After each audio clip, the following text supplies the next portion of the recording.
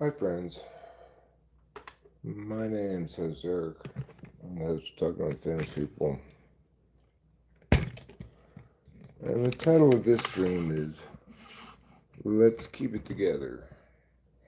What does that mean? Um,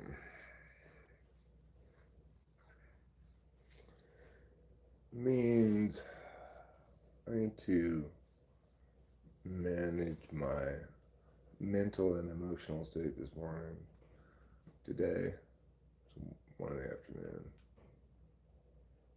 because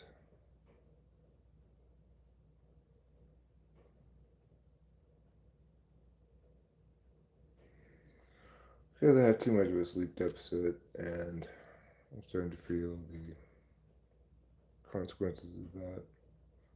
Starting to feel a lot of anxiety in particular.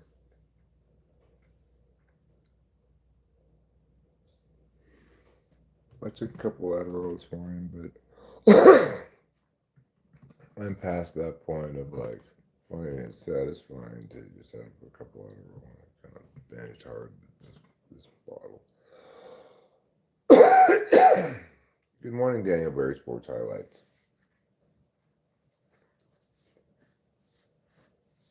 I have. I'm just completing close to the end of the last episode of the new season of Stranger Things. It's actually pretty good. Gets pretty emotional in spots. I'm not a big fan of sadness, but this does a good job with its pathos.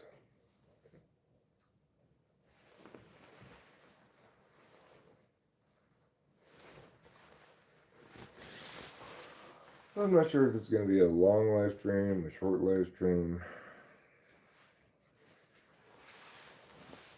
I really don't know what the day has in store for me today. I just felt like touching base with the world for a moment.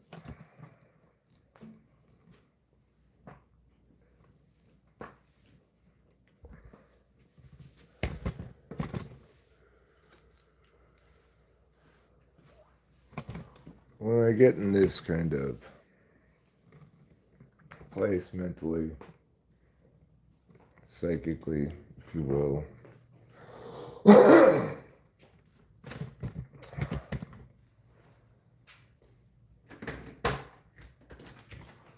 I'm prone to something kind of like a panic attack.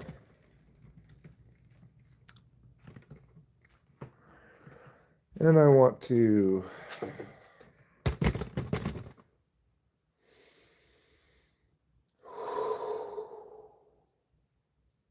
steady out. I want to steady my head. Hello, Brooklyn Sanford.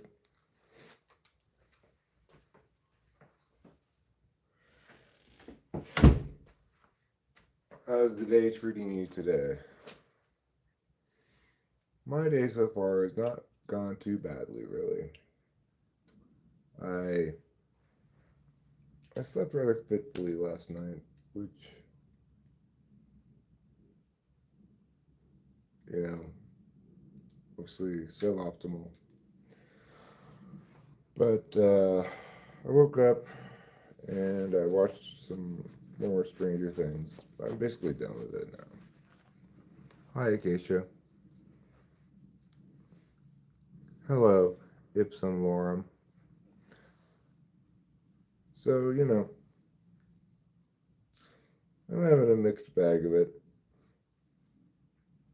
to the extent that I'm not doing great. It's because of where I am in the Adderall bottle and I'm feeling the crash. Adderall is kind of making me anxious, I think. I just took two of them today, but it doesn't feel like they're motivating me, giving me energy, or putting me in a good mood, particularly just kind of.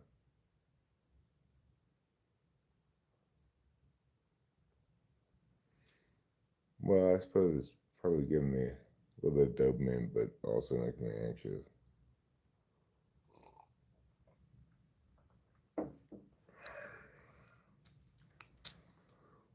Dolor sit amet.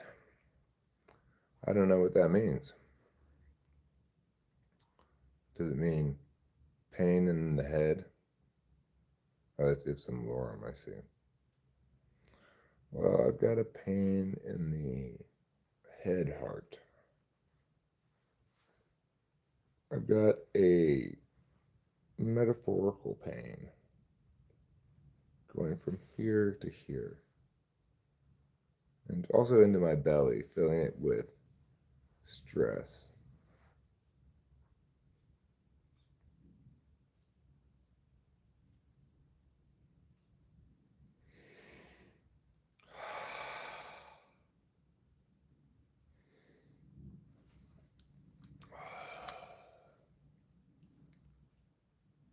But I feel a little bit better already being talking with the people here and seeing Acacia. Any stress plops? Yeah. Oh. So, life can be difficult and or fun, but seems like that has more to do with my brain chemistry than with anything else. Obviously, there are realities that stress me out that I've got to deal with, but like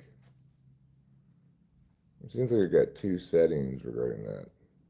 I'm able to successfully forget about it and play for a while, or I'm stressed about it. I'm not sure where the actually accomplishing things part comes in, though. You're back. I am back. Hello, good day, and how do you do? Good to see you, sir. Longtime fan. Thanks, Ipsum Lorem. Appreciate it. Uh, you're the best typologist out there, hands down. Always entertaining as well. Thank you. Appreciate that. Sometimes I'm sure I'm more entertaining than others. Today, I'm not sure today bodes well for a particularly entertaining stream, but I do feel better already just streaming.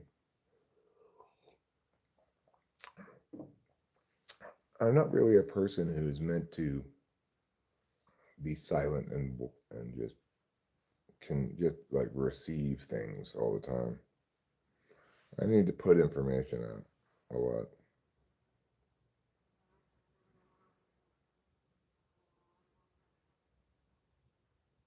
The thing is, um,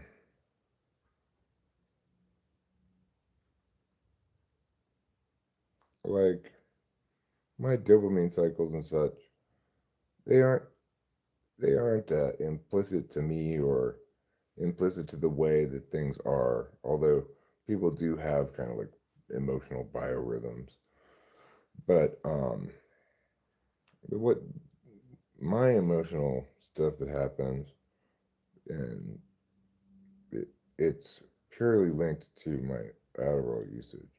If I didn't use Adderall, it wouldn't have these cycles. Or if even if I used it like it, taking it as prescribed, I probably wouldn't have these cycles. Hey Donruss. Any music in store for today's stream? Yeah, I think I will play a little bit of music at some point. Um, Maybe I'll play the spoons.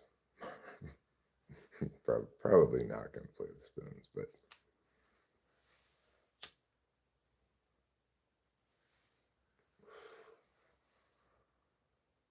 So, one thing that made me feel kind of troubled today and also mad at myself slash just exacerbated is I forgot to take the trash out to the street yesterday.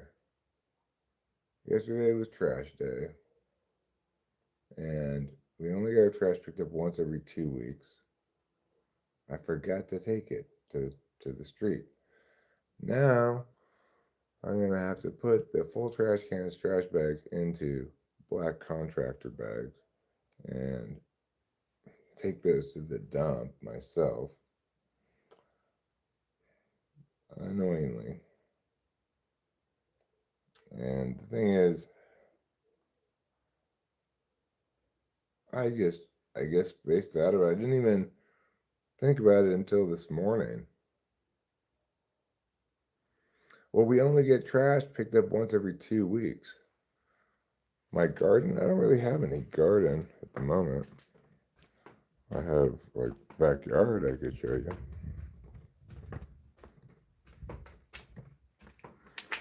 Yeah, it's not the end of the world, you know. And in the past, I've forgotten about it and was able to squeeze like one set of trash gradually over the course of a few weeks into the trash cans. But in this case, trash cans are super full. I think I'm gonna have to. I'm gonna have to go to the dump. You know. I guess while I'm here, I might put out some cutlets for the woodland friends. It just makes me feel dumb, you know. And it also makes me feel like come the fuck on, Eric, because first time at the beginning of the year, I was really trying to make a point of being more consistent, more responsible, slash attending to more practical matters, etc. And then, and then, I just all went up in smoke, and it's just another example of me fucking up like that. Like missing my appointment with Ruben is another thing like that. It's just, oh God, Eric, will you grow up? Will you grow up? And the answer is, I'm trying to. I thought I was trying to. And then the answer was, I guess, no, I can't grow up. At least I'm having a hard time demonstrating that I can. Oh. At the end of the day, I'm just a horrible baby. I'm like the bad kind of baby. I think there is a good kind of baby out there, but I'm the bad kind of baby.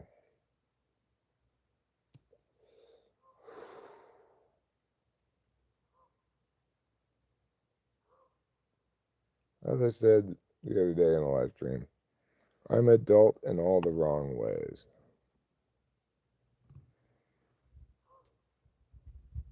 List of things you slam dunked. I mean,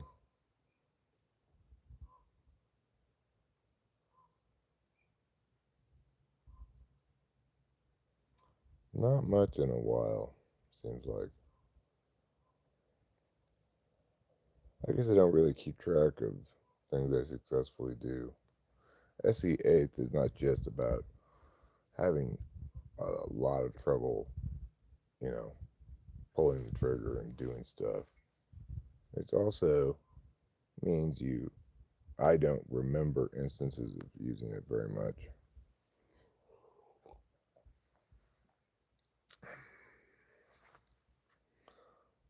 I mean, I can reference times in my life when I had kind of measurable successes. Certainly, I was successful as a debate coach, but you know, I'm being who I am now, and that's the error kind of in trouble with.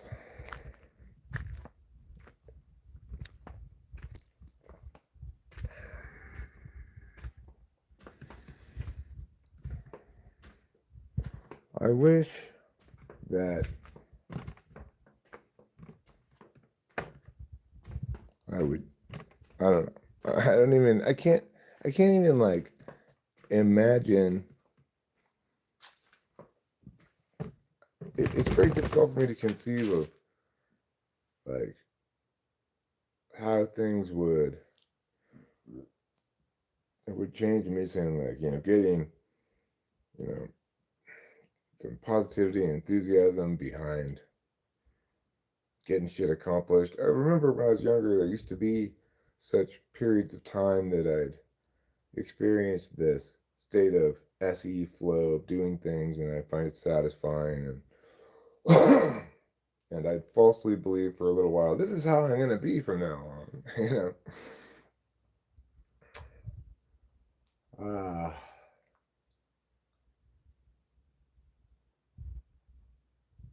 wow. You know, different periods of life make for different challenges.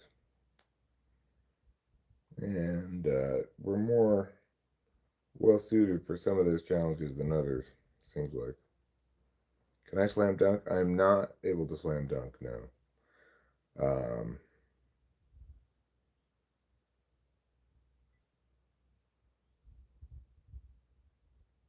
Even though I'm 6'5" ish, 6'4.5", 6'5", I cannot dunk because I cannot jump high off the ground at all. Just like this much. Yeah, maybe I could put an alarm. What I should do is I need to put it on my Google Calendar. Then I might get notified and stuff. Generally, I'm pretty good at remembering things, but once every 2 weeks is a challenge. Like, by the time 2 weeks come around, I should be able to remember anyway because I'm aware by the time 2 weeks is coming around that, oh, we're running out of trash can space. But I don't know.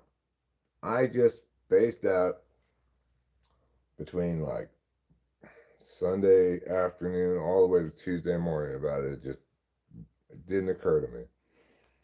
And now I have 4 full trash cans and a fifth trash can that's full of nothing but regret.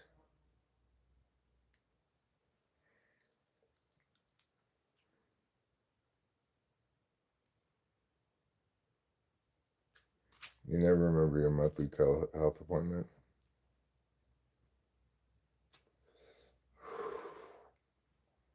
I tend to remember I didn't remember my appointments. I know I got one on Thursday at 1 o'clock at the dentist office on Course Gold. And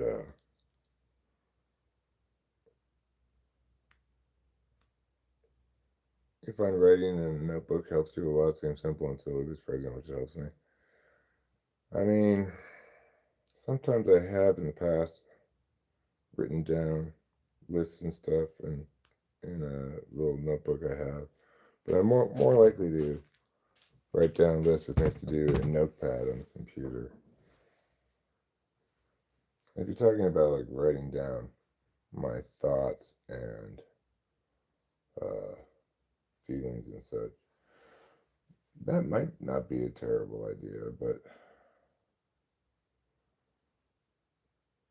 I just intellectually I understand that my state of ontological comfort, whether I'm you know rolling with all the dopamine in the world or down the doldrums, it doesn't really.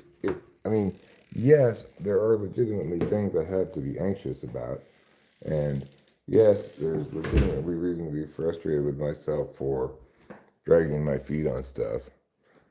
But it's also the case that how I feel about it has a lot more to do with my brain chemistry than with the thing itself. You like the color of my spectacles, huh? I actually don't really like these in terms of the way they look. They look a little bit, I guess you'd say, flashy or something. But I got them way back when, and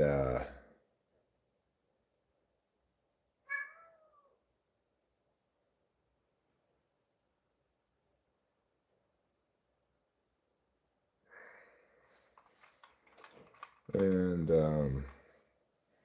yeah, whatever I was saying. Scott Adams said he never regretted anything and explained why. I forget his reasoning, unfortunately. I think that view's unrealistic and maybe not even a good thing. Uh, I wish I weren't burdened. I wish I weren't burdened with as much regret as I am. It might be the case that having regret is not a good use of your energy or time, usually, or something. Once you've regretted it a certain amount, it seems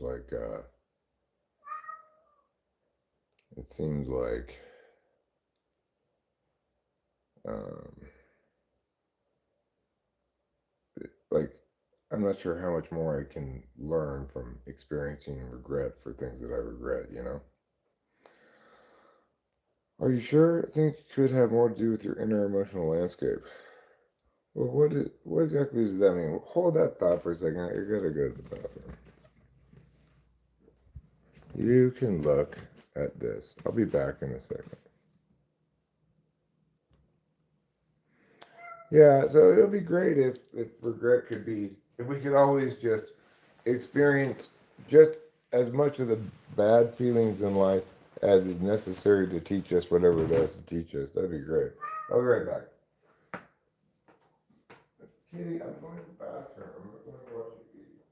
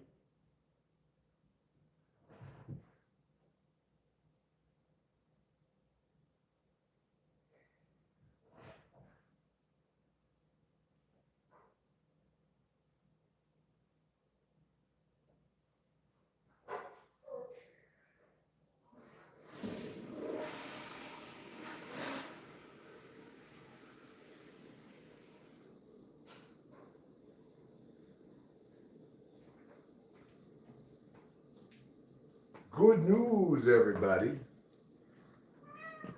On to day 6 of Advent of Code.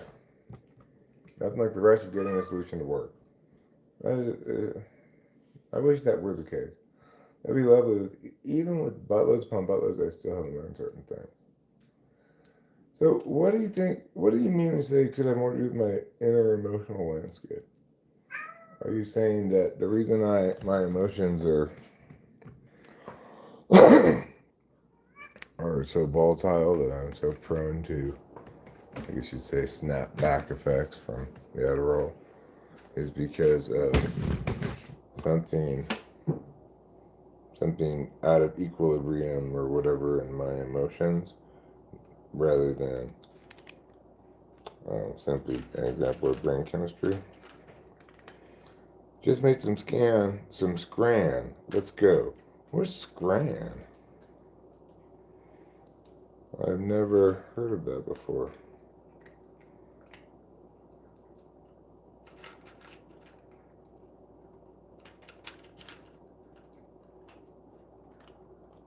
Not volatile?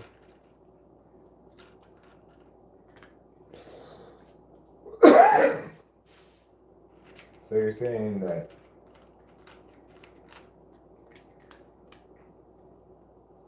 my anxiety and sad emotions are the result of stuff that I need to feel more or something?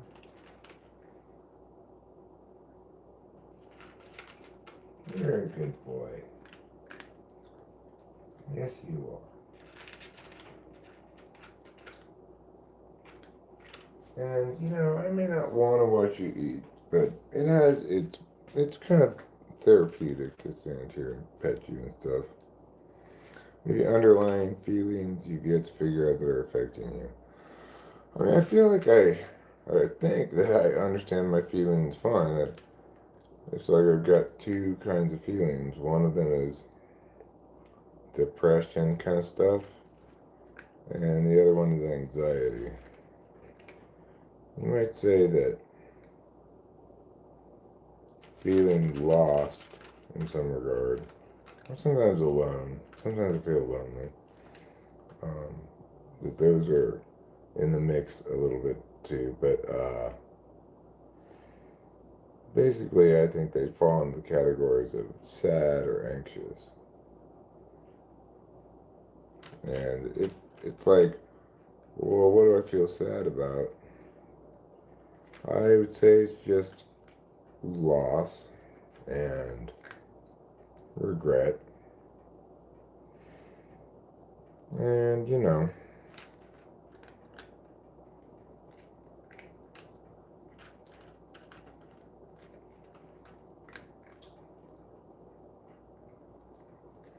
even more depth, especially is feeling like a baby self-talk. Yeah, well, my self-talk is very bad. Scram, the term for food is a very common word in Zimbabwe and UK. Huh, I've never heard it before. I have terrible self-talk. I have horrible mantras that I repeat over again, over and over again. You know, like, I hate myself, I wish I were dead, things like that. Which are not good ways to talk up to myself, but it's almost like Tourette's. It's good. A tick.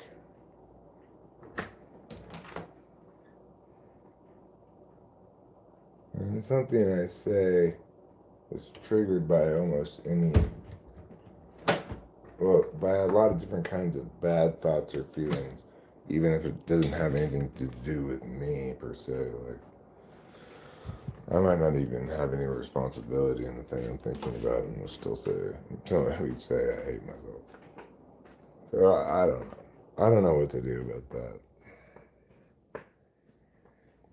You know, one answer that comes to mind, which is not necessarily helpful, is, well, Eric, why don't you get things accomplished so that you know, you meet some criteria that you're setting. Good grub. I can send you the recipe. What's your BBM? I don't even know what a BBM is. Yeah, I'm similar, but hasn't been until last year that I've truly tried to catch it in the moment and tell self otherwise.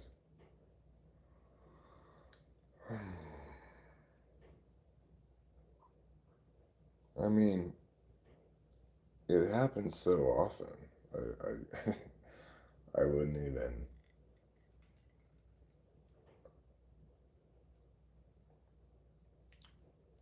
I don't know.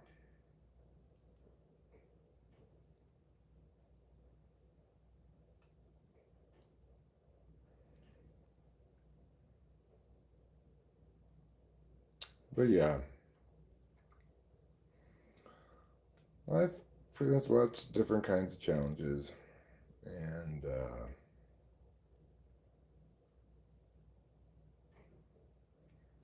life right now is for a while now. I guess I'm not exactly sure how long. Over a year, I'm sure, maybe longer, maybe several years. But I have been presented with challenges that I hadn't really encountered theretofore. I prior to my parents' death, I'd never had a panic attack, for example, which I did not long after my dad's death. Um, I had probably been depressed prior to that, but like back in college or something. But I didn't really recognize it as such. I didn't feel the feeling so much, I guess. And I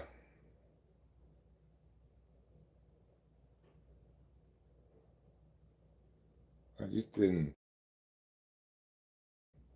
struggle with my mental health really at all. I hadn't really experienced any such struggles. It is the case that I'd had negative self talk in the past, but that was back when I was drinking, and that more or less went away completely when I stopped drinking. So it was the problem with it's like I wish I could take that approach, kind of like, what the heck? Why are you being mean to Eric? But the problem is, I would have lots of answers for that question. Like, well, because, and then I would, go into a litany of reasons why I fail. Cutlets. Yeah, I could give some cutlets out. I will give some cutlets in a little bit. We're gonna just we're gonna sit on that possible task activity for a minute or two. When did it return? Not exactly sure. Sometime in the last couple of years, it seems like. Last few years, maybe. More like last couple of years.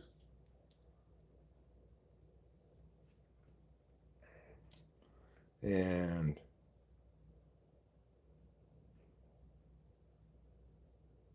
at a certain point, it got really like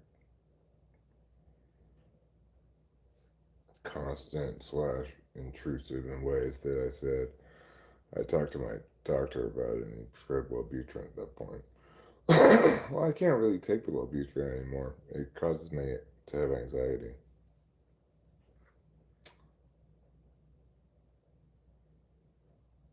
You answer yourself. It's a nasty cycle. Yeah, it is.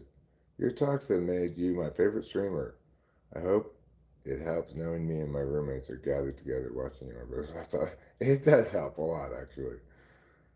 Stimulants would give you a panic attack. Well, historically, including in recent months, Adderall has not given me anxiety. It's just been something that's impacted dopamine. But of late, it seems like if I'm already in kind of a semi crash state from being past the primary binge period, then Uh, I'm not sure. I think the anxiety would be there regardless, probably.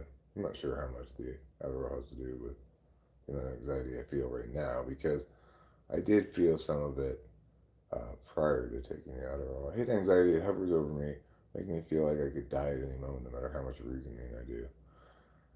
Yeah, well, and there's the problem. Would I like to try Prozac?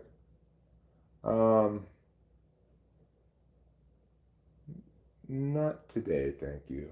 But uh, I may have some of that tomorrow or something.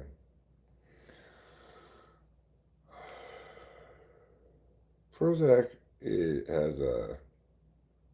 has a very, for me, like almost unnoticeable effect, but it does seem to kind of mute the sharpness of uncomfortable feelings. It sets off panic. Don't do it.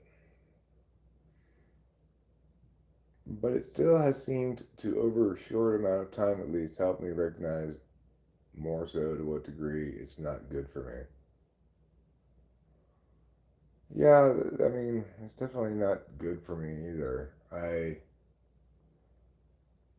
do tell myself when I say those things. I don't know, I have this little cycle of I hate myself, stop. I hate myself, stop. I hate myself, stop. Tell myself to stop and stuff. I'm okay, Rachel. I'm okay for today. Um, you know, yeah, I'm feeling some of the effects of the cycle, but I'm fine. It's not too distressing today. I was starting to feel a little like distressed, a little hyperventilating prior to starting this dream, but now that I've started it and I'm able to talk to some people, you know, extrovert. I'm naturally an extrovert, right? So I am most comfortable when I'm extroverting, and it seems like I get depressive if I'm spending too much time just doing introverting things like receiving information, getting information rather than doing stuff one way or the other. This counts as extroverted intuition doing stuff. Thank you, Chippo, Tendai, and Kevin. All sat hello back. Gail says, like an alarm in my head going, you're not safe, you're not safe, your organs are failing, your throat is closing, even if I know rationally it isn't the case. Yeah, well, my anxiety to some extent will link to uh, will link to existential terror as well. At least y'all, you don't have the part of anxiety where you're 54 years old and the future's a nightmare, and there's nothing that anyone can do about this.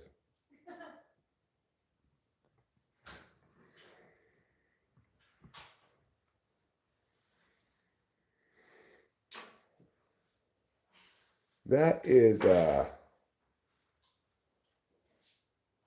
what's his name? Something Churchill something. He's kind of a he's kind of what you might call a sex pest. Like he'll try to cop a feel and stuff. So he'll be like, "Oh, you got some dust on you," and he'll rub your chest and such. And if you try to call him out on it, he's like, "What are you talking about? I'm just a baby." Winston Churchill Porter Murphy? No, it's just Churchill Porter Murphy. Yeah, that's what his name is, I think. I'm Churchill Porter Murphy. Got a little dust on you right there. Excuse me, are you trying to feel me up? I'm just a baby. How could I possibly be guilty of that?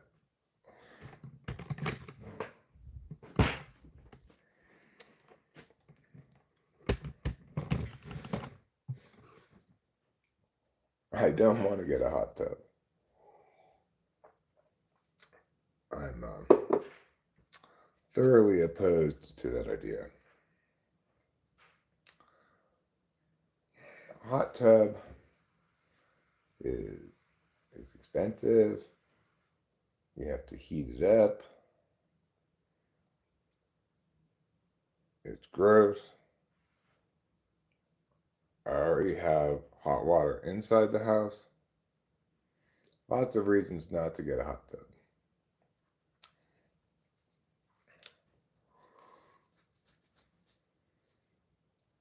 First time I drank and smoked weed was in a hot tub. I see. Well, cool. Sounds like you were having a real outdoors party.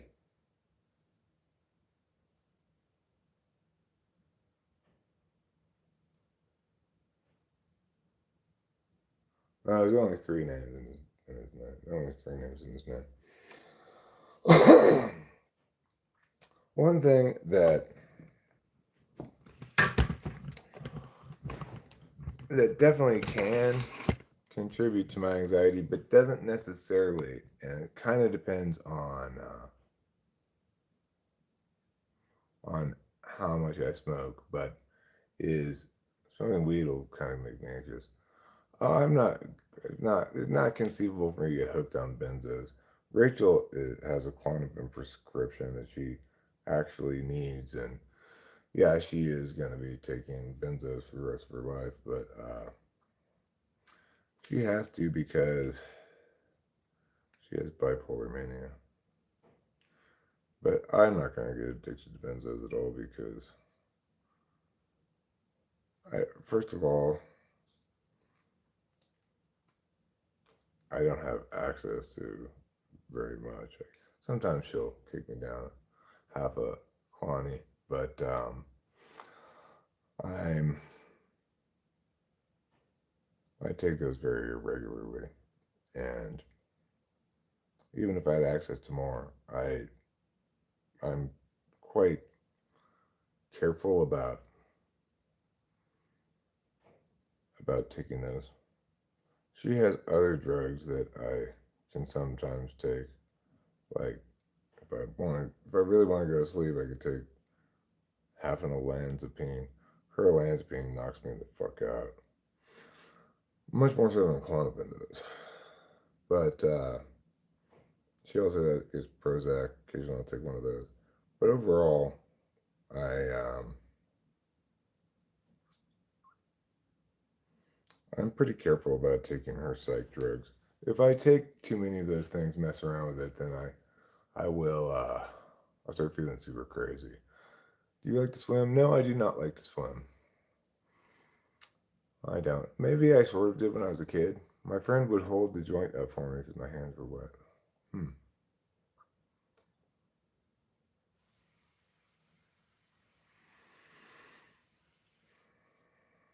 You know, I've got challenges enough dealing with my own psych drug, which is Adderall, I guess. And yeah, I do have Wellbutrin, but I basically can't take it. Don't like it either. It's not a good drug at all. Doesn't Zyprexa make you feel slow the following morning? Yeah, when I do take half an olanzapine, I wake up really like in a cloud. But it does make me sleep. Like last night, I slept quite fitfully. I did, go to bed not super late and stayed in bed for a while, got up to go to the bathroom, got back in bed, tossed and turned, got up at some point early in the morning, watched a little bit of TV, went back to bed, got sort of good sleep after that, but you know, the number one factor for me ultimately in this whole process is sleep. So if I can get a lot of good sleep, in fairly short order, either towards the end of the Adderall cycle while I'm still taking it, or immediately thereafter, or what have you. If I get enough good sleep, then that's going to make the distressing parts of the crash less acute. You're famous, huh? Wow. Aren't we lucky to talk to you, Barjar? Or is it Bargyar? Tell us all about your exciting ways, Bargyar, and your high status celebrity. How did I come up with the name Talking with Famous People? Never thought about that. It just sounded like a good name for a YouTube channel. I, but more or less, I had a plan to interview regular people as though they were famous people. Um, it didn't it didn't play out like that because I had anticipated that just as I would be enthusiastic about somebody interviewing me, I'd have no trouble finding lots of people to be interviewed. But actually, it was quite challenging finding people to interview.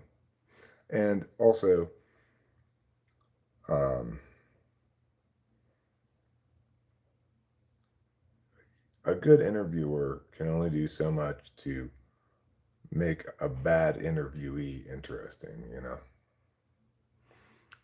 So, and that's something I didn't really have good anticipation of how things would play out at all until I actually experienced it and got a got a plenty of data to give me a sense of what I wanted to do with YouTube, because there was also a stretch of time where I had kind of like group conversations plenty of times.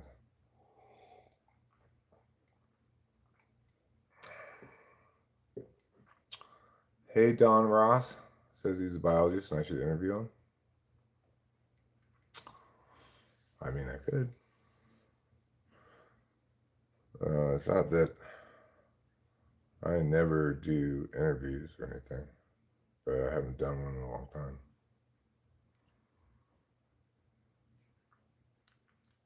One of my happiest moments from this YouTube channel is the time I interviewed Michael Reel, because there was this sort of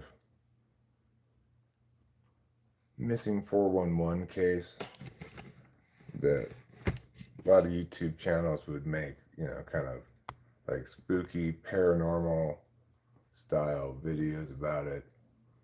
And I like those kind of videos. So, you know, I like to watch, you know, the mysterious disappearance of Meow. How did this 2-year-old get lost down here and get found way up here on top of the mountain? How did their, you know, like their body get there just in 6 hours or something? And that kind of stuff. Generally, the answer is going to be either Sasquatch or aliens. But, and anyway, the story of Michael Reel was kind of hotly debated online on YouTube. I was reading something about the case on, I think, a Reddit post or something, and this lady made these claims that David Paulides had made counterfactual statements regarding the military's presence during the search. But I I looked into it. I found the actual newspaper articles from back in the 70s when it happened. It confirmed that the military was in fact there. Then I made a video saying this person in this Reddit post is totally irresponsible. Anyway, then Michael Reel contacted me and said he wanted to, you know, clear everything up in an interview and answer all these questions that people had, and that he wanted me to interview him because he liked that video I made. That was that was great to be able to interview somebody and like answer an existing mystery with my interview that And prior to that interview, nobody else had the answer. I didn't have the answer either. That was great. That was very satisfying.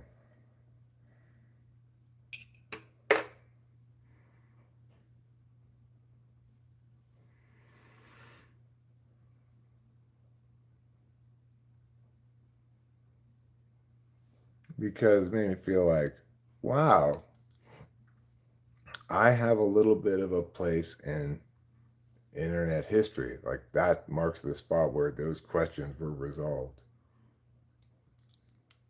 So I really appreciated him um, picking me to interview him. That was very, feel very honored, you know.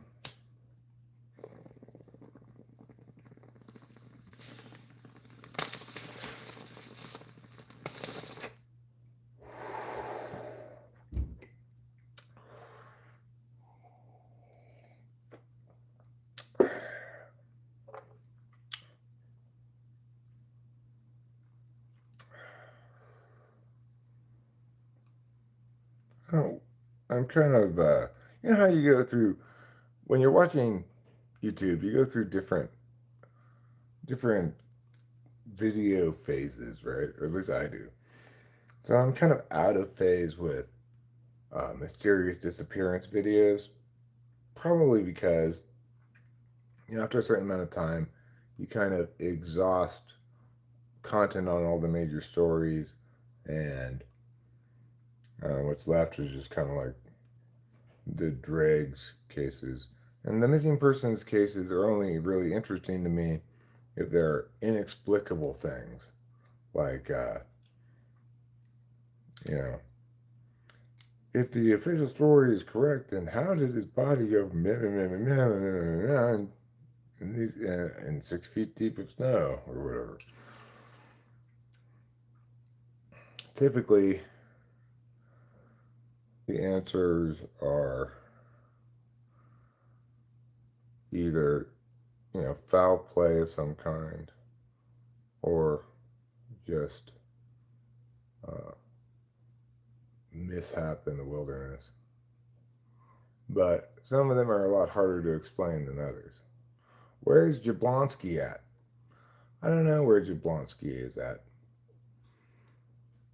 You're like that with music. You must be close to or on G. My supper is still in the oven. I'll have you listen to a genre until I'm sick of it. Stop listening to as much music for a while, then go to a new genre or set of genres. Um, right. So, like, other kinds of YouTube videos that I watch are documentaries about sports stuff sometimes. Like, I watched a documentary, I guess I watched Horror's Cabinet of Curiosities video on Rube Waddell, famous baseball player from a long time ago, who was apparently, you know, maybe one of the most talented pitchers of all time. Still holds some records to this day for like strikeouts in a season. I don't know. I don't know all the records he holds, but he holds a few still.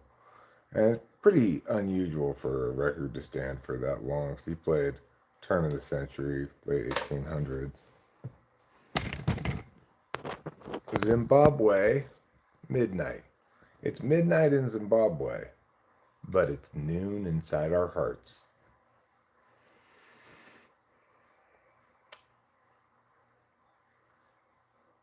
You should dye your hair with me.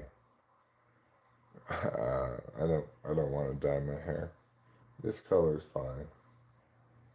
In the UK, we are all children and only ever played rounders. I don't even know what rounders is. I guess it's the alternative to squares.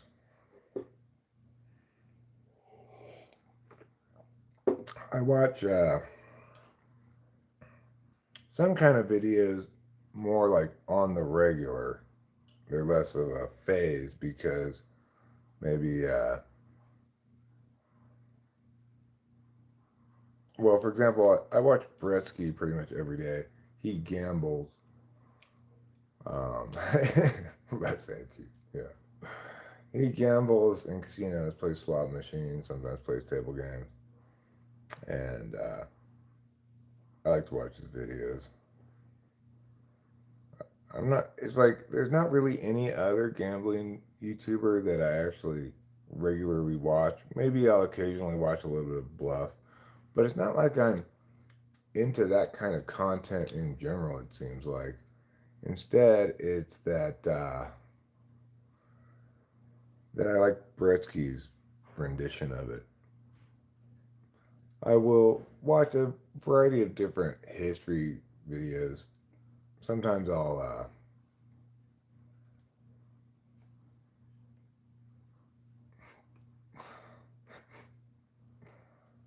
Rounders about poker.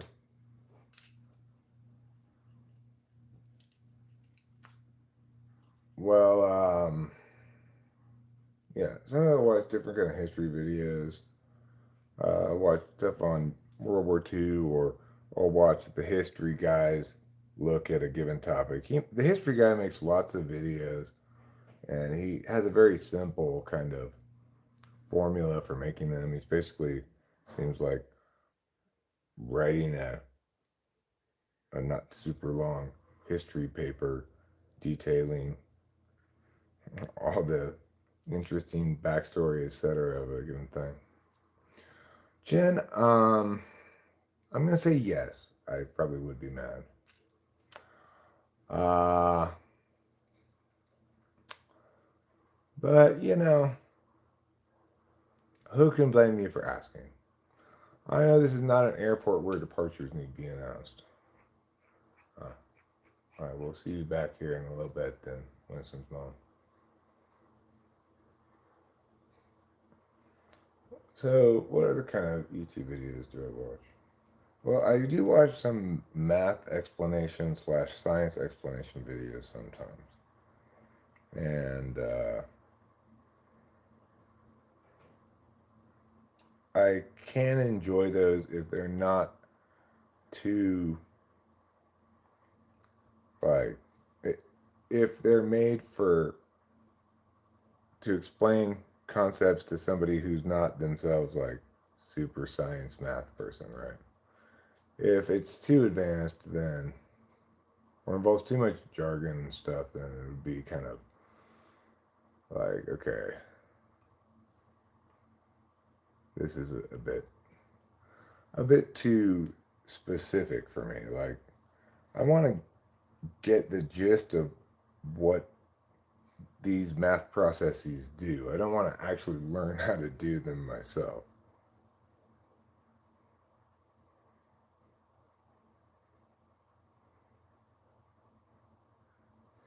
Like, and same thing is true for science concepts. Like, I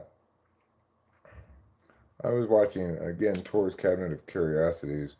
They were talking about Bell Labs and basically the tech processes leading to contemporary computing stuff, and going from um, vacuum tubes to,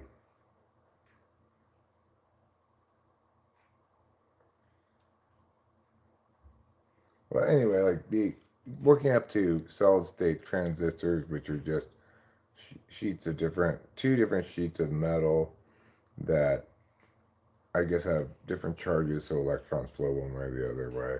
And that the reason we can make things super small is because there aren't any moving parts. It's just um, a shifting solid state thing. So I like to watch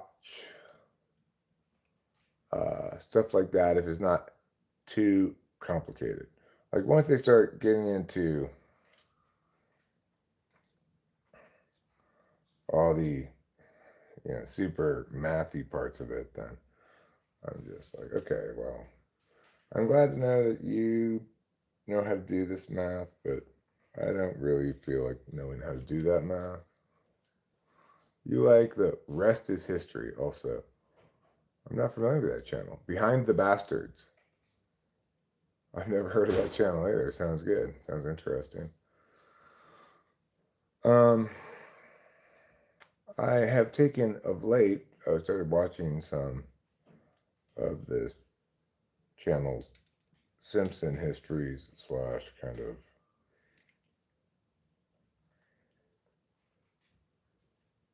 I guess, yeah, well, it's history. Sometimes it's like Simpsons mysteries. Sometimes it's um,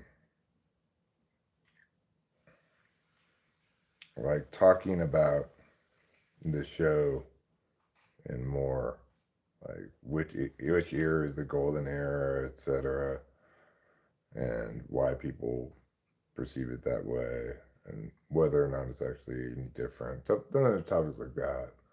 But anyway, it's called The Real Gems, and it's JIMS, not GEMS. And it's real like REAL, not REEL. Anyway, he does a good job of putting together videos. And, it's like he's got a successful channel where he gets lots of views on his videos and such. And that's a great example of somebody who's putting their their their play activity to work for them. Like, here's a guy who's watched all 36 seasons of The Simpsons, every single episode. So, might as well make a YouTube channel about it, right? Have you seen the ball rounder than Earth at the same scale, which is crazy round for a ball and like 20 centimeters across? No, I have not seen that ball. Would I be able to note how much more round it was than, say, a marble or something? I like Flew Laborg. Very quick witted. Don't be thrown off by his silly affect. Who's Flew Laborg? I've never heard of him before. What kind of stuff does he talk about? Vegan food tastes the same without the cruelty. Subscribed. Vegan food tastes the same without the cruelty? I mean, it is true that vegan food does not eat anything that anybody's been cruel to. But it's not the same that vegan food tastes the same. And it's not necessarily the case that non vegan food links to cruelty. Like around here where I live, people have chickens running around their yards or, you know, their fields or what have you, I guess. They're around near their house and stuff, but they're all happy chickens that live in a coop at night and come outside and walk around during the day, like a flock of chickens. If you eat the eggs of those chickens, there's no cruelty involved.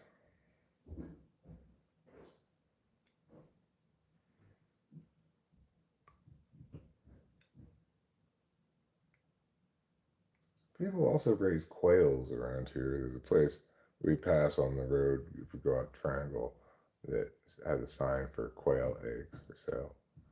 What about lab grown meat? Vegans cannot say anything about that, otherwise they're silly. Lab grown meat? Does such a thing exist? Blue the Borg does these videos where he struggles with American sayings like suck my dick or whatever tickles your fancy and takes issue with phrases like no, do not do this. That sounds kind of funny. The most roundest, smoothest thing to exist on our planet, a ball of silicon. The sphere is officially the roundest thing humans have created. Okay, I get that it's the roundest thing. But what I'm saying is, if I were to hold it and compare it against something else that seems round, would I notice like, oh, this is a lot rounder than this marble or what have you? I doubt it. Do not tickle my fancy. Do not do, not to do, not tickle my fancy.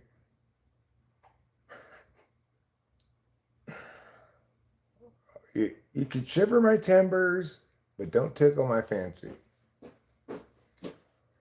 You could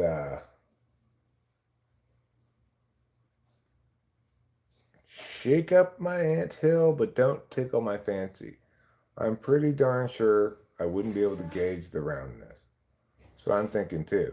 Did you know there are fusion reactors in France that reaches hotter than center of the sun inside and makes electric energy with plasma for 30 minutes? Well, I have seen at least some of not too old Sabine Hofstadter video, which talked about the the likelihood slash inevitability of fusion power actually making a substantial difference in human energy production and eventually linking to abundant, very cheap energy and the changes that will have on the world. I did not know, though. To answer your question as you asked it, no, I did not know that. I knew that there have been fusion reactions that have been sustained for some periods of minutes. Uh, I think in South Korea, maybe in China as well. I didn't know about France though. Tim's Verisidium video on it, I think, where he says, "You barely hold on to it because it's so slippery." Oh, I see. You think there's a Veritasium video on it. I do watch Veritasium. I don't always watch it, but I have watched it on many occasions. I like Ask Joe. That guy is kind of pleasant to watch. Then I'll also watch some travel stuff sometimes. Like the travel stuff, I'll get more into like a phase with travel stuff. I like to watch this guy named Adam. That's his YouTube channel. Name is just Adam. Somehow he got that name. Uh, I like to watch Noel Phillips. Walk with Me, Tim. Those are some travel channels that I watch periodically. Have I ever watched the movie Bowfinger? No. Fusion power is now a thing. It has been increased in technology very fast recently. Lots of countries in arms race to make final strong fusion reactor for the infinite power to power their Uber Eats.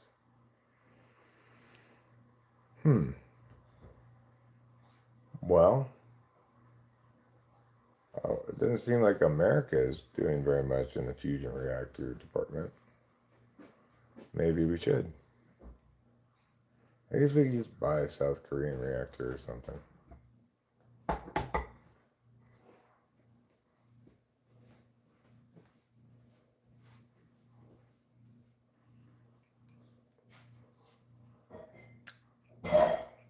Chubby Rain gotcha suckers.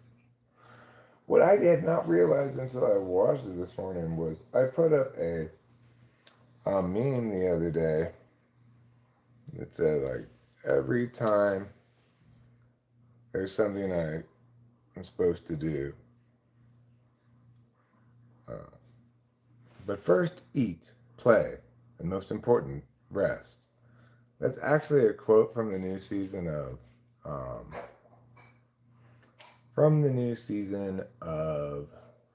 Stranger Things. I, I and that picture in the meme was from that episode of Stranger Things as well.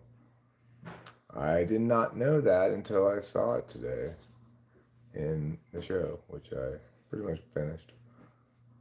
Why would you tell your enemy this? He's not your friend. Do not give this man your pee-pee.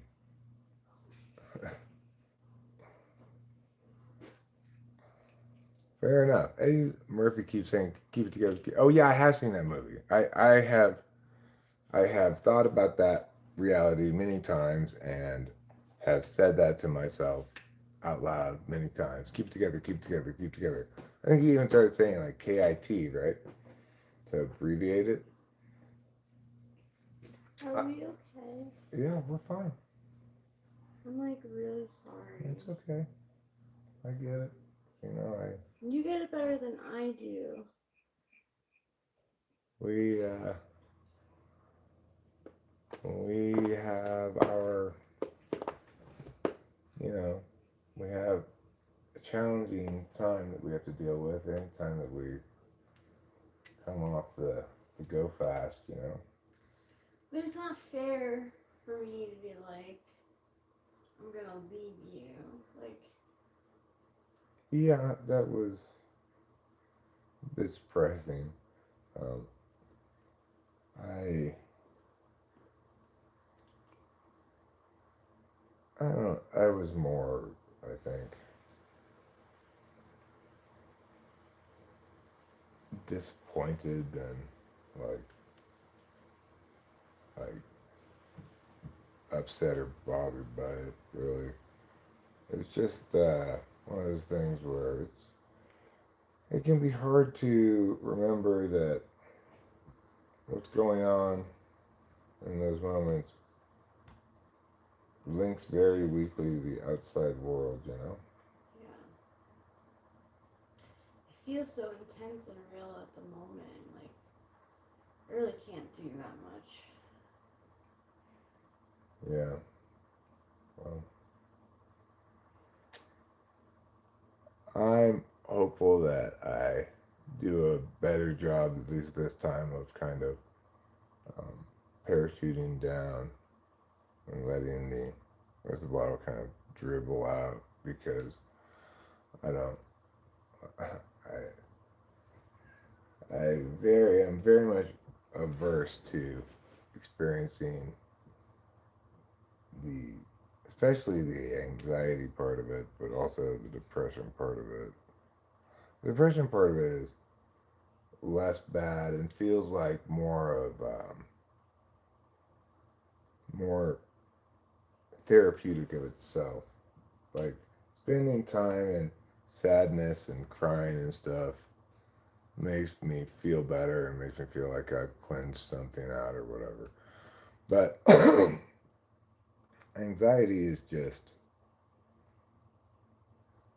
it's kind of like all bad, because to the extent that I want it, like in a world where you get to decide these things, it would always be better to do something to make the thing you're feeling anxious about better, rather than just feeling anxious about it. And I go do things the other way around. So, Yeah, but I do too. well, so I'm just trying to draw a distinction between, like, say, depressive for me, depressive impacts of the crash versus anxiety impacts. Um, like, when you said that you're a selfish person or self-involved, I don't remember. I'm self-involved. Yeah, I probably said that. Um,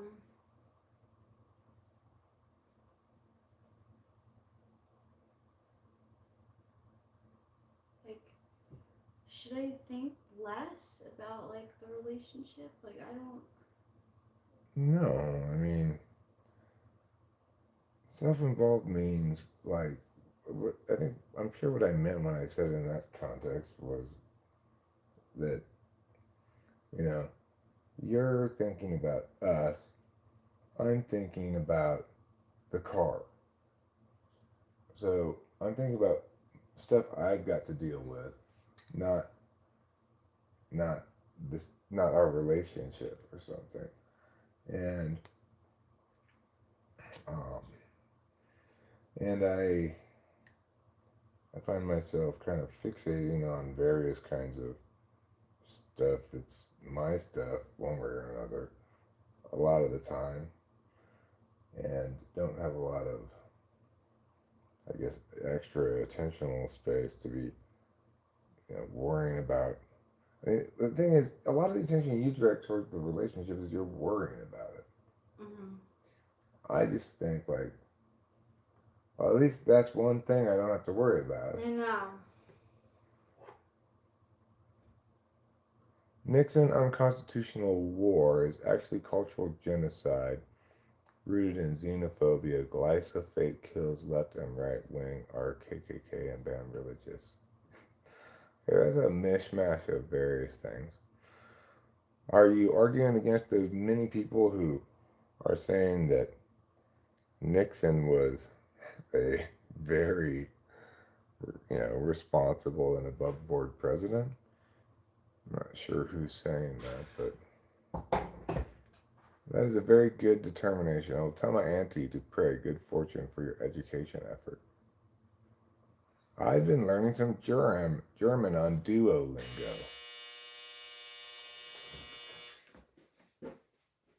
I see. Duolingo.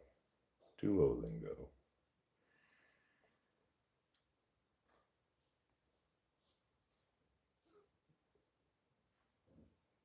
Trouble? You're not the Capillo police. Okay? You need to be nice. And not a dick. Have I ever tried curried goat and peas? I don't like goat at all. I may have had goat before. I know I have at some point, but I don't like mutton, which I guess is sheep. I'm assuming goat. Maybe I never have had goat before, but I'm assuming it tastes like sheep. I have had mutton and I don't like it.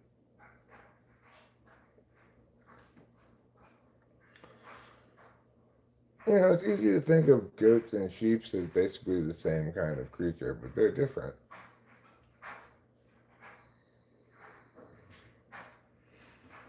Curried goat and peas?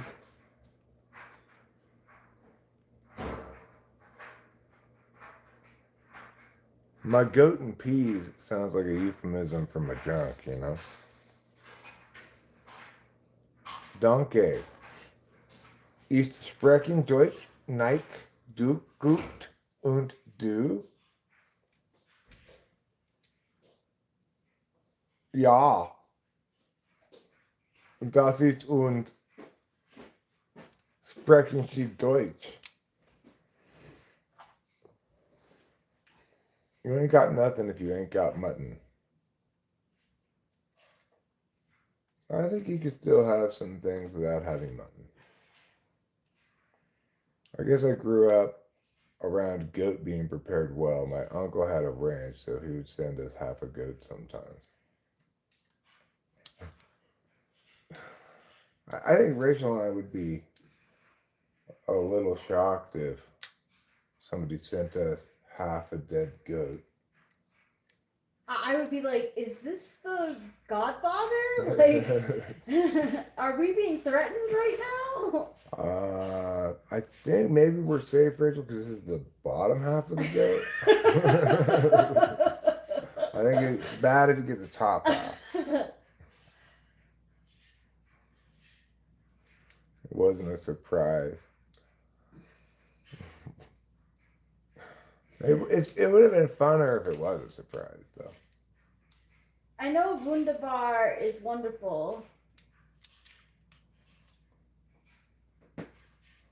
Yeah, and I know that snarken, flocken, barkentar is something in German. Snarken, darken, barken, blar. That's how you talk German, yeah.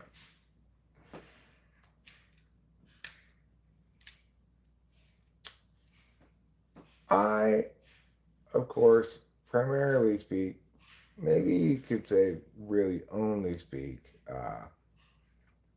the lingua franca, namely English.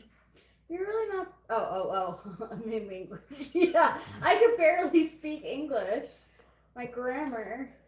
Yeah, English is the lingua franca is a good sentence to exemplify that terms of art need to be defined as terms of art rather than as defined as though they were two different words. Because lingua franca literally means French language. Yeah. But it, as a term of art, means the default language that is used as the international language. Interesting. So English is the lingua franca, is correct, and also a weird sentence because it's basically saying English is the French language, Because there once was a long time ago, where French was the lingua franca, namely the language that is the default language for international stuff. One of my favorite meats. Goes great with pico de gallo and Mexican rice and ranch style beans. But you do be Mexicans.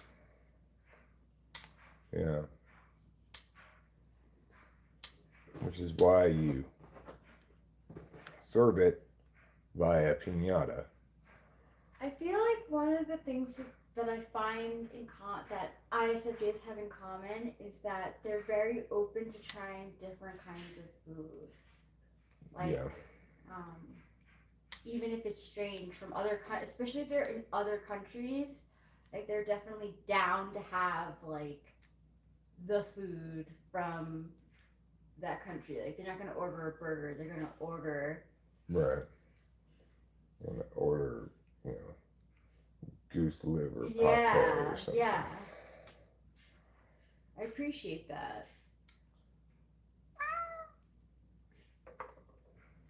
In the classic Mexican way, a family feast is served by making a piñata entirely out of tortillas and then filling it with the goat, the pico de gallo, and all this stuff. And then the kids take turns hitting it until it breaks open and everyone puts their plate underneath it as it falls out. It just fall on the ground. Well, a lot of it does. They just scoop it up off the ground. It's fine.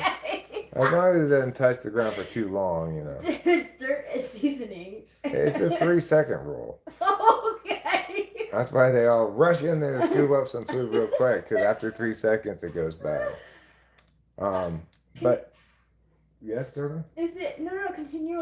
I was gonna say the original piñatas actually, therefore, were made out of tortillas and were just part of the food. Eventually, that evolved into the piñatas we see today that are made out of cardboard and such. Thank you, Trouble. I wanted to ask Ruben, but I don't know if this is like racist. What's the best thing at Taco Bell? Like, really? Ruben, you know. Yeah, that's what I mean. Like, If anybody would know what the best thing at Taco Bell is, it's you. Why? Why? You know Mexican food. Because obviously. I'm so sorry. Because if your family gives you half a goat, then you've got the requisite background. Oh, yeah, for Taco Bell.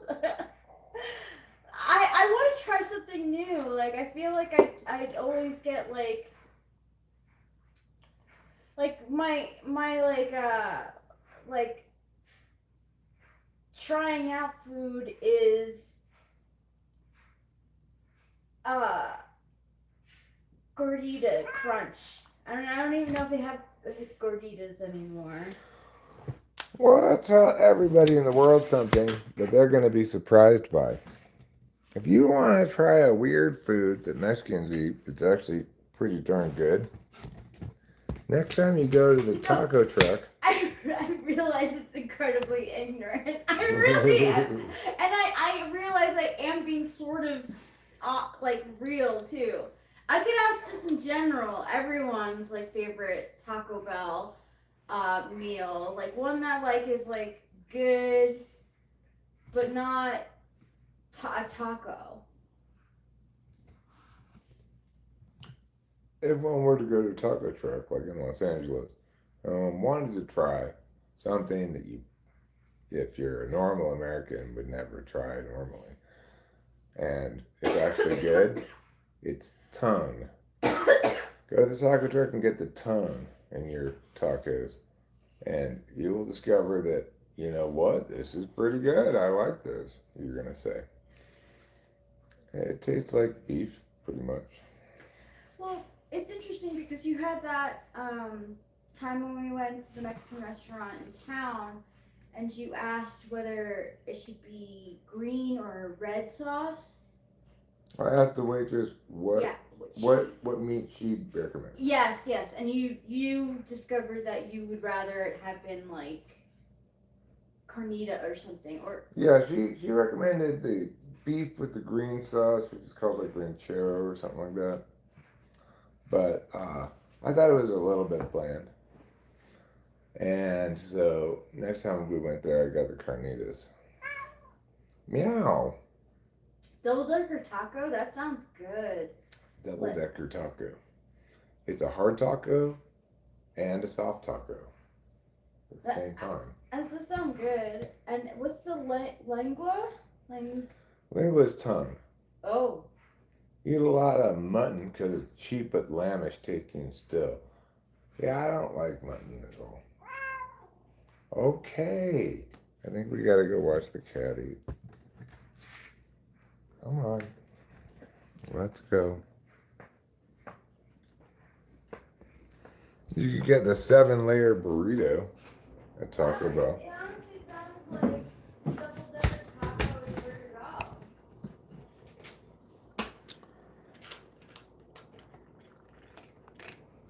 They still have those tacos with the taco shells made out of Doritos.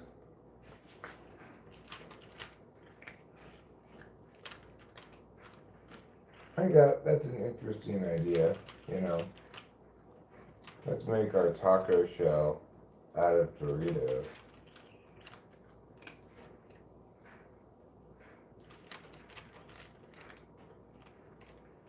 There was also this sandwich for a while. I think it was a KFC. I'm not sure if it still exists. That was like a breakfast sandwich. And instead of having set between 2 biscuits, it had it between 2 pieces of boneless chicken.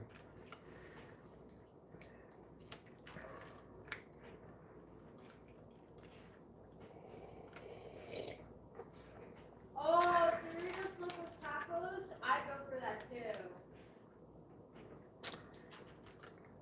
You'd think with Taco Bell's 7-layer burrito that would prompt a layer war by the various purveyors of tacos, including Del Taco, and that's it. Then like Del Taco says, 7 layers, we've got a 9-layer. And then Taco Bell comes out with 12-layer, pretty thin. It's like 74-layer burrito. It's really just like 3 ingredients, but they spread them on very thinly on top of each other until they can claim to have 74 layers.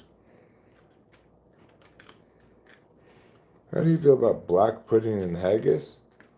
I feel like those things are to be avoided. Also, Rachel, cheesy gordita crunch. 13-layer bean dip. 97-layer prenuptial agreement tacos.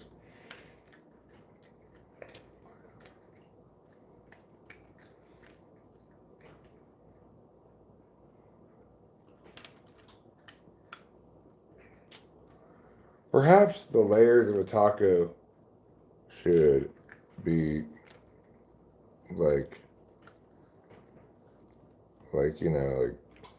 the doublings of hexadecimal, is that what it is? You're like 2, 4, 8, 16, 32, 64, 128. Maybe it's like that. You can only have burritos that have layers in one of those numbers. 256, 512.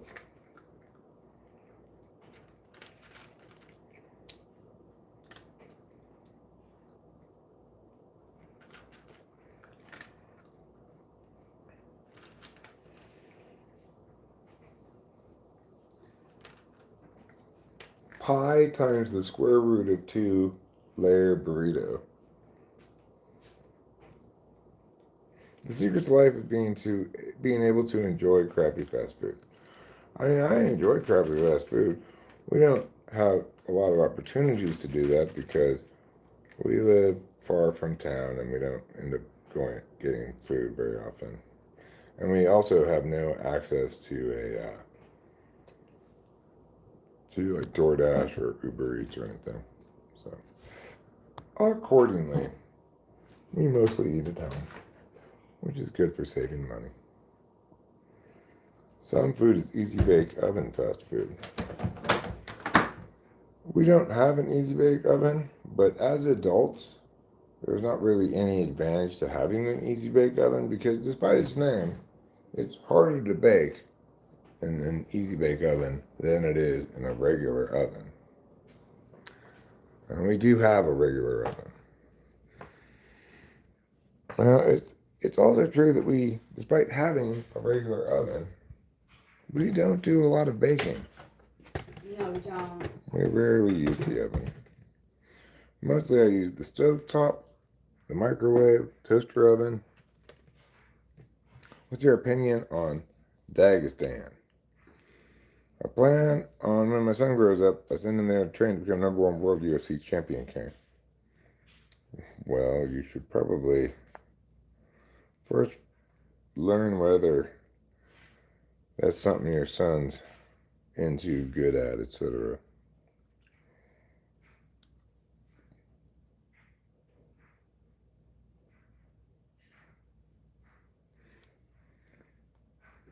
That's my opinions on that.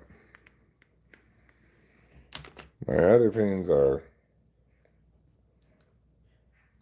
that's one of those kind of careers that one pursues one's children, one supports one's children's interest, and if they pursue it with some kind of passion or what have you, but I certainly don't advise them to go into the field of head injury as a career. That must be. Do you think that that's. God. Do you think that's something that, like, parents, if they have kids and want their kids into sports, that's something that the parents should agree on? Like, because I can see a lot of moms, especially, being like, I don't want my child doing football because of the head injuries, but I can see a lot of, like, husbands being like, well, like, I grew up with football, like, I could teach him or whatever, or explain, like, I'm guessing that might be a source of problems. Yeah, a lot of parents don't want their kids playing football because of the whatever they call it. It's like CBT, is that what they call it? Concussion stuff, or cognitive behavioral. No, it's not that. I don't know. There's some name for they have for if you get a lot of concussions and it's lasting impacts on your cognition. Oh, and stuff. yeah. I forget what the acronym for it is, but regardless, a lot of parents even parents who are big supporters of their kids being in sports are directing them towards sports that don't have full contact and or risk of head injury. CTE, thank you. Ah.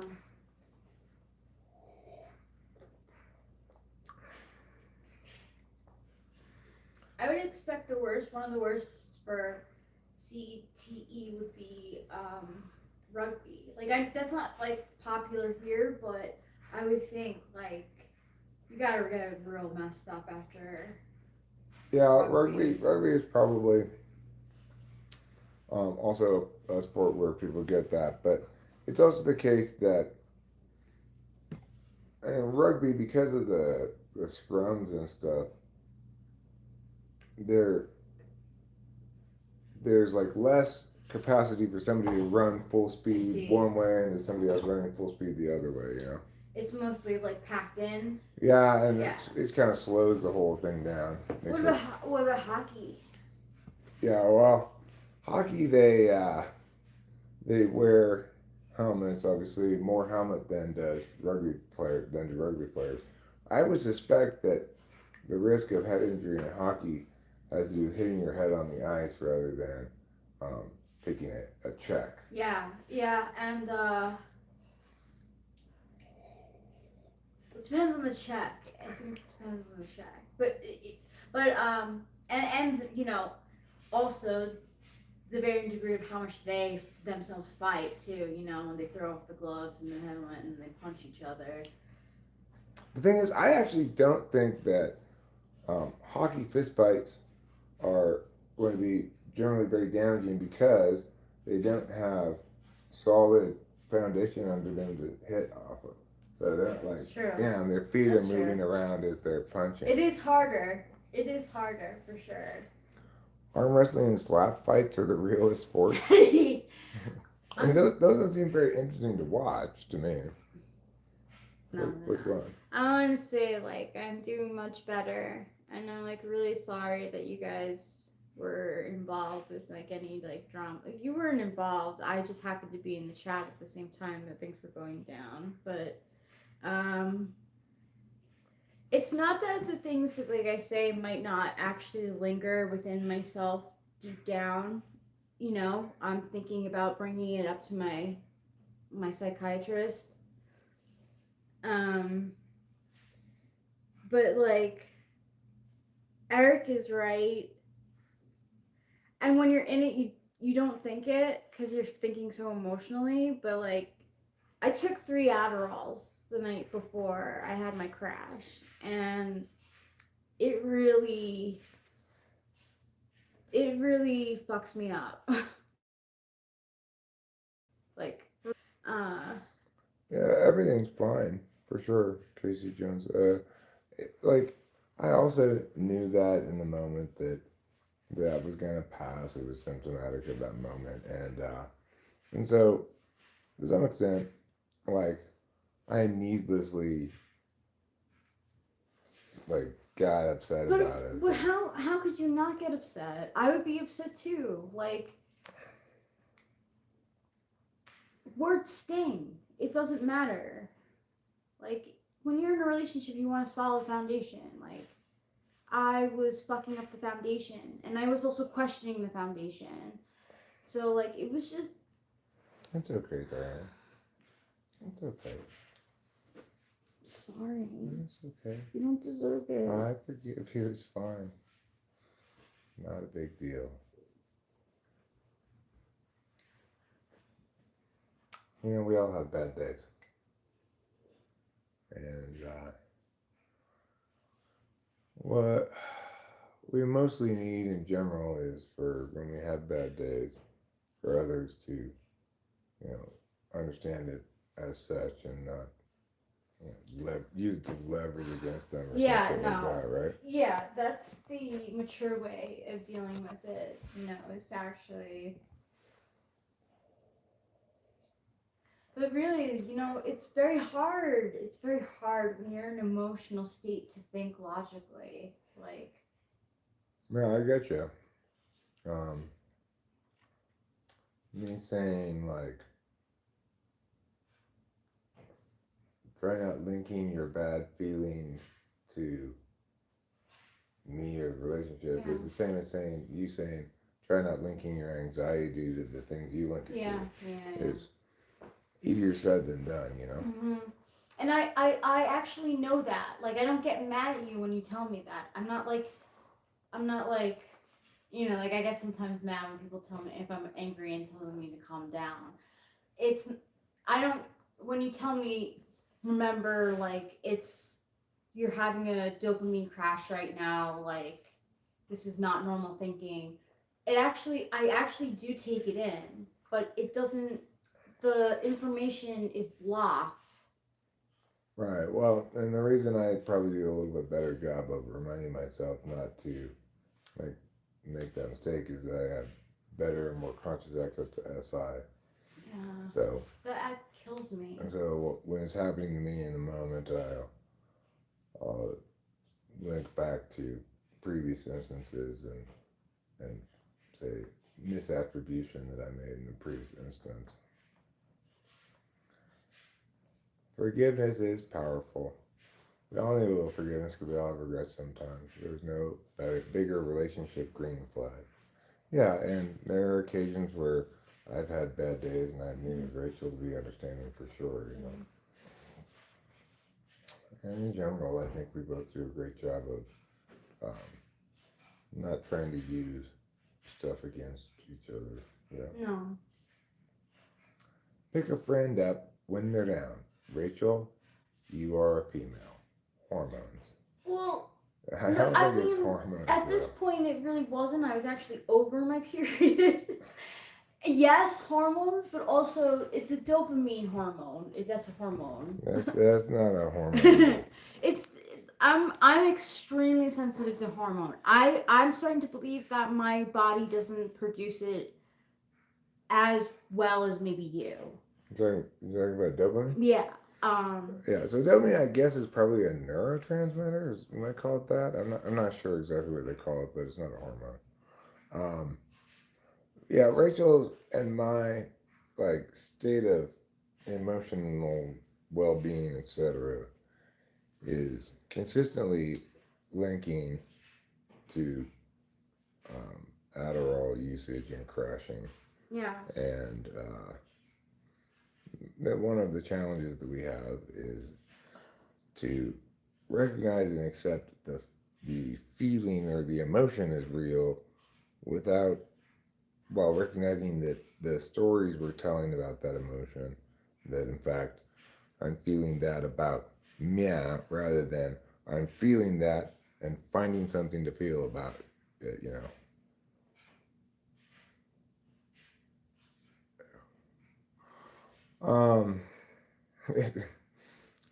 dopamine is not a hormone, and Yeah. Rachel's hormones may indeed in some other capacity impact her mood, Yeah. but in this instance, it No, was it nothing to wasn't. do with I was hormones. actually It had not. everything to do My with dopamine. period. I'm like in the.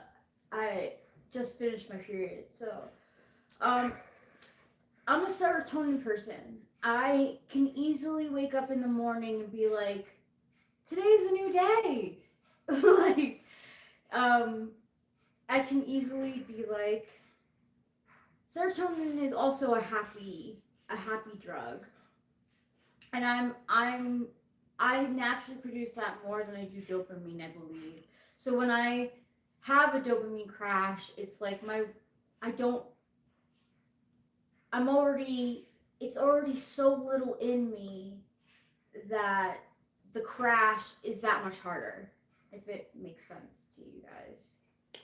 Yeah, well, you're not a dopamine type, which is to say, you're not. In some sense, you don't naturally have to deal with dopamine problems. Yeah. Instead, you naturally deal with serotonin problems. Yeah. I will say my dopamine kick, and I hate admitting this, but it's true, is shopping. Like I get a dopamine like a injection from shopping. But other than that, yeah, it's more so it's serotonin for me. Yeah. Yeah. I have a hard time managing my SI excitability, especially when I'm trying to correct a misconception. Dopamine is not just about reward anticipation. It fuels the goal-directed behavior needed to gain that reward. Dopamine binds the value of a reward to the resulting work. It's about the motivation. I'm the same, Rachel. I can fall out with someone, and if we come to an understanding, it's like nothing ever happened. It used to baffle me that other people didn't do the same. I felt manipulated. Turns out people just have SI. I forget that too. It's about the motivation arising from the dopaminergic projections to the PFC that is needed to do the harder thing, i.e., to work. In other words, dopamine is not about the happiness of reward, it's about the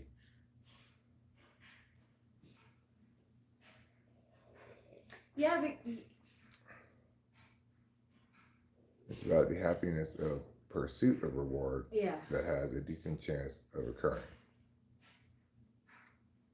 And that makes sense because they say, like, I've heard on YouTube that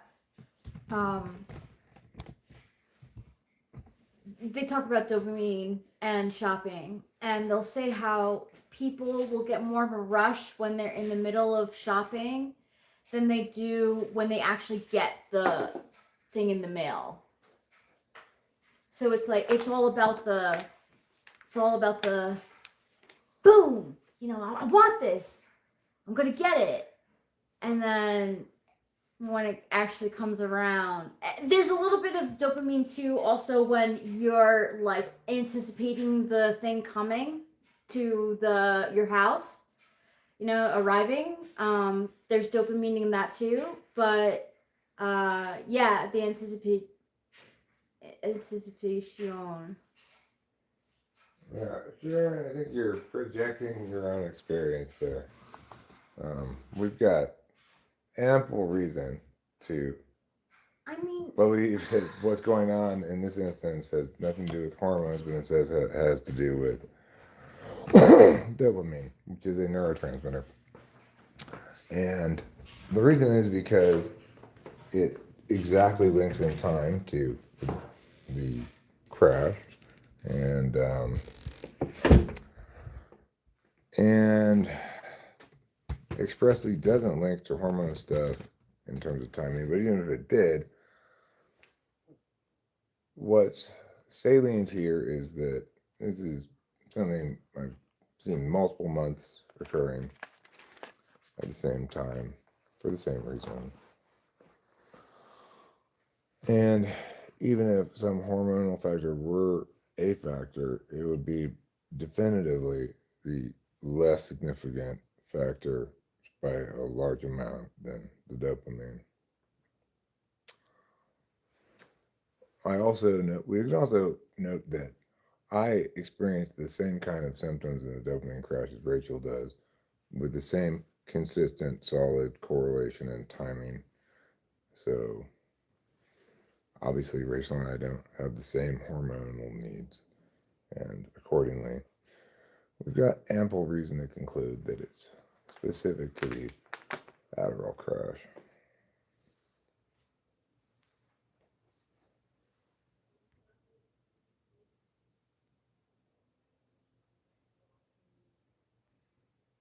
I used to feel like people weren't acting normal with me after something like that they were using it as leverage. I still struggle with that feeling. Same urban, genuinely don't understand holding grudges unless it's something tough to or serious like a mortal enemy. It's all about the chase, trying to bridge the gap. Copamine. Don't know what that is.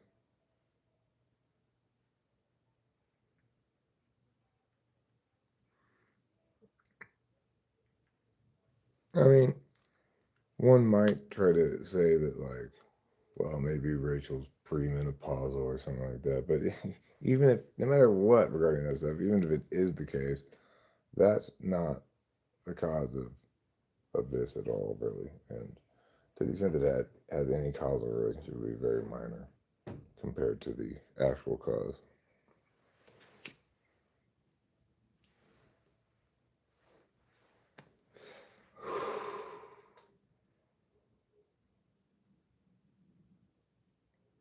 I don't think that. I don't think that I'm the same person hormonally that I once was. Probably, like, I probably don't have as much testosterone as I used to, or something like that. But I still don't think that that's a cause of my states of ontological distress, or instances where my mental health is a problem or something. Am I a dad? I do have a daughter, yes. She's an adult, though. She's 27. So it's not like I've got child rearing responsibilities.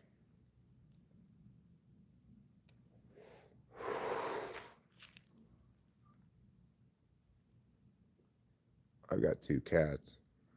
They're I have a lot more child rearing responsibilities with my two cats than I do with my child who's 27.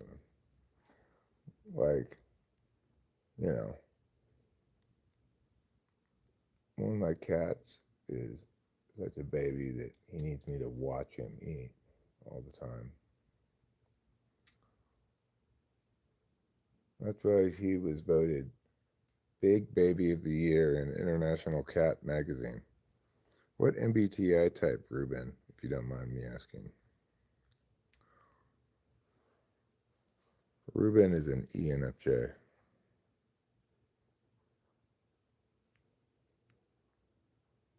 if you don't mind my answering. I guess you don't mind my answering. Ruben might mind my answering, but I don't think so. I felt comfortable that Ruben's not going to mind me answering that question. He may dispute my answer. Maybe he says, actually, Eric, nowadays I've come to think that I'm an ESTJ. Maybe he'll say that.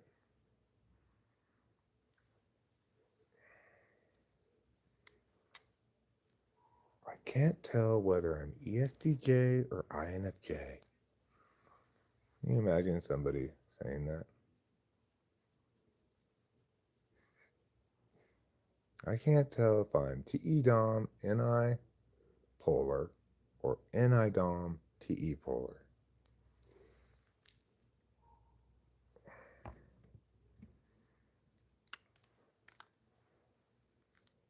My mind powers say that Ruben says that's fine, but he wanted to play with him instead of giving the answer. That's possible. I paused before I gave the answer.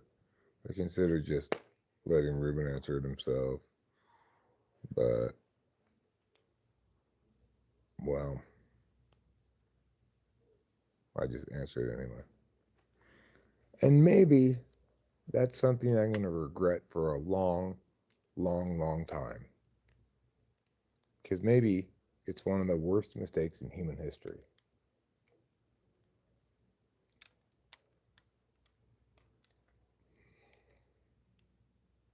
Right up there with leaded gas. Leaded gas and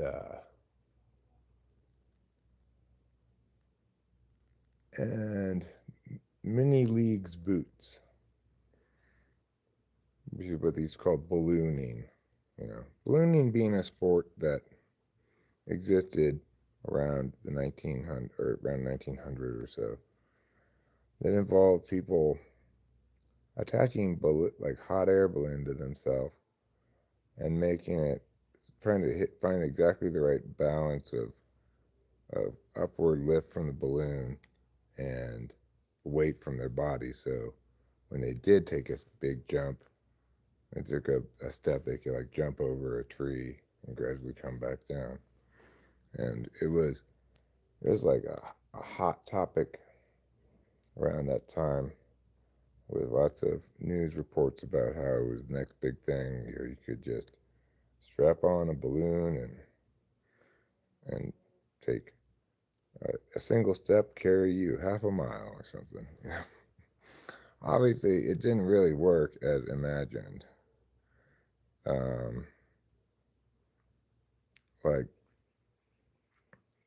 it was extremely susceptible to even light breezes. People would generally, like most of the time, spend at least some of the time getting dragged around the ground before they got it to work. And there was turned out to be a lot more challenging than people thought to get that balance just right. Sometimes you go shoot way up into the sky and take a long time to come down and get caught up in the wind or whatever. Sometimes they wouldn't be able to get up very high at all and get, dragged along the ground / across fences or what have you. Can you flip us all off for comedic value? Flip you! Like that. Leaded paint for children.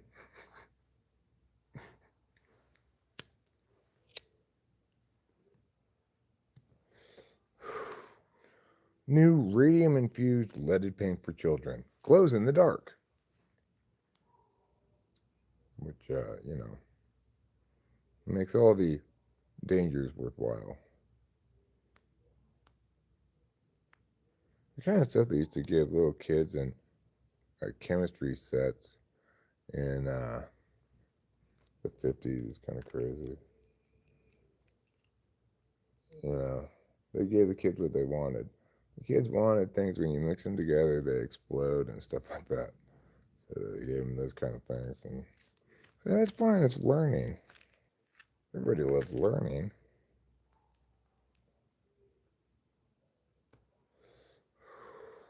Well, thanks a lot, Nog. Appreciate it. £3 sterling.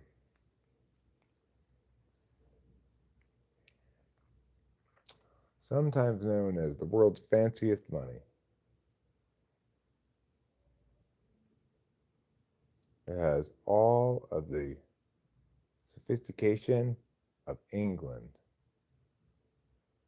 where people drink tea instead of coffee, where everybody constantly walks around in a tuxedo. And that's what I think about England. Everybody's always wearing tuxedos and tipping their top hats and saying, "Milady," "Milord," or possibly referring to people as "Governor."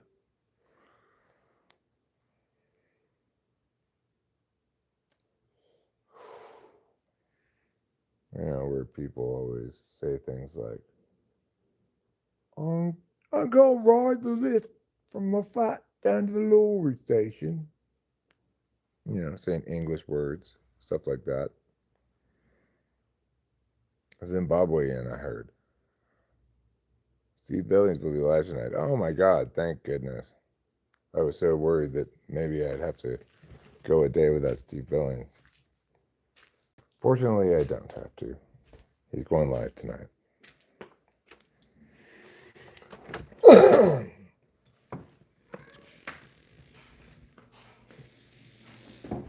Will I still be live when Steve Billings goes live? I don't know. Who knows? But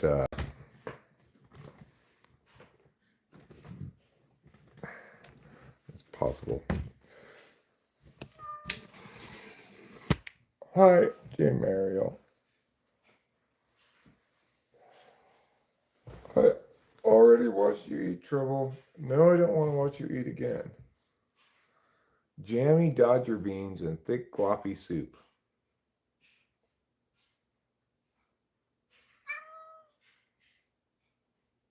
Yeah, I could finally meet him. I believe I've met him already, actually, but that's fine. I mean, I've met him here in the chat. Hi, Hayden Ross. Hayden Ross. If first time, then you don't know about lubricants. Oh, you're talking about getting his finger stuck in his butt. Yeah, even without lubricants, I'm not quite sure how that happens. Makes me think he's maybe not trying to pull it out very hard. Oh, kitty. You are such a kitty. Kitty likes to do this. He likes to be right by my feet. Even though I don't particularly like it.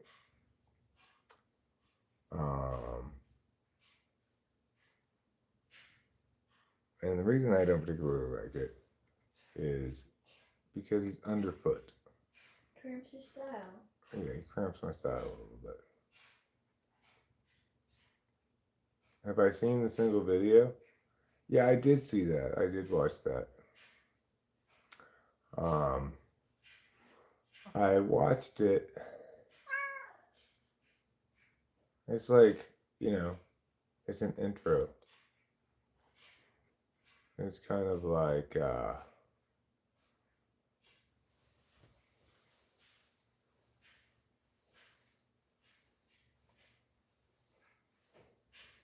like, get ready for the morning zoo. It's kind of like one of those things. A little bit. I want to pet you.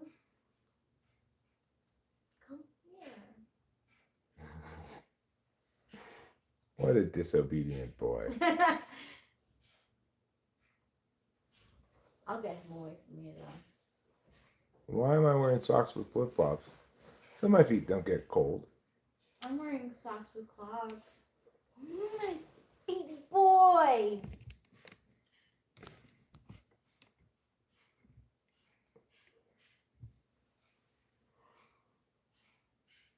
Yes, the baby boy. Oh, Steve Billings. Obviously, your approach to promotion works well. You've got quite a few people participating in your panel and in your chat as well. So, I guess I shouldn't cast a doubt on the efficacy of it, but I'm not sure that the same the kind of people who like to watch this or participate in this are going to necessarily be the same audiences as the audience for a panel discussion. I don't know. Does anybody here watch panel discussions?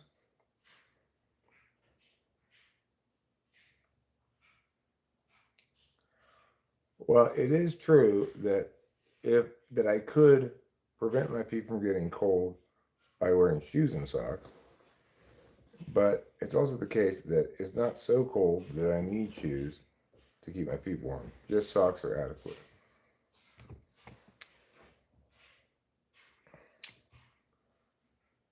Oh, you watch panel discussions, J.A. Mariel? Um, I've not seen a ton of different panels. The ones I have seen tend to express in similar ways.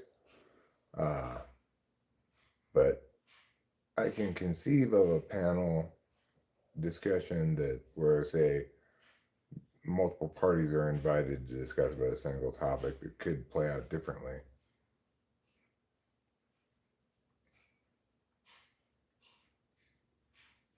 I don't know. I think panel discussions are good for drama and social interaction, but I don't think they're actually good for getting the topic discussed effectively. Does Rachel want to come onto the panel?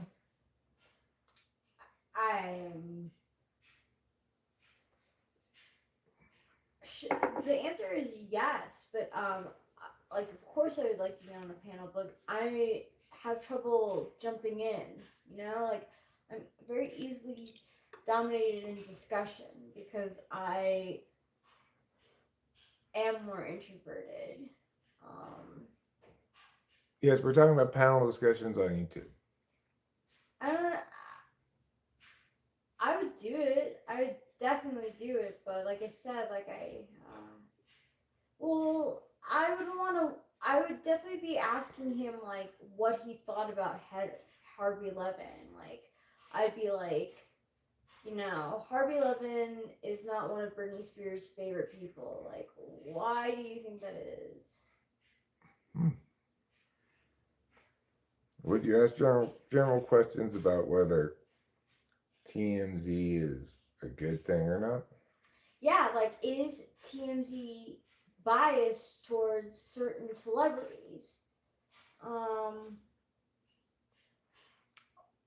I personally am not averse to toe socks inherently, but it doesn't seem like they'd be particularly comfortable. I'm not sure if I've ever worn them before.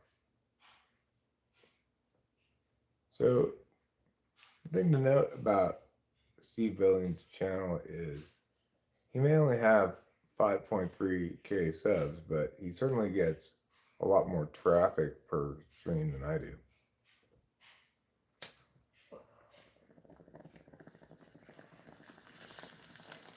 Steve Billings, the man who met Harvey Levin.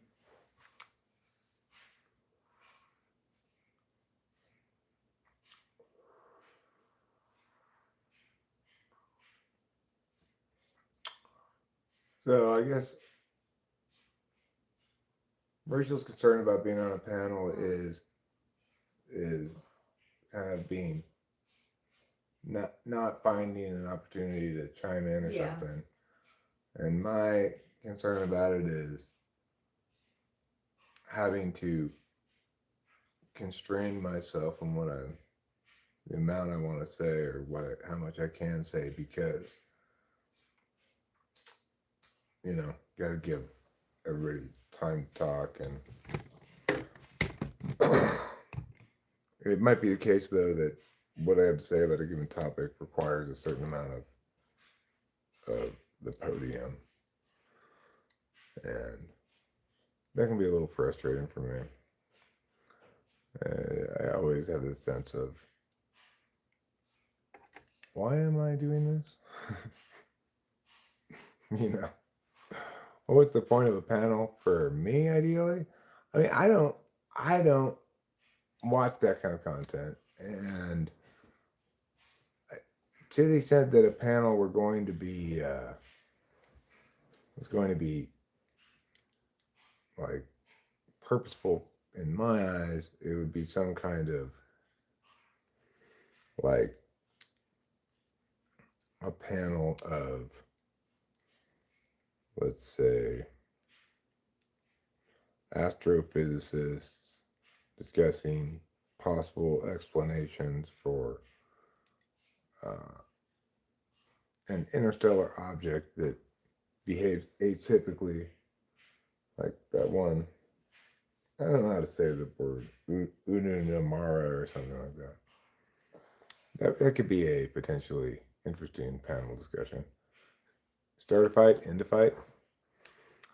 I am all for anything that gets you making more videos, Eric. So a panel is great. Any idea is great. Well, that's nice of you to say. Thank you. Do I believe in Bigfoot? My friend Igwali said he saw Bigfoot, but I don't believe him because Bigfoot would not be here in Zimbabwe. It's too hot for Bigfoot, so it cannot be true, right? Do I believe in Bigfoot? No, I don't. Will I post the Steve Billings typing session? If I were to type him and he wanted me to post it, sure. I have been on Powder Dusty's panel a couple of times. I was on another lady's panel once or twice as well. And, I tuned in briefly to panels I've seen occasionally.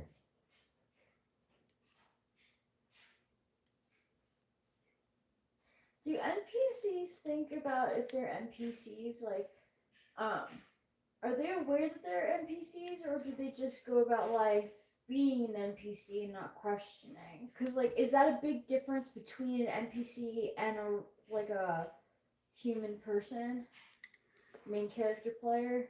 Well, presumably, if there's NPCs, then we're in some kind of simulation where there are some of the people whose actual bodies are in like some pod somewhere onto whose brains is being simulated.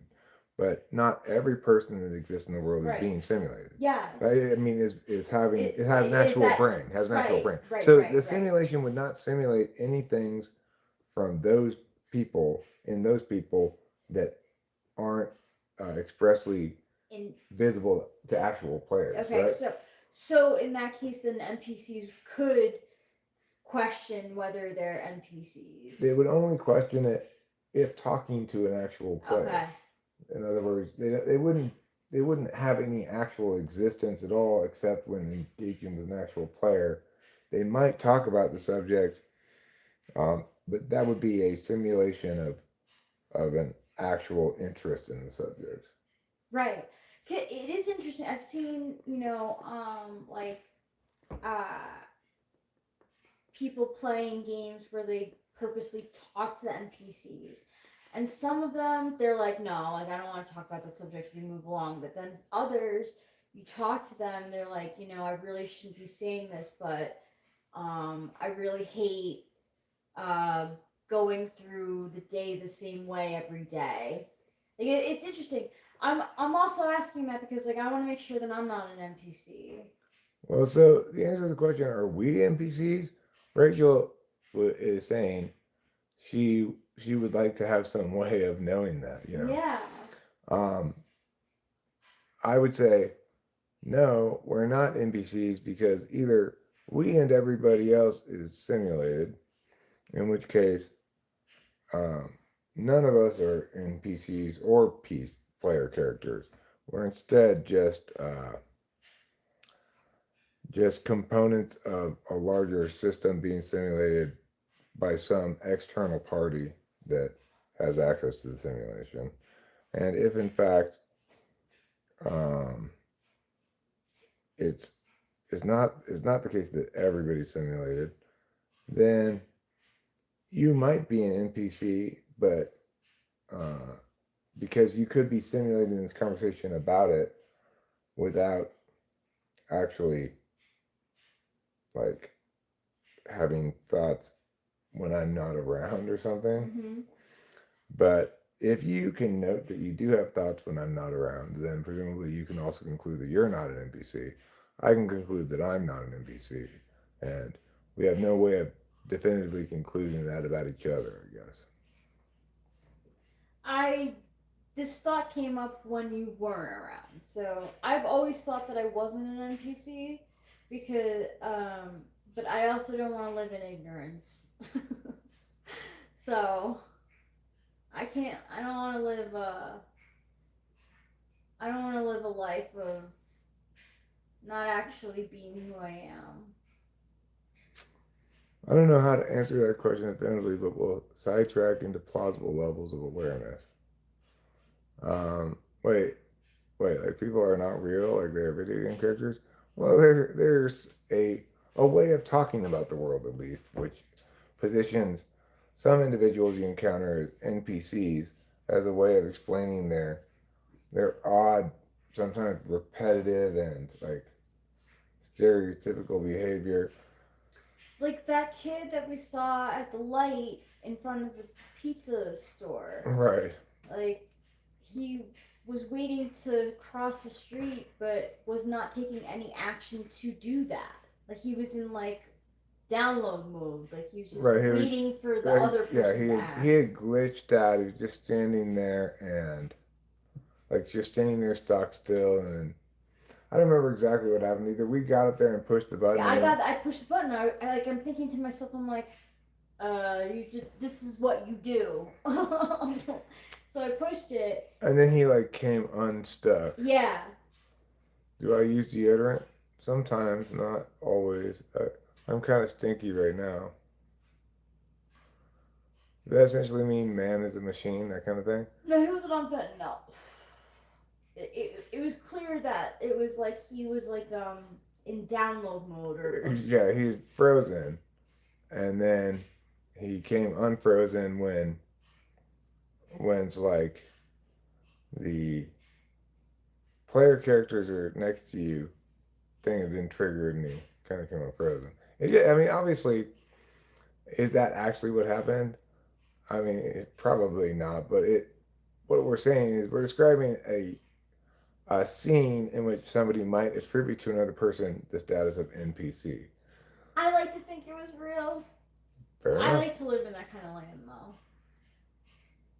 Yeah, I mean, you're natively configured for mythology, Yeah. which is. But it's like people have weirdly negative connotations with certain words. They think that to use them is to be derisive about a thing. Like when I talk about my Christianity as a magical thinking frame, people who are Christians will often say like that I'm being derisive of the frame of reference, but I don't think that's derisive at all. It's just it's part of it's a part of how people can live and be, right? People can understand the world's magic, they can understand the world's practicalities, the world's possibilities, variety of different things, right? The only difference between genius and insanity is that genius has its limits. I mean, there are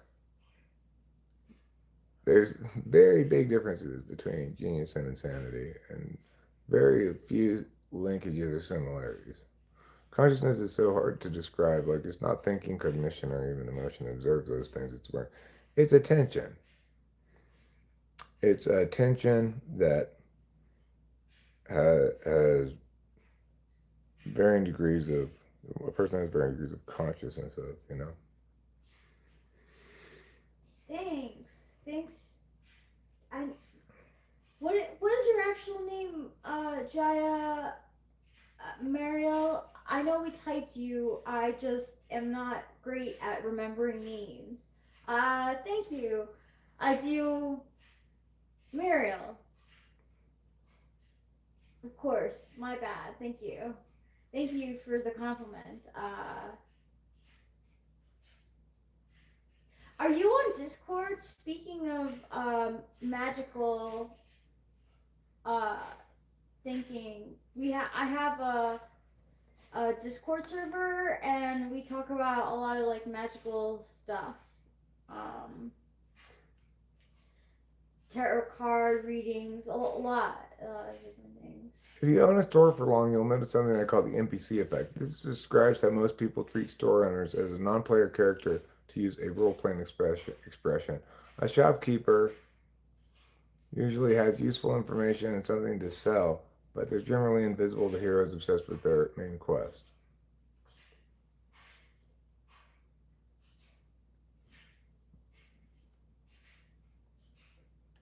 Is my lord okay with me addressing him as that? I mean, it's my not my job to police that really, but it's not what I normally go by. OBS did a class on Eric a couple years back and typed him as ISTJ. Okay. Well, that just goes to show you how insanely unreliable OPS is.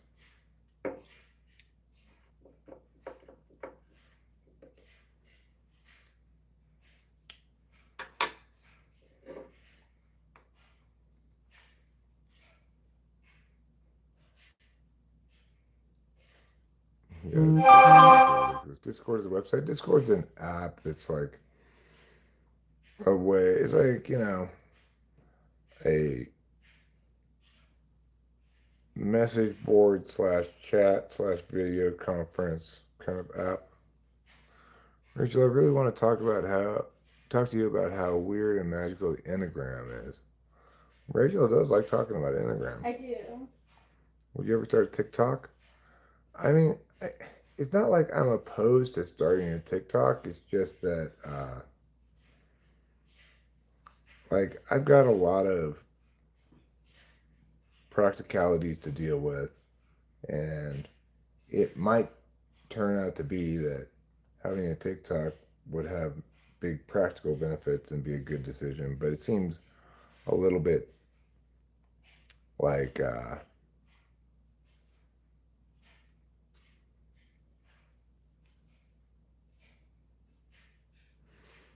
maybe I should do the things I'm supposed to do with the existing stuff I have first before I start getting all like speculative about stuff.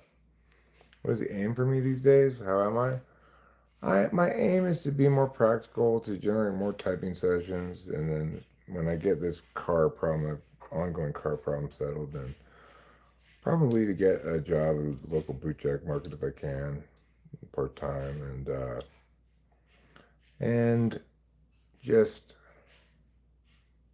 be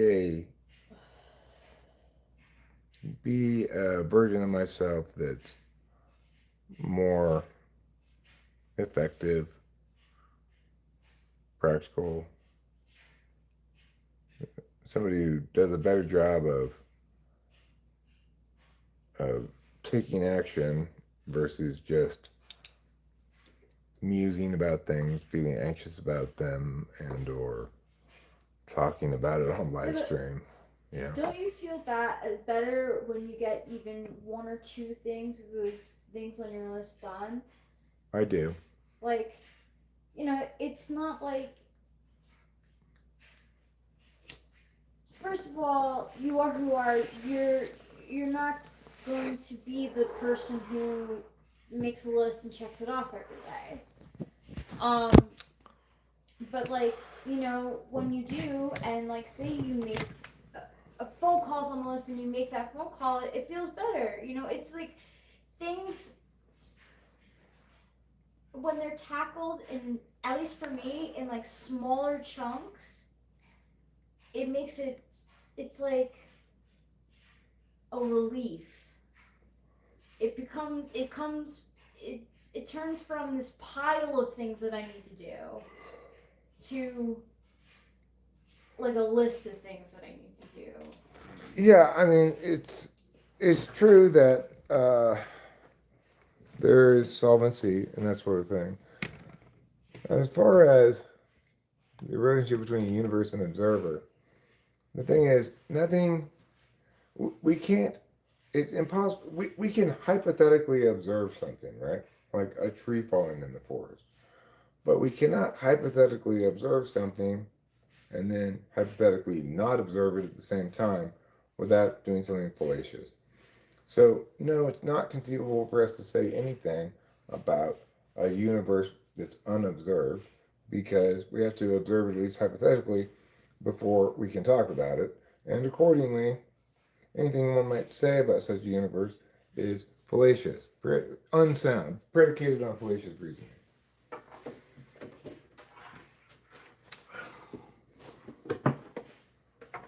Which is why the answer to that tree falling in the forest question is contradictory premises. I'm having that realization about myself too. My business is becoming so slow. I have to do something about it. Be more responsible. Your aim sound reasonable, responsible, but please make sure to remember yourself too, and make sure to aim for you for is joyful. Yeah, I do want to do that. What do you mean? Sounds like we can observe without the action of observation, but is it plausible for existence without an acknowledgement? The tree falling in forest question. Yeah, that's the answer to it. People might want to say something else, but that is the actual answer to the question. And somebody else may have come up with that answer before, but I came up with it myself quite a long time ago.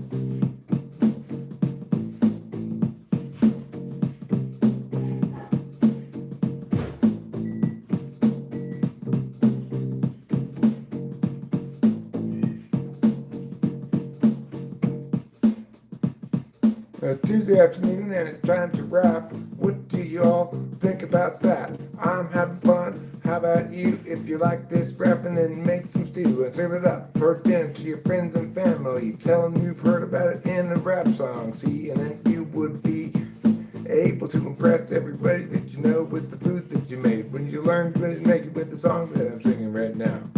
I told you about how you need a piece of cow. You cook it up in the oven and wow. Then you serve it to your friends and they eat it and it's good. And they say, who made this wonderful food? And you're like me. I learned it from Eric's rap song, see?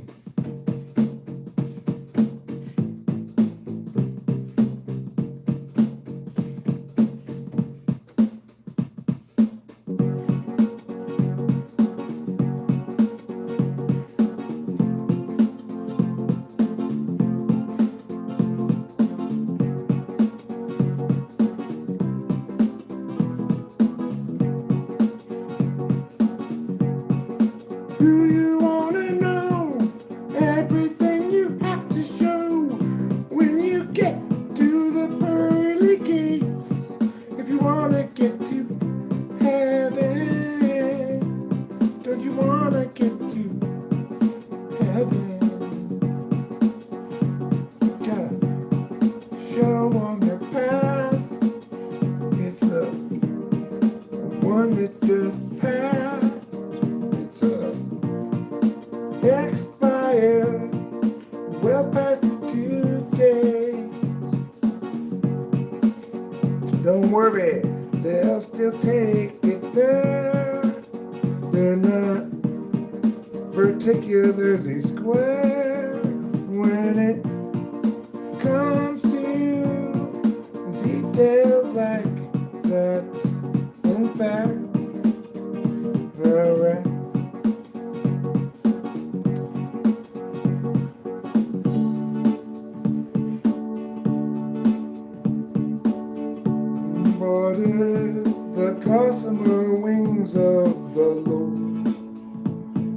impress you, then perhaps the sound of the angels singing songs will convince you that you'd like to be in heaven, where they have clouds all the time. And that's why you listen to this song.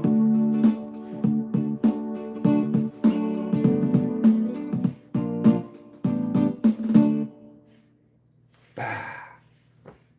Thanks, everybody. Thanks for your paying attention. I'm going to have a cigarillo. Get my beverage from over here. Would you like me to pull down the fort? Sure, would you like to? Yeah, I absolutely can. Here you go, lady. Hi, everyone. Want to help me choose my lipstick for today? Honestly, we would totally... Do we have to go to Boot Jack? I'd like to get some coffee if we do. We don't. Okay, then never mind. So, Show Media, I didn't know that you were a Capricorn rat as well. Hey, Jeremiah Fix.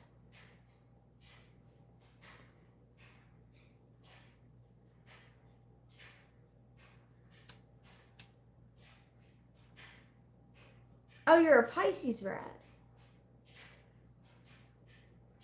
Oh. I don't know, someone was saying happy birthday to you. Maybe it was a joke, or maybe there was, someone else was talking. Oh, you wished me a happy birthday. Oh.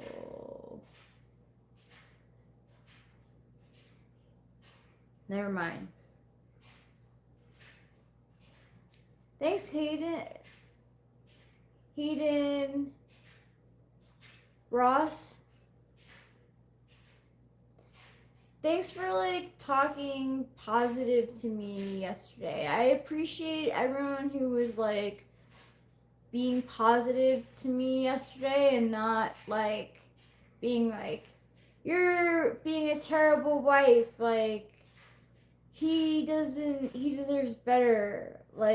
I super appreciate neutrality to positivity when Eric and I are going through it.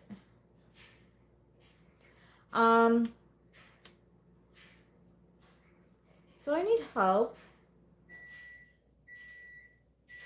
choosing a lipstick. I was thinking pink, but I don't know.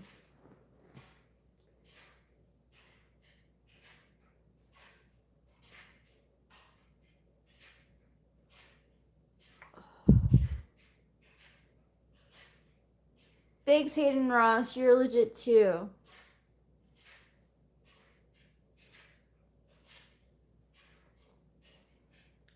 Let me see if I can do a poll. Can I do a poll?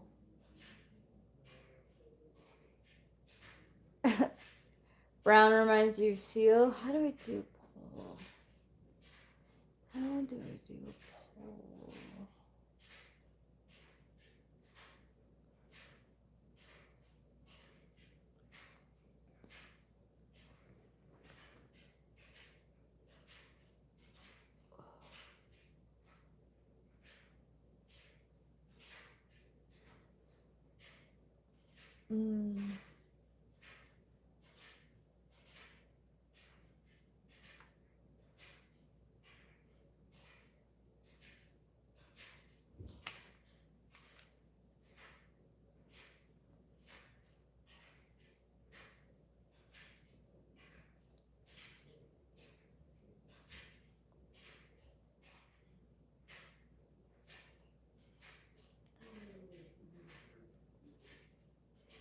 So because I feel like brown towards the end of 2025 was trending. I'm surprised that it's going to be, I guess I'm not surprised that it's going to be trending again. Honestly, things in the fashion world are extremely extremely boring right now.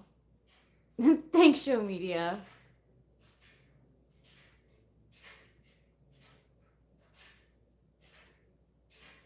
I mean, the Pantone color for 2026 is white. It's basically white. It's like snow something.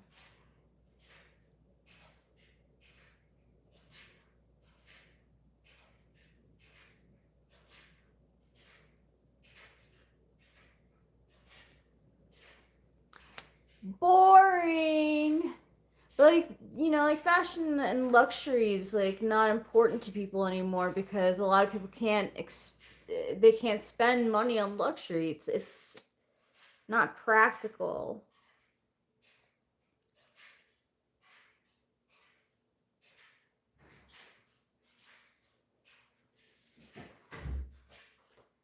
Mm. I'm not interested in Damon and Affleck. Green is a good color. Here he is. He's back. What happened? Well, I was just thinking about the fact that I made a terrible mistake this week. What was that? I forgot to take the trash up the street. Oh. Should we go to the dump or? Yeah, probably. But first thing I need to do, and it's something I can do on stream potentially, is I gotta put the existing trash cans into black contractors' bags to free up the trash cans again. So I do have to do that, but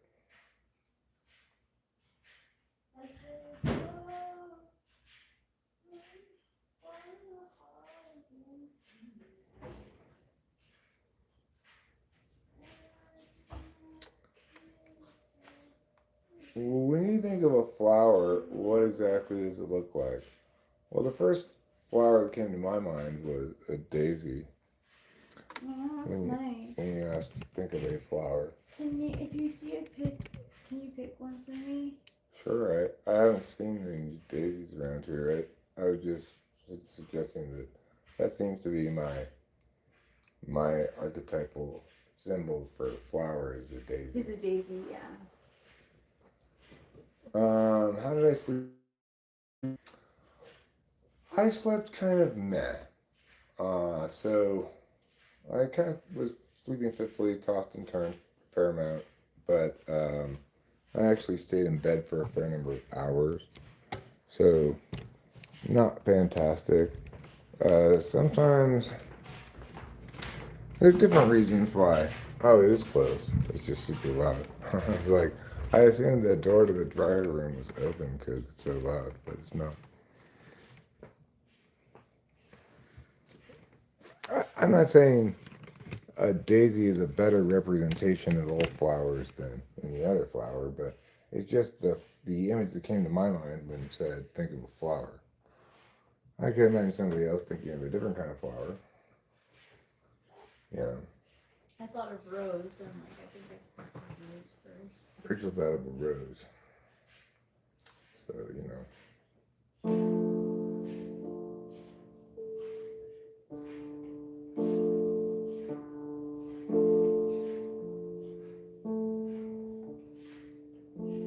Sadness and sorrow, shame and anxiety, these are feelings of dark understandably, and if you're okay, enjoy today, 'cause things will surely change.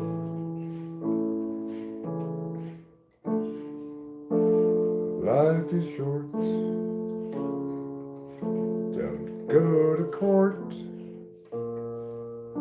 expecting your feelings to be afforded weight. No, it's not that they hate you, but rather that life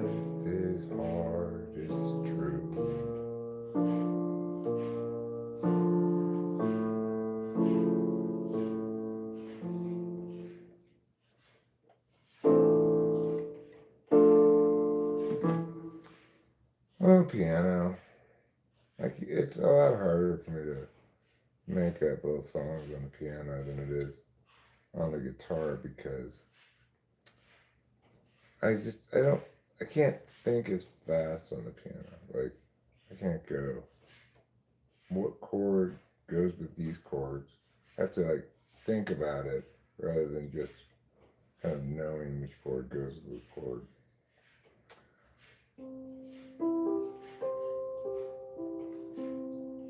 But it sure is a nice instrument. It sounds so pleasant. It sounds like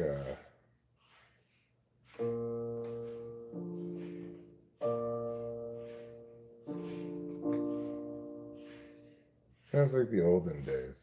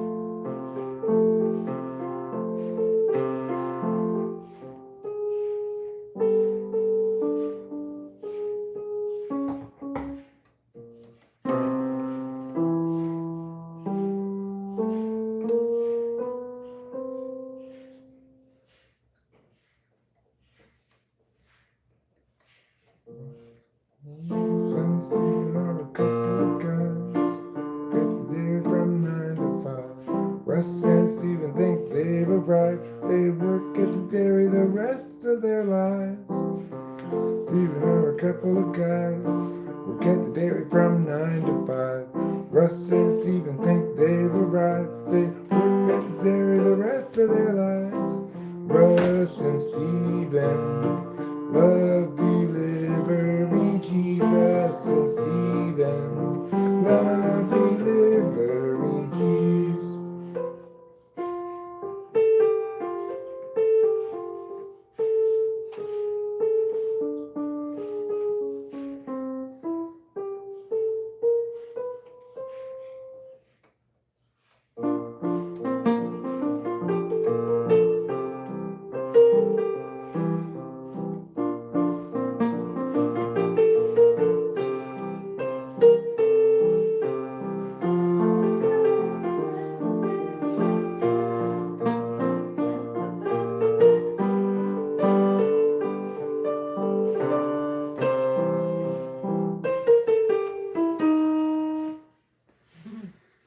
Well, I completed it kind of, you know.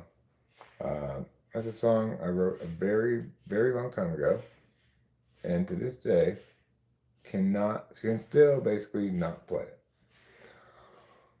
because it's hard, and it would require me to practice more. It's got a vocal part that goes with it too. I tend to get winded when I try to sing it and play at the same time. I don't usually like instrumentals, but the lyrics and instrumentals really work on this one. Feels more like a song with purpose and meaning. I think it's quite good. It has an emotional pull. But thanks, Gil. It has vocal part for the verse too, but I didn't sing it. I just played the piano part on it.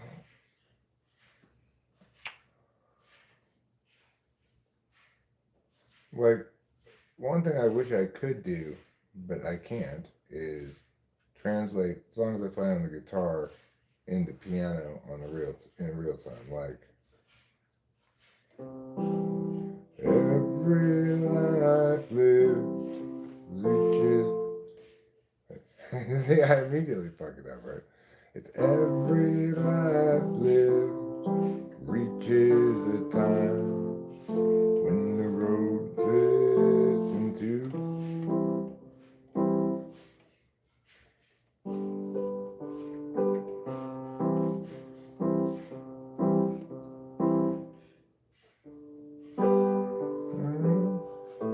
Dark times. I can't do it. It's like I can play that song so easily on the guitar, I played it so many times. When I memorized it, I rarely mess up on it or anything. But when I try to play it on the piano, it becomes impossible. Maybe a simpler song I might be able to do it. Like when I was younger, it seemed that everything gleamed. I don't know what happened to me, but I've lost that sense of urgency, and I don't think that I'll ever see it again.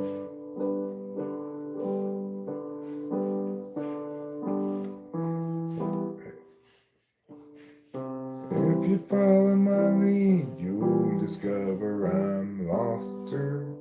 I can't do it. It's crazy. I should be able to do that. Like the chords in that song are G minor, G, E minor, C, and then there's an occasional D in there. I know where those chords are in the piano.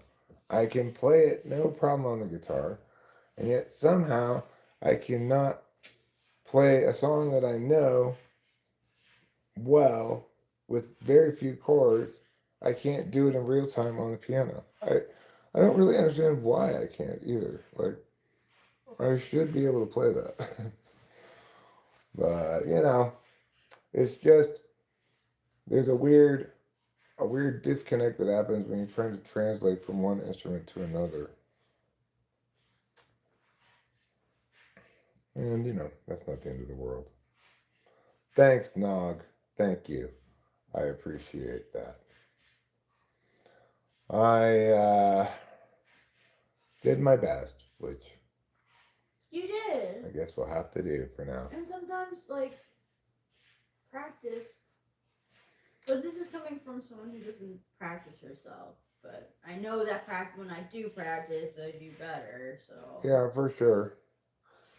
Like that's one of the reasons why I like playing the piano is I can still experience instances of getting better at it. Mm-hmm. Whereas, if anything, it kind of feels like I only get a little worse at the guitar. Like if I practice a lot or play a lot of guitar, then I'll maintain a certain level of hand strength and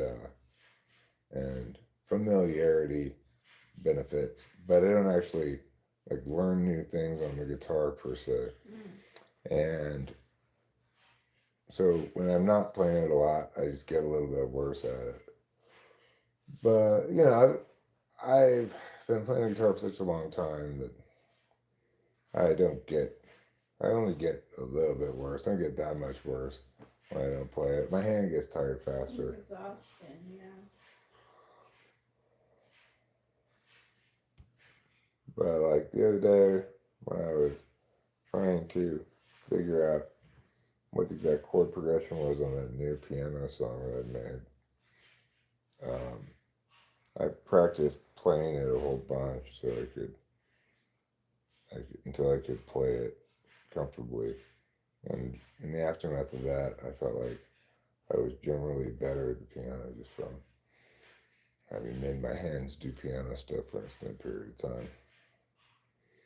Of course, my hands do get tired playing the piano. It's a very different kind of tired than my hands get tired playing the guitar, though. Like, piano doesn't require strength, right? Like if you're playing a bunch of bar chords, you have to kind of push down kind of hard. Yep. If you want to play it so that you don't get like string noise and stuff, you have to make sure that all your fingers are pushing down hard enough. And sometimes that can get kind of tiring on your hand muscles. On the piano, it's not a matter of pushing down hard. It's just a matter of holding your hands like this and using a little bits of muscles that you're not accustomed. I'm not as accustomed to using as I am with the guitar. So, but I've noted that if I sit down on this little stool, which puts me at the right height, my hands and arms don't get nearly as tired as they do when I'm trying to play it standing up, which happens fairly often, even though there's no good reason to play the keyboard standing up. It's more like I don't want to commit to sitting down all the way. And sometimes if I'm just like rapping and playing a bass line or something, that's fine. I don't want to commit to you. You want to commit to me? Yeah. Thanks. You already did commit to me. I think I need to make myself some food. There's a few little tasks I could do that would maybe make me feel a little bit more productive. So I think I'll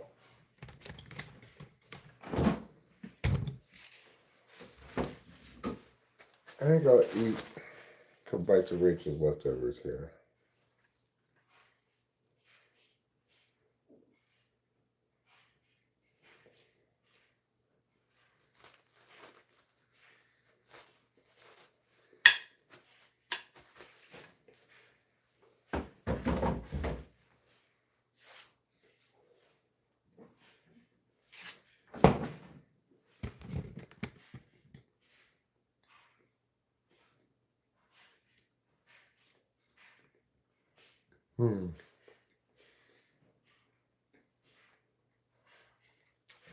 No, I don't play any of those instruments. I could play sort of adequately a stand-up bass.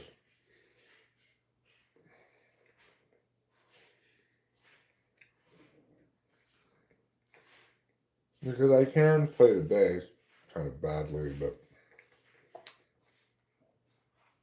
that's plausible because I got a good ear, so I can play a fretless instrument. And a bass is strung like a guitar, you know. So I already know like where A is and D is and stuff like that.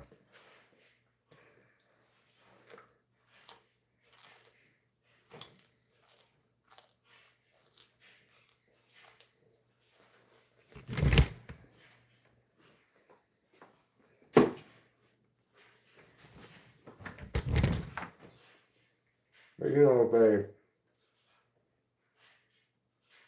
you're talking about something like a violin, viola, or a cello, their strings are tuned differently than the strings of a guitar.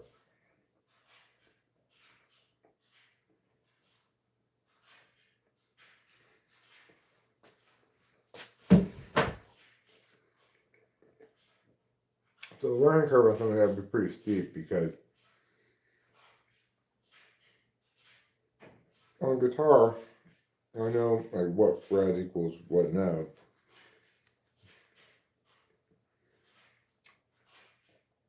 From many years of playing the guitar. And so playing that other instrument is going to not only have to learn how the equivalent on that instrument, but I'm going to have to overcome a tendency to default to where a certain spot would be if it were on the guitar.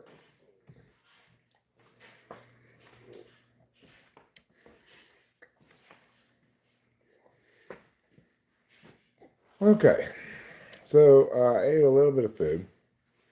That's fine for the moment. And then I was going to do a task in here. And I want to encourage you guys, if you're feeling like, gosh, Eric, I share with you this pathological demand avoidance whereby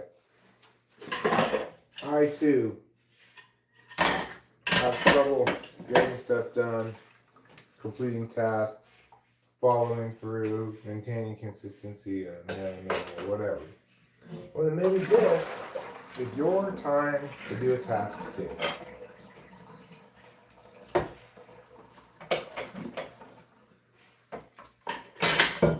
That way you won't feel like you're doing a task all by yourself. You won't feel like, gosh, I wish we were doing tasks together as a team, because we will be.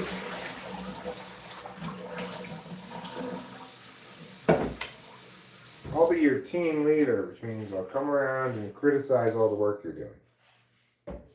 No, I'll say. you're doing that task wrong. Like this, with this kind of emotion.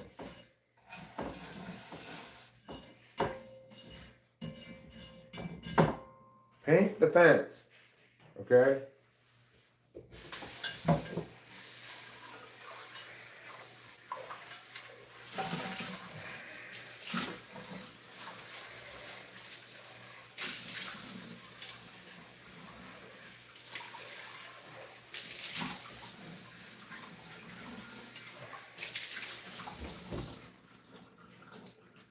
I saw this cool clip the other day of Mark Hamill talking about filming of, I think it was the first Star Wars, one of the Star Warses, and how Luke had this, in the original script, had this one very long and convoluted line that he had to say that it was too long and complicated to conceivably work as a line of natural sounding dialogue. But Mark Hamill still remembered the line, and he was recounting having asked George Lucas to take that line out because he thought it was so ridiculous. And I'm saying, like, who talks like this, George? Nobody does. Anyway, if you find that clip, that particular line, in some sense it reminds me of the line in Ghostbusters where like Rick Moranis is being the gatekeeper or the keymaster, whatever one he is, I forget. But he says things like, "Many were the thralls who knew the meow of the main Lord that day."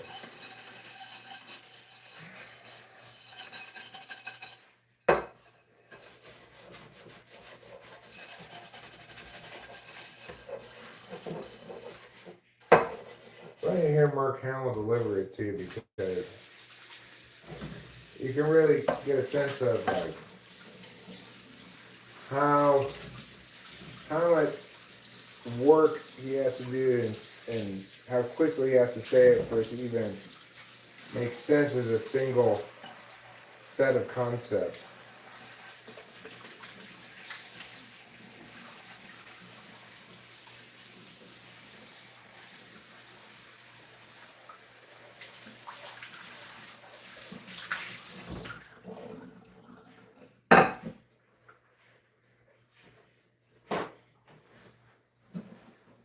Maybe I'll try to find it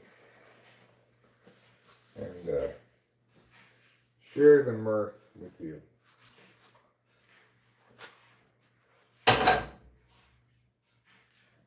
Share the mirth, 'cause it's hard to pay the fee. So you find yourself somebody who will do the job for free. When you need a meow, meow, and your man is out of meow, you're in terrible trouble.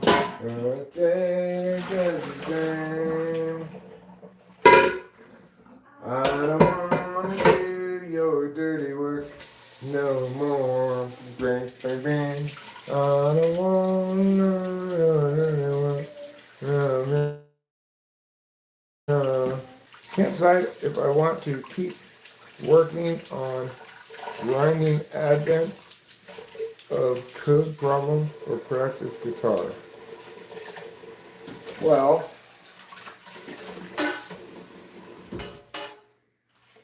I think what you should do is follow your heart.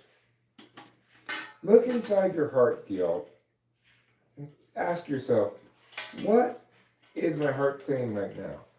What language is it speaking in? Do I speak that language?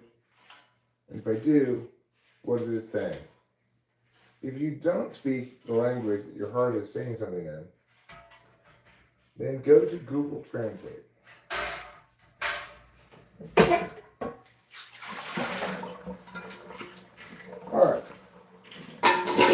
Broccoli steaming pot is done. Goes in here. Brown pot goes right there.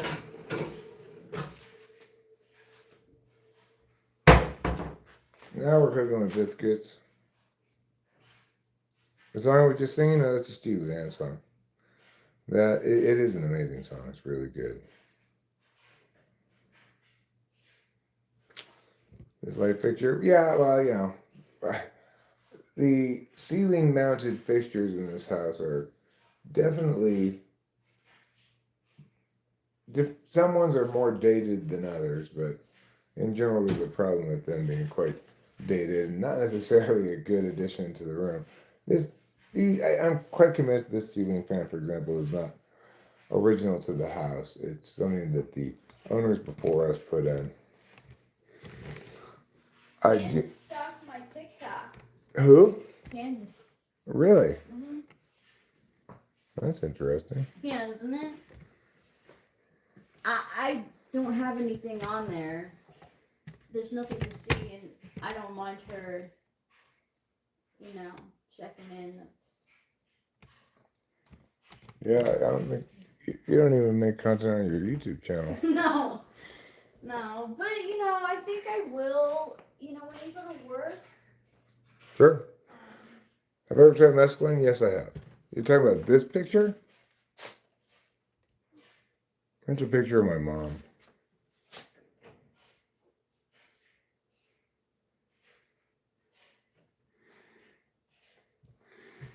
Yeah, I tried mescaline before.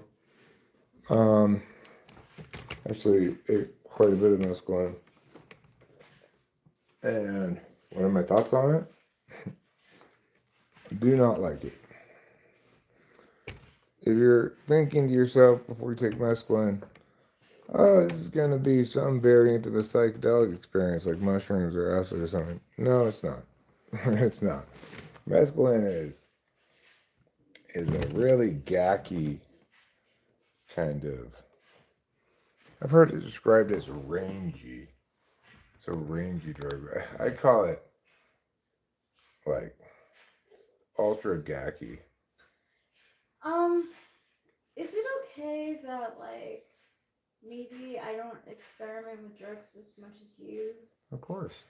I feel like I might be sensitive to drugs. Yeah, I'm starting to feel that way too. I'm sorry. It's such a bummer. It's, it's just people's biology, which includes brain chemistry, changes over time. And in some sense, I'm lucky because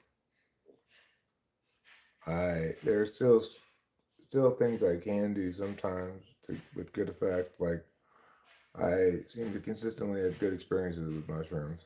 Yeah. And on the harder side of things, it's not even harder. I find it to be medicine. I mean, I don't recommend people to go and hit K-hole. I go and I'm fine, but I don't recommend it. I wouldn't say that's the goal. Rachel loves Ket.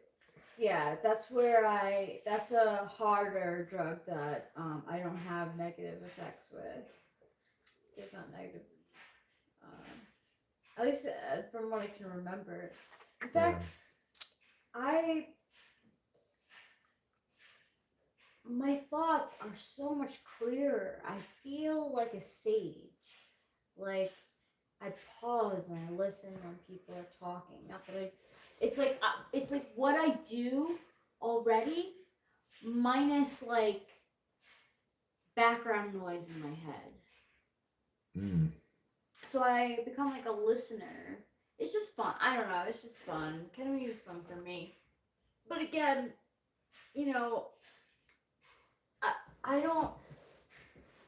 I can't be the person to say my thing is try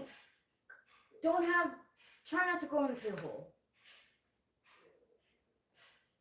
I wouldn't recommend it for everyone. I have a good time with it because I had a good experience with it. Like Eric was calm with me when I was in the cable, and I had the liberty of going to bed basically.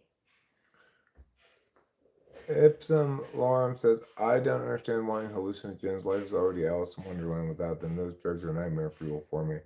Well, I do understand that side of things as well. Like, there are certainly, you know, I'm much more prone nowadays to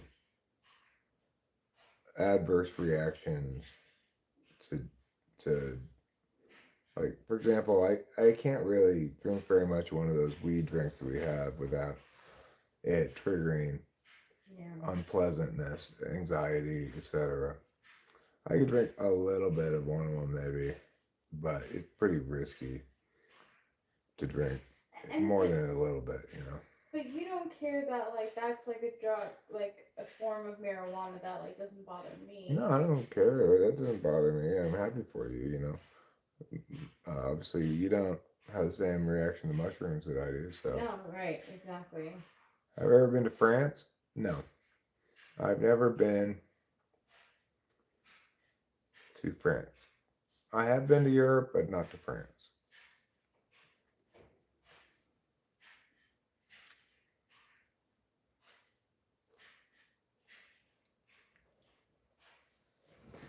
Alright, well, I did those couple of pots, pans things that I wanted to do.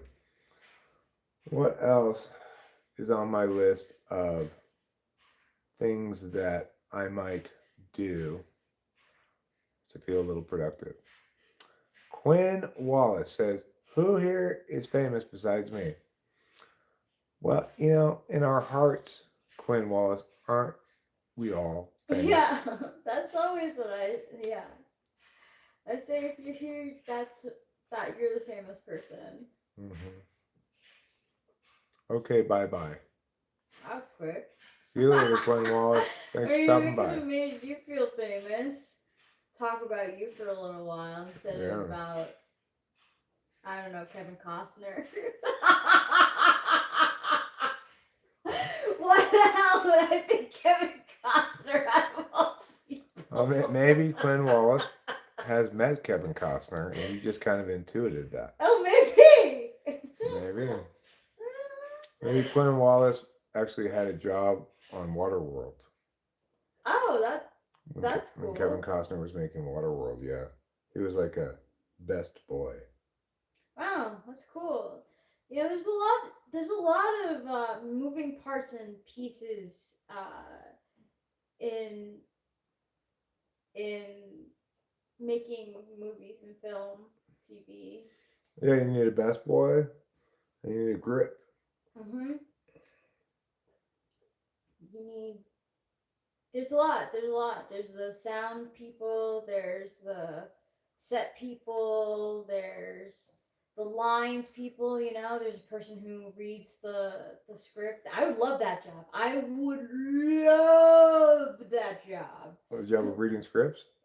You follow along as the actors are doing their lines, so that if there's any incongruencies, you have to say stop. Like, the line is actually blah blah blah, or yeah, you like read along as the actors are going. Like it's the king, not a king. Yeah, you have to be that accurate. I'm famous only in my village. I'm the 10th biggest tobacco farmer. Nice, good for you, Nick. Now all you have to do is produce your own brand of cigarettes, and then you can skip that middleman and just sell the finished product.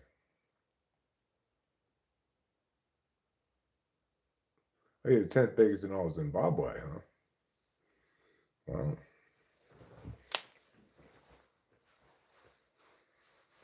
That's pretty cool. Good for you. That's something to be proud of, I guess, right? If pride is a thing to have. Zimbabwe's blend. Zimbabwe's finest tobacco cigarette, made exclusively from Nog tobacco. So let me go get a couple contractors' bags and I'll start working on putting the trash from the trash cans in the contractors' bags. Get a little something done. Feel a little bit accomplished. Maybe just do one trash can first. Do them one at a time.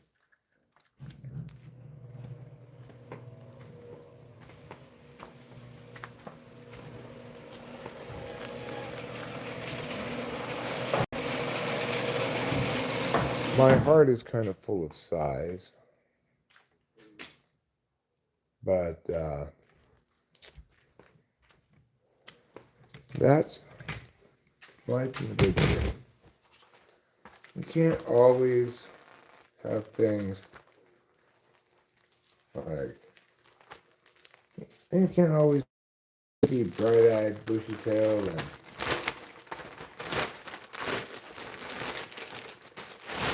full of amphetamine-fueled fun.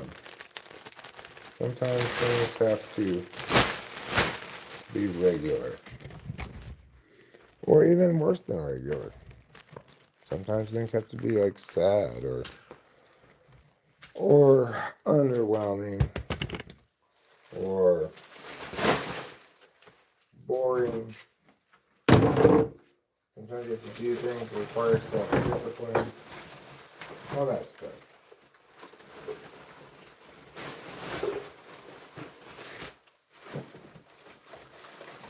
However, it's also the case that if you're Eric, regardless of the things I just said, you're probably just going to continue to discuss them.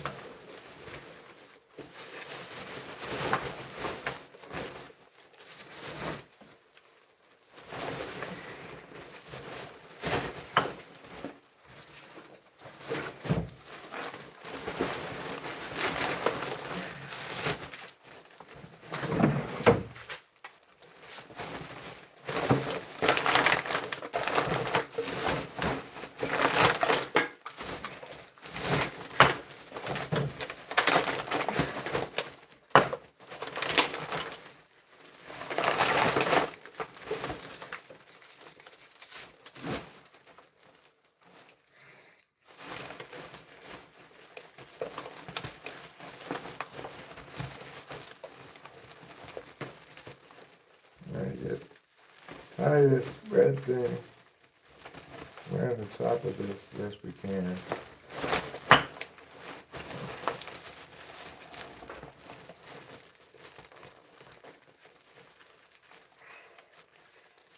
Has anybody watched the new season of Stranger Things? I mean, it's not that new anymore. It's not like it just didn't. It's not like it just came out, but the most recent season. I'm pretty much finished it this morning. I haven't watched all the denouement, so I'm not sure if there's a little bit of a surprise twist or something that leaves the end opening. There might be. Leaves the end open, I mean.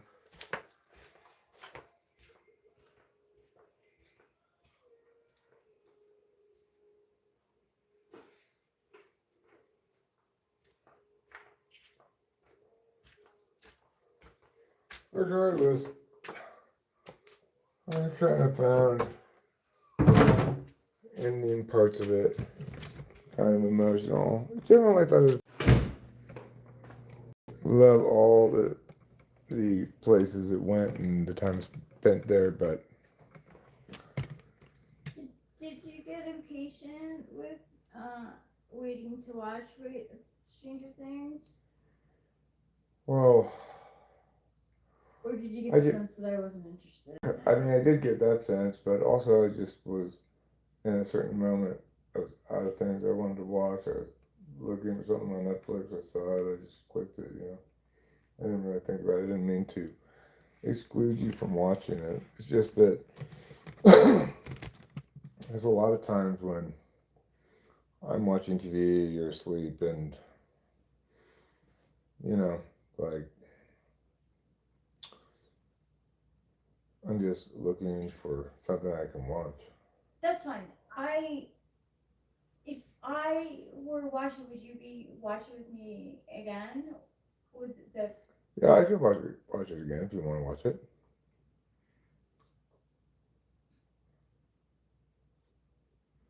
I don't smoke a pipe. My cousin smokes a pipe. He's a very bad person. I roll cigarettes, but filter is hard to find. Ah,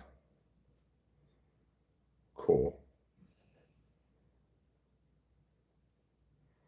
I mean, it's definitely the case that filtered cigarettes are better than unfiltered cigarettes.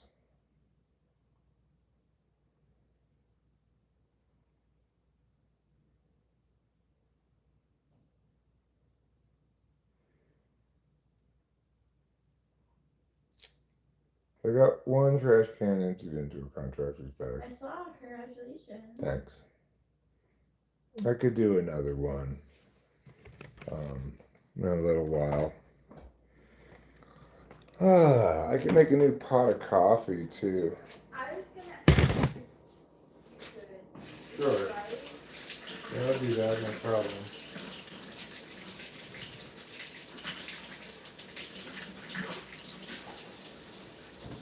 What's the deal with the dishwasher? Is it accepting dirty dishes right now, or?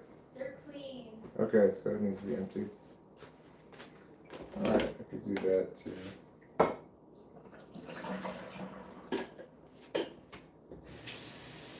You know, looking for things that will turn into accomplishments of some sort, like this needed to be done nowadays. I'm not feeling motivated to do major things that stress me out more than this, but I think I'll be happier if I get a few things done than if I don't. In general, I'm not just an expert intuitor, I'm an action type, so I'm not going to be ultimately, I'm not going to feel very complete if I don't include a proper measure of extroverted sensing kind of action into my life. I mean, that's true for introverted sensing too. 4-8, they're problem spots. I do believe that anybody is probably well served to do like that one's going to see a lot of impacts from doing a better job of integrating those sort of countervalued 4th and 8th slot functions. People who do a better job of integrating those are going to see probably fairly substantial dividends, because it is the case that those are deficit areas, and it's only natural that deficit areas be where we incur most of our harms.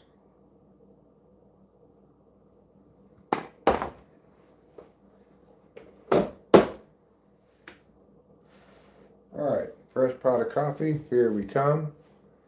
Meow, meow, meow, meow, meow, miggity, meow.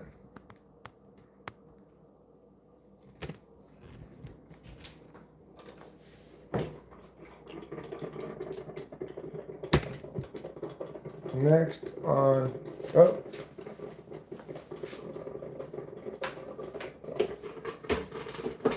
guess what I forgot to do, everybody? I forgot to pour the water in.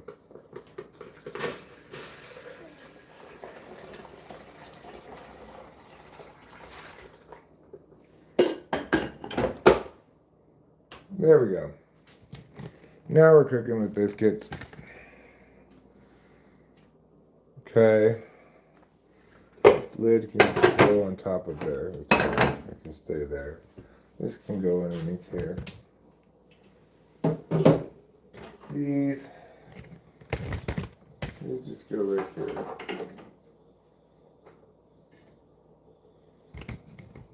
Okay. Kitty, get out of there, please. Come on. No. No. Capito. Oh my God. Capio, wait. Capio, come here. Come on. Come out. Come on. Come on, sweetie. Capio, come. Capio. Oh, why are you in there? Come on. Come on. No, don't go over there. Come here. Thank you. That's not where kitties are supposed to go.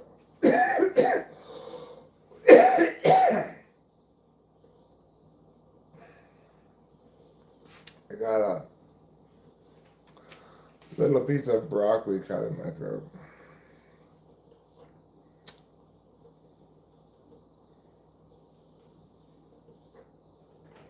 Use the tissue trick. She came out, so it's fine.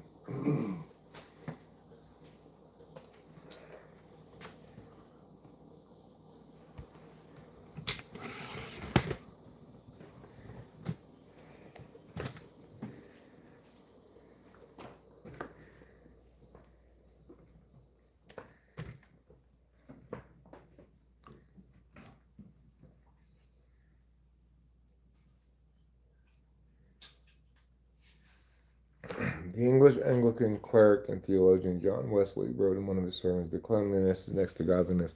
My mom used to say that. What? Cleanliness is next to godliness. Oh. So you'd be so upset with me? Well, you know,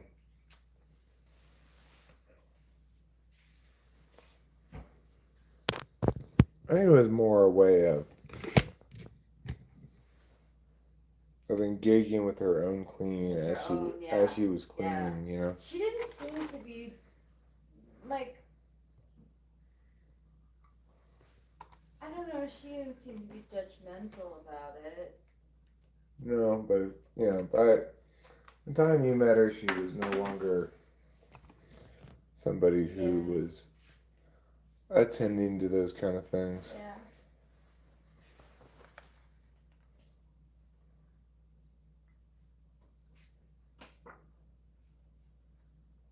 You see how you can turn an empty wine bottle into a candle?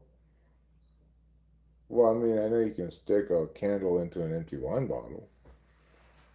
I use empty wine bottles for ashtrays, usually.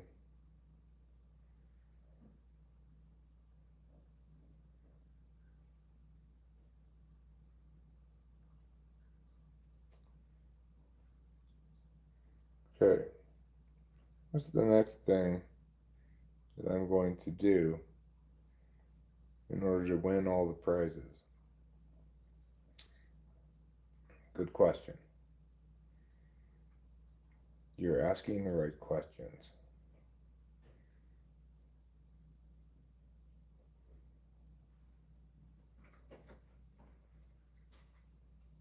Old ladies would embroider that saying on pillows.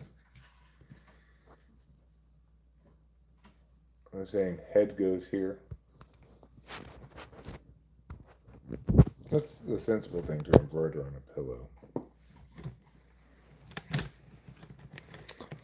But I suppose it's not the only sensible thing one could conceivably embroider on a pillow.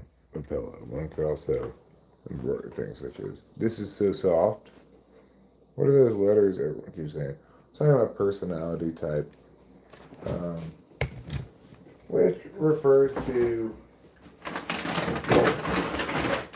aspects of the self that stay the same over time.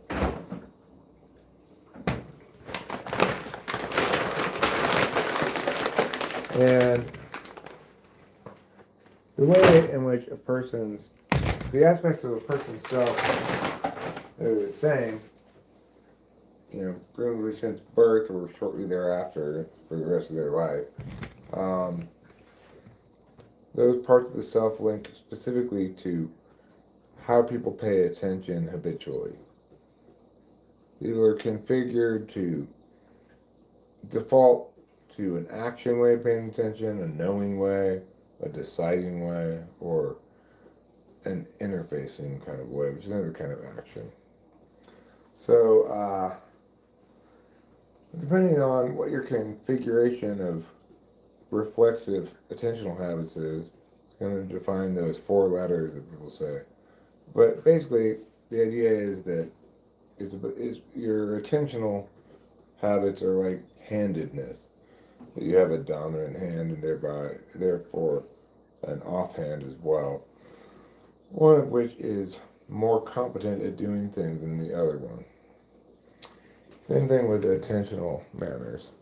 The idea being that, like, because I'm an extroverted intuitor, which is to say, it's most natural for me to take action by talking, then accordingly, I'm going to be underdeveloped and. Oh, do you need more water, Kitty? Here.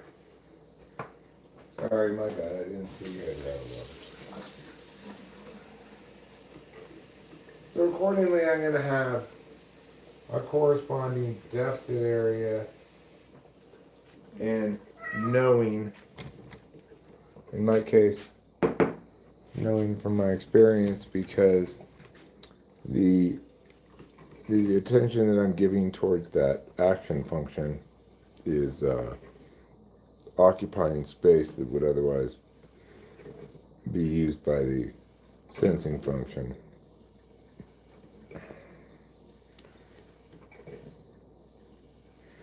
Being clean is of faith and being dirty is from the devil. Huh, keep in mind. Kipri is doing her way of drinking. She likes to put the water on her paw and then lick it off, rather than just licking it directly. That's not something I've seen other cats do. I don't know where she picked up that habit.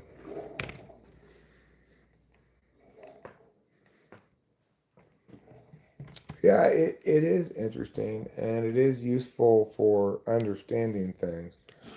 The extent to which it's useful in some other regard is hard to say. Somebody who is good at converting understanding into utility could make any correct understanding potentially useful, it seems like. But people who are bad at converting understanding into utility are somebody like me is going to say, well, like that it is potentially useful is secondary to the fact that it's correct in its description of things. I'm not conscientious, so cleanliness makes me feel judged. I'm not particularly conscientious either, but I do have a more conscious relationship with introverted sensing than Rachel does. So in that regard, I think I'm a little more attentive to like upkeep of our space here a little bit, but Rachel and I are more or less equivalent on cleanliness. Neither of us is disgusting.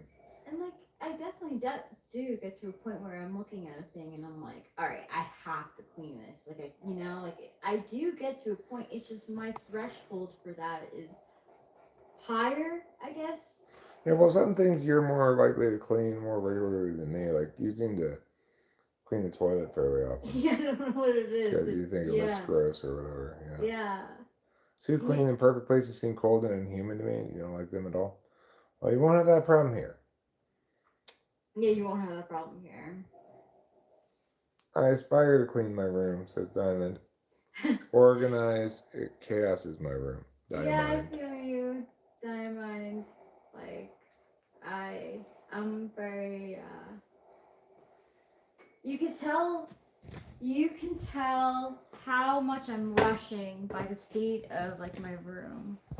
Like, my shoes upstairs are all over the place, and the reason is because I had an outfit, and I was trying on different shoes, and I was doing it frantically, So there's one shoe that's over there, and there's one shoe that's like in the other corner. Because we were gonna leave at a certain time. Yeah. Let's see. Your place is very warm and friendly, happy looking. I mean that sincerely. It's not just a Thank euphemism for messy, huh? Thank you, appreciate it.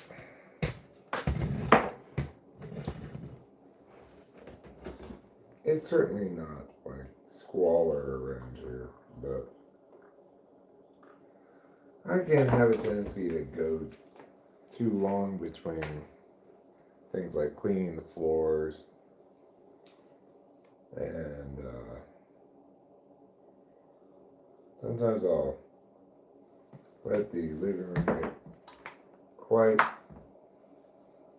look like quite the messy college kid's pad before I get around to tidying up, cleaning the tables and stuff in there.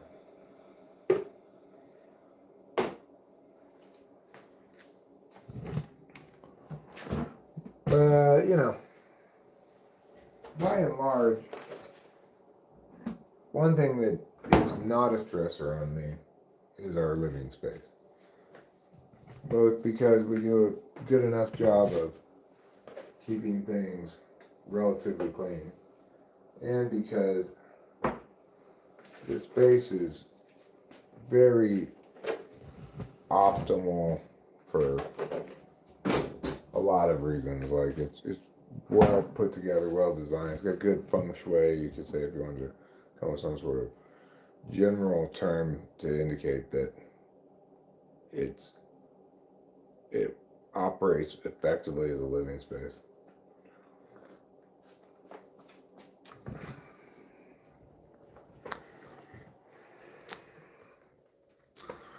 I might have a variety of different stressors, but my living space is more or less not one.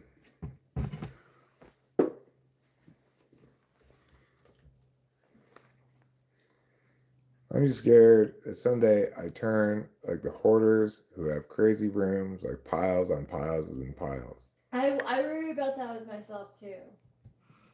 Like I don't want to become a hoarder. My grandma was a hoarder, and it made me very uncomfortable. So like I have to remember to throw things out. Yeah. Throwing things out can be a challenging undertaking for good reasons, it's not just for bad reasons. Like, it does seem like every time I've held on to something that I think might have some utility at some point, and then one day I say, you know what, I'm never going to use this, I'm just going to throw it away. Then, like, the next day, I have some need for it. Yeah, it seems like that happens. I know. Invariably. Same thing with me. Like, there was this one time where I was like, all right, like I'm not like wearing this lipstick, and it's like starting to get. I personally think that most like things that like lipstick, makeup, they do have an expiration date, but like I definitely go past it. But like at one point I was like, all right, this stuff like I have to get rid of. And then like 3-4 months later I was like, damn, why did I do that? Like, oh, I haven't brought out a while. Yeah. So, you know, it's always going to be a somewhat challenging question for people, like for a man, for example, who has a traditional sort of male garage full of tools and nails and screws and stuff like that. It does make sense to have your home stocked with some amount of that stuff, but not infinite amount of that stuff, right? And that's exactly the kind of thing that I saw a meme the other day that showed somebody who put together some furniture that came with an Allen wrench, and it says something like, we looked at the Allen wrench and it says something like, for some reason I'm definitely keeping this. Those are the kind of things that I'm going to end up keeping Even though I probably already have like 10 of those Allen wrenches.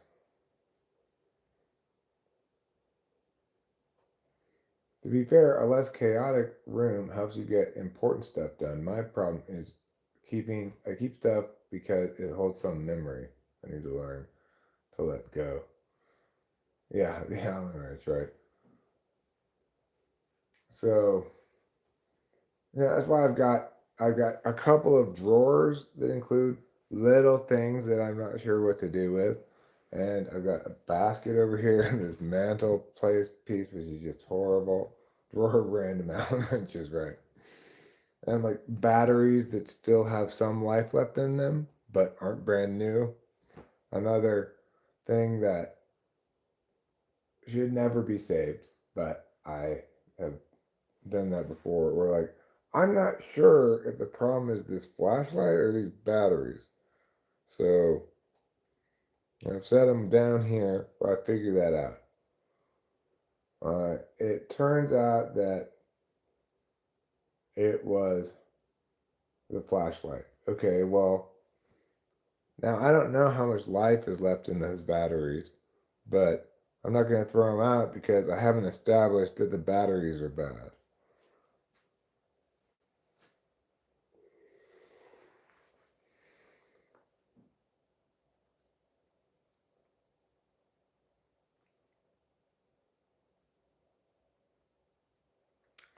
Okay, so one thing I could do, next thing I could do, well, I could put dishes away. That would be fine. Oh, but I was gonna go have a cigarette first. That's right. I just need to eat some more food though. Just having a couple bites of this leftovers is not good enough.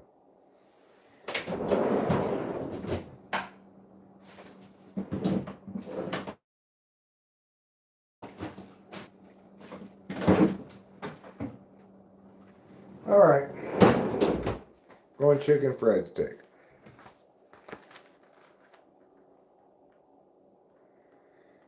I might just believe that flashlights are here to prank us. When we buy a flashlight, it lights up. Put it in a drawer, wait a while to use. Need it, turn it on, it won't work. 6 minutes for this. You might say, what is this, Eric? Well, it's chicken fried steak.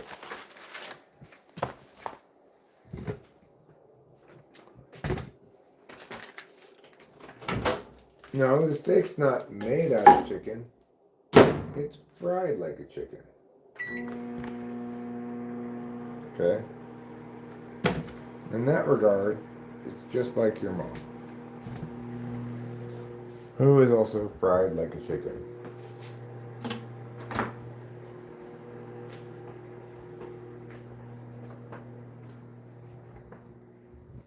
Alright, while we're waiting for that food to cook, we'll step outside briefly. Have a cigarillo. Muse about the challenges of space travel. Am I pathetic because like I want to follow you around, but like you don't know, like you don't necessarily follow me around? Sometimes I do. It's true. And no, you're not pathetic at all. I appreciate you following me around because I like it when you come outside with me, even though I don't expect it because, you don't need to go outside to smoke. So No, you I can just smoke like being inside, I feel like I'm missing out. Like if I. Well, I enjoy your company always. Hi, Dallas. A good flashlight-free evening for everyone, huh? I do have one flashlight that I like, which I think of as my good flashlight.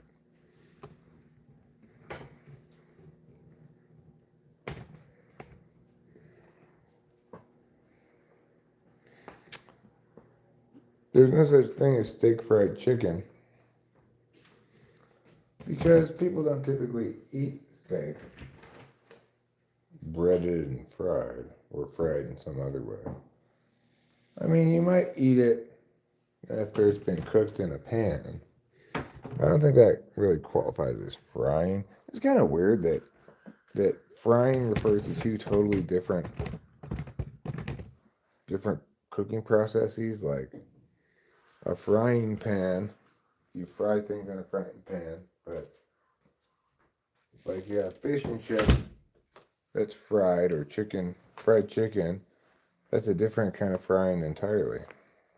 Isn't that interesting and odd?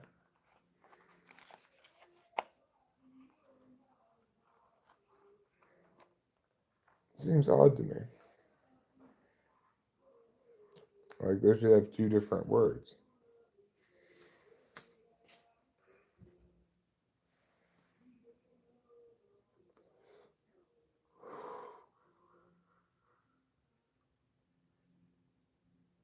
Well, I would say that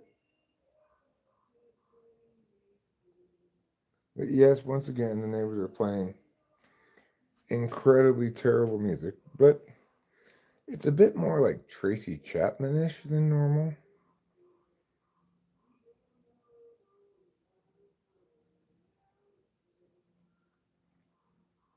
It's like I don't even know what exactly you'd call this music except for that. But I guess it's some variant of country. It maybe it's slightly less terrible than what they usually listen to.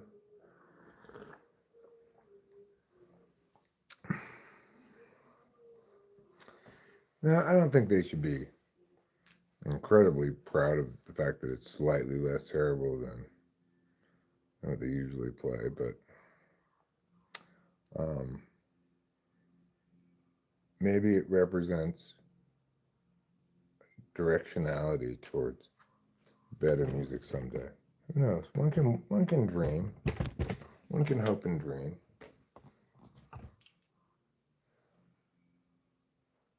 But Eric, you might point out, it's still incredibly terrible. Yeah,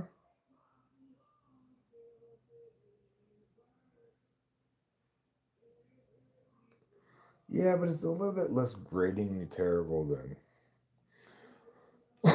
some of their other choices. At least it's kind of got a mood that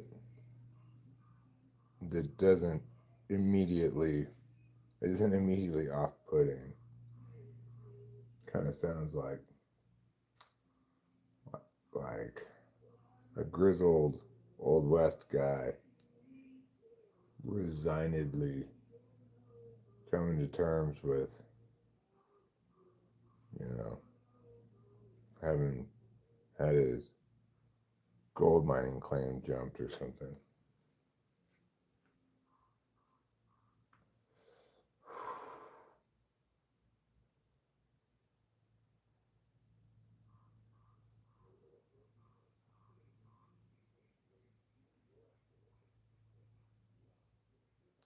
Sounds like they were listening to the radio, actually.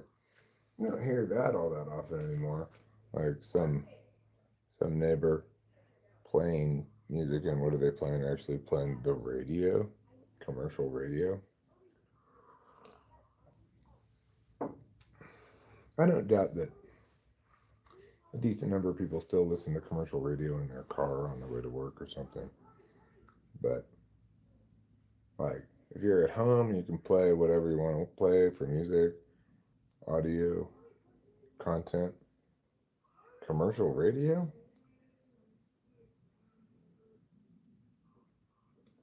Could be non-commercial. We could be listening to the Mariposa non-commercial radio station. That would kind of make sense that the thing that they were playing was a little bit more like folky and less country. Seems consistent with the local radio station.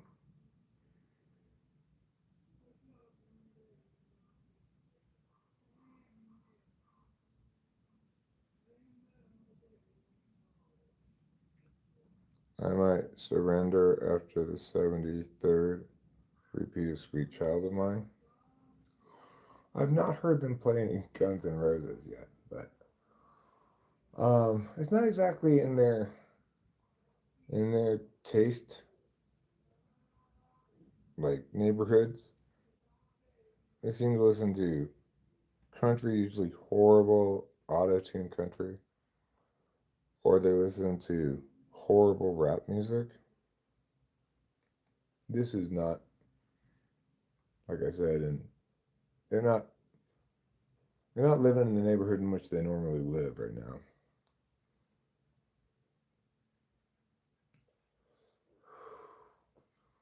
Whoever put on this radio station was probably just like close enough to the music we listen to, I guess. They're like, well, this is pretty terrible. I guess it's terrible enough for us to listen to. That's their only criterion over there. Is this music terrible enough for us to listen to? If it is, we're not that genre picky. It just needs to be super, super terrible. And we're happy to play it. But I do appreciate the volume at which they're playing it. They're not being super loud. Sometimes they're louder than others, but they generally do a good job of being noisy at appropriate times. It's not generally their volume level that I have any issue with. It's just that because there's no good volume to play bad music at. It's just it's less painful or more painful according to the volume, I guess. But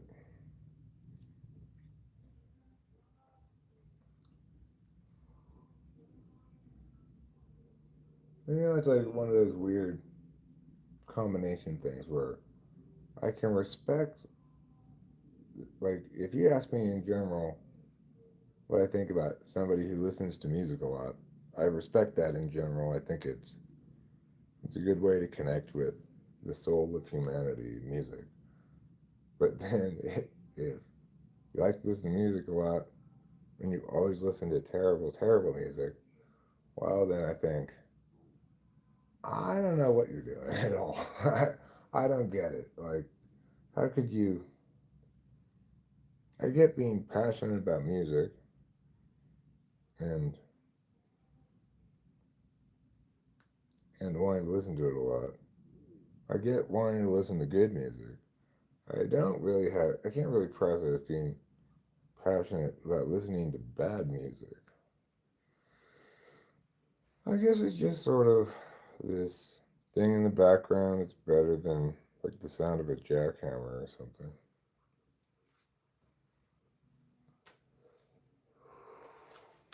It's like my ex-wife Candace, her family used to do this thing that drove me fucking crazy. No matter what was going on at their house, or eating dinner or whatever else, they always had the TV on in the background, blaring its noisiness, and they have it on some dumb show talking about some dumb thing. Of course, they leave the commercials on as well. And it was like, how can anybody pay attention to anything with this So cacophony much of nonsense going on in the background? Yeah, that's a lot. That would drive me crazy. Yeah, it drove me crazy. 6 pounds of pork shoulder. Oh, your food beat. Oh, right. Thank you. I forgot about it. Let me just go grab my 6 pounds of pork shoulder. I'll be right back.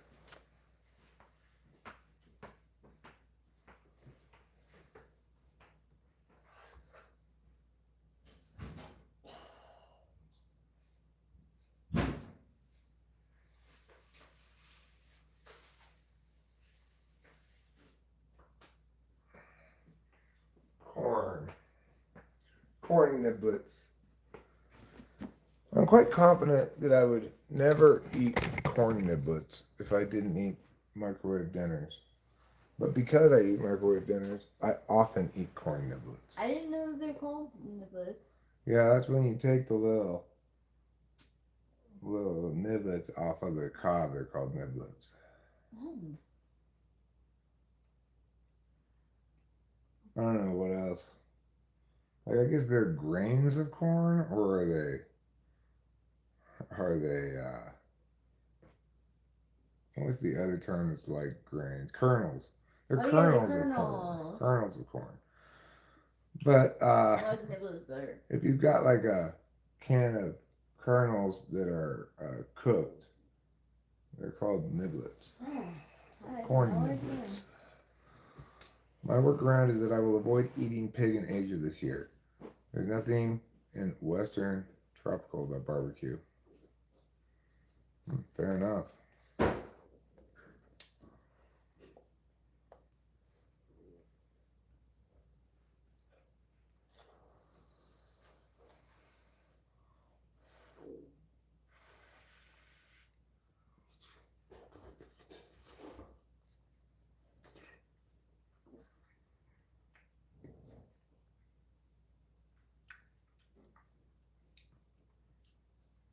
Pretty good. Pretty good. The thing about chicken fried steak, of course, is that they tenderize the steak before they fry it.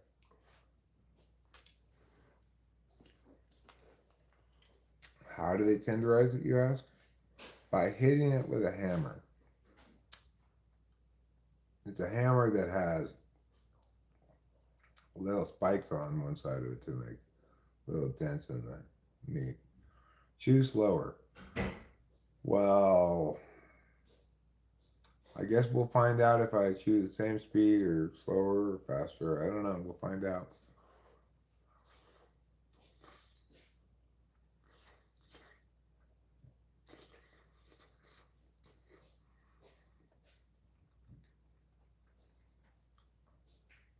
Mm. This definitely helps me by on the physiological level, and well, the main cause of any like mental emotional distress that I feel in the coming days or even today is dopamine crash. It's also the case that I can minimize some of those harms by doing good SI stuff, eating enough food, taking showers, stuff like that. Also, some basic SE physical stuff like taking a walk and so forth can help.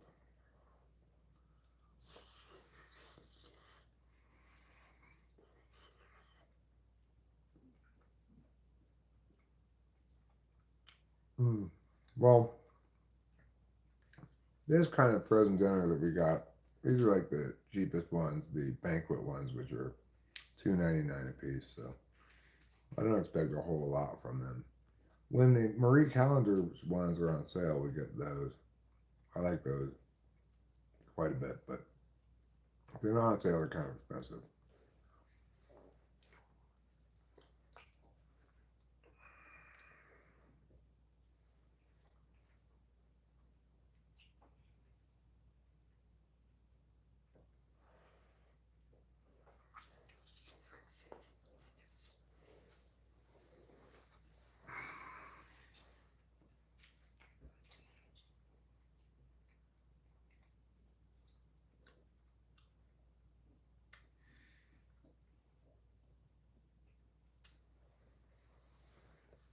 I like the gravy they got on this.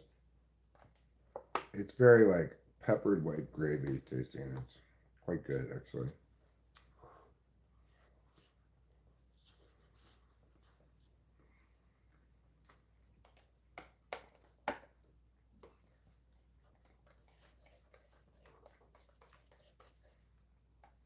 Some of these banquet dinners do come with a dessert, but it's generally the apples. Like it's like sugary apple. It's like the inside of an apple pie from McDonald's.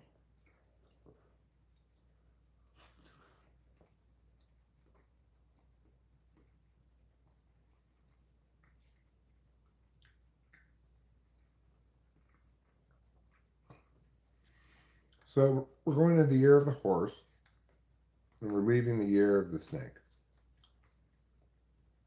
The year of the snake really slithered up and bit me this year.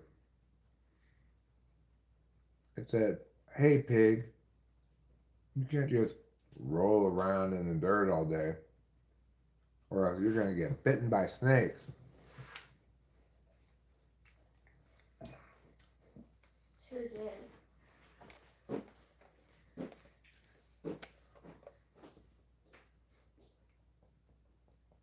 have 3 more weeks left, so.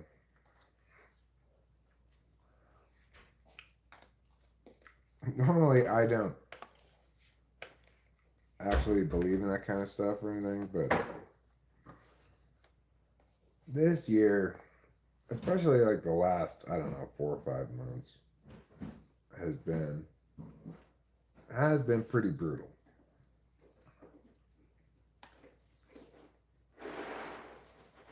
And I can't help but admit that part of me is kind of taking note of this. I can't wait till the new Chinese astrology year. Although I don't want Rachel to have a comparable experience. Yeah, I might though. In the coming year. And like instead of like, a snake slithering to bite me in the ass, I might have a horse trample all over me. Yeah, or kick you. They say the grand finale is saved for the end of the year, huh? Well, that was a pretty grand finale indeed, I'll tell you.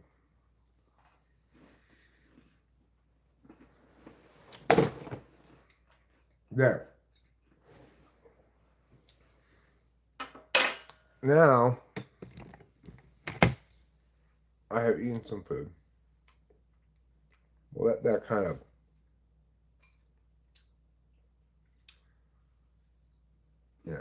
make its way around my stomach. And let it do its foodie magic in terms of just generally resetting my SI stuff.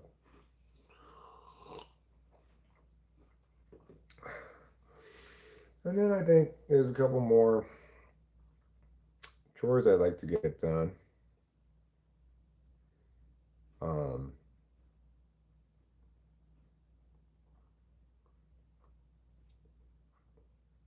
Before I end the stream. Probably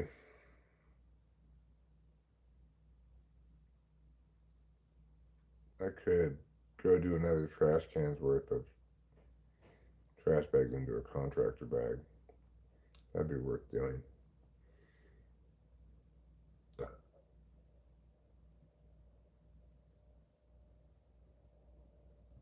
My sister's huge pet pig is now dead. Did anybody barbecue it? Is what Winston's mom wants to know. Probably not. People don't generally eat their dead pets. Also, people don't generally eat things that died in ways other than being slaughtered.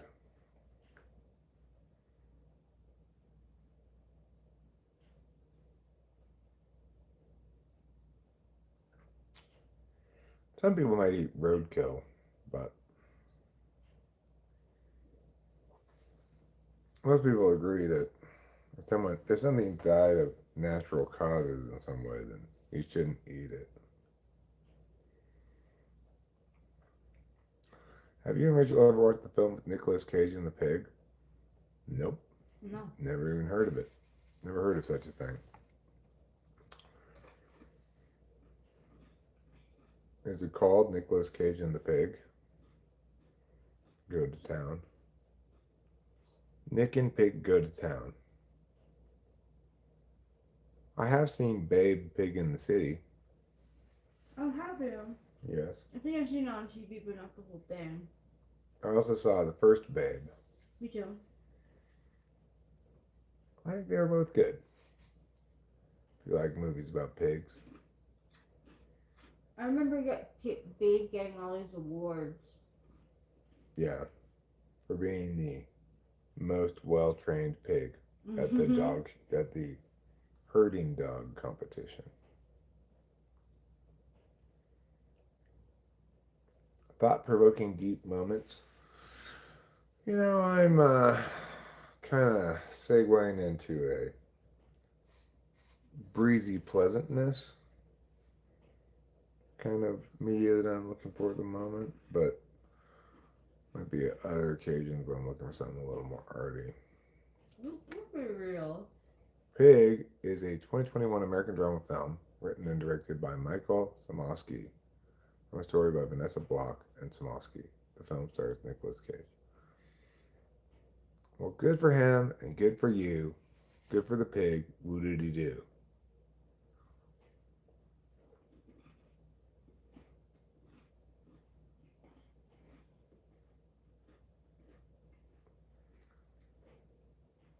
I mean, movies about a person who has to face their traumatic past.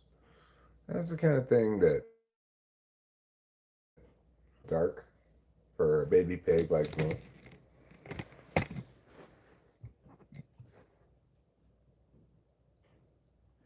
Like the animal itself, Pig defines the hogwash of expectations with a beautiful odyssey of loss and love anchored by Nicolas Cage's affectingly raw performance.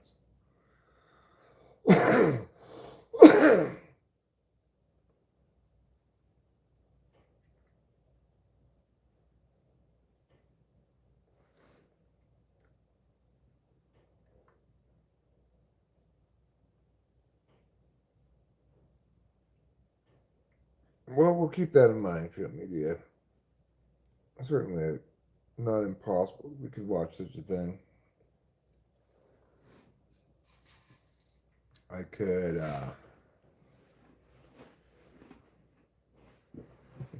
see us looking for something to watch together.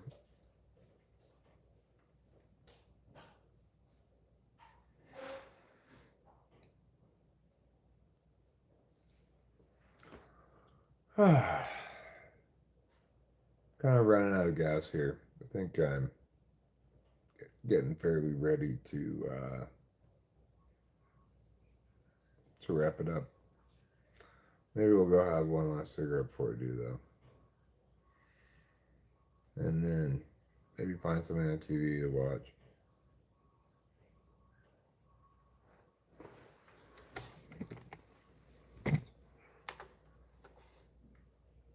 There's also a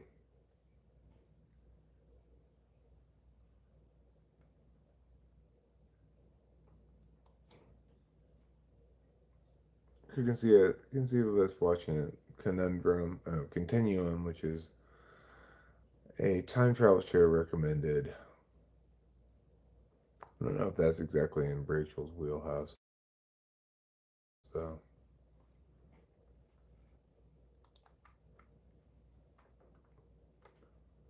She suggested maybe rewatching the new season of Stranger Things so she can watch it with me. It's certainly a possibility. But I'm looking for other things that might be on Netflix here that we might watch. Sometimes I'll Google something like, best movies since 2020 or good comedies, best Christmas movies, something like that. And look for feature films. Feature films are things I tend to have underrepresented in my media consumption compared against other kinds of media, either episodic stuff or like YouTube videos.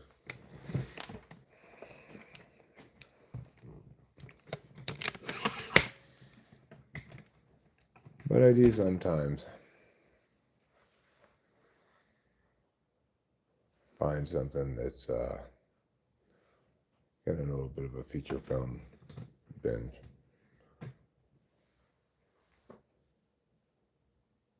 Splurged on some fish and chips from a local burger place on DoorDash. Well, it sounds like it'll be a tasty treat sensation.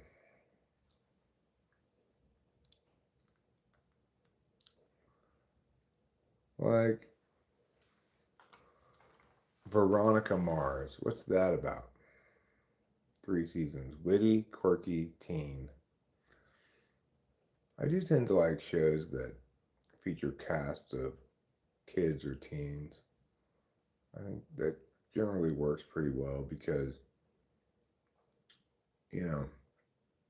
the relationships between teenagers or kids in a social group is uh, it's got a certain quality to it that's specific to that time of life.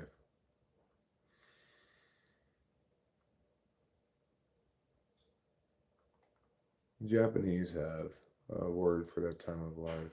I guess we'd call it adolescence, but it seems to do an injustice to the period of time. It's kind of like, a formative part of the hero's journey or something. One imagines that in the status quo, we tend to view adolescence as a transition period between childhood and adulthood, or we tend to view childhood as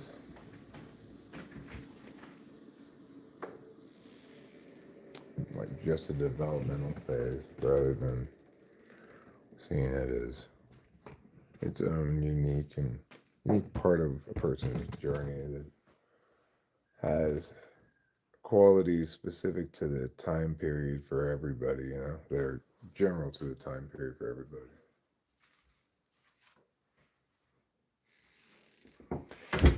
Or for most people.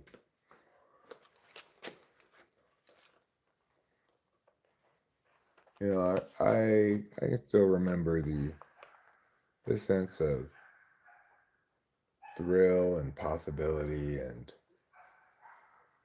like full engagement, enthusiasm with going out with friends to do some social thing or to hang out someplace and I don't know, drink alcohol or even something more wholesome like going to a museum or something. It used to be very fulfilling for me to be in the thick of things socially and so forth. But it changes as you get older. Things don't necessarily remain constant. It's not that FE is still an absolute value for me, but I have to attain on it by somewhat more sophisticated metrics.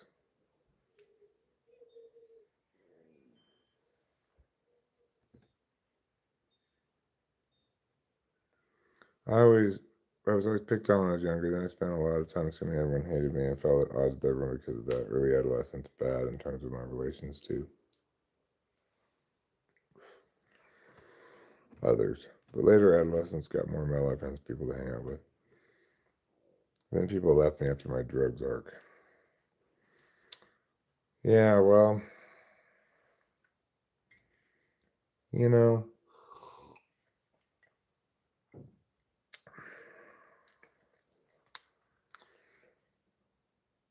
sometimes that's revelatory about who really cares about you, and sometimes it's also revelatory about the reality that people have to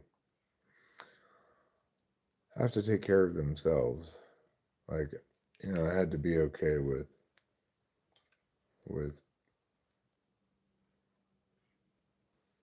disconnecting from my friend Corey.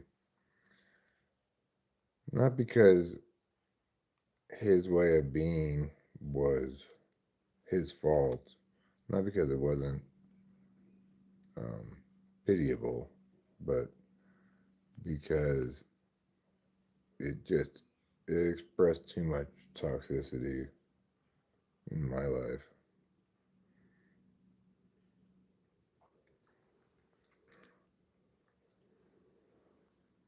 It's like you put enough bad shit into another person as his wife is putting into him, and that person starts, you know, putting out bad shit onto other people. It's kind of unavoidable. You want to meet more people, your bars aren't the best venue for that, so I don't know where to go. Yeah, I don't know where one goes in real life to meet a lot more people or not. Around here, if Rachel and I wanted to go be more active in the community, meet more people, and see people more often and so forth, we might do it by going to an open mic. We might do it by, say, taking the joining the square dancing group that's in town. We might go to bingo. You know, I was self-destructive for a while and even romanticized the self-destruction at times. Well, that kind of thing is easy to do when you're young, because um, well, for me anyway, it was easy for me to feel strongly the resonance with sort of being a character in a story back when I was younger.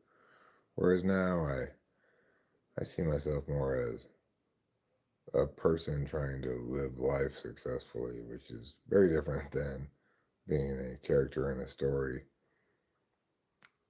I It used to be easy for me to feel the romance of a moment, like for example um, when it was foggy when I was in college and I'd be walking around at night and I'd kind of feel this like young adult connection with the world, the moment, my age, reality, the future, whatever. But I find that obviously every portion of life has its own qualities and so forth. It is the case that in many ways I was a much worse version of myself back then because I was unwise, reckless, still to make many of the mistakes that would teach me things. It's also the case that in some ways I was a healthier person back then because I I didn't struggle with mental moments of poor mental health, be it depression or anxiety. I didn't really process things like that. And I was still very much able to believe in my own ability to make changes, my own agency and the significance of actions that I took that made it easier to be motivated by those things. And just to some extent, like when I started playing guitar and started being in a band, the first band I was in, Puppy Bus, was pretty terrible. But I couldn't really tell. I didn't really know. Like, I just thought, yeah, this is great.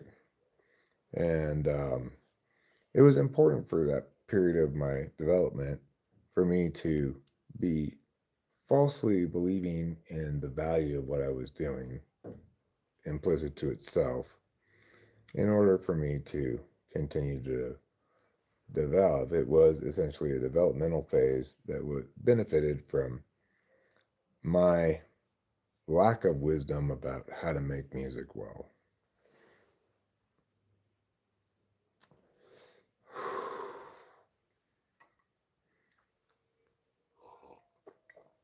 A lot of things are similar to that.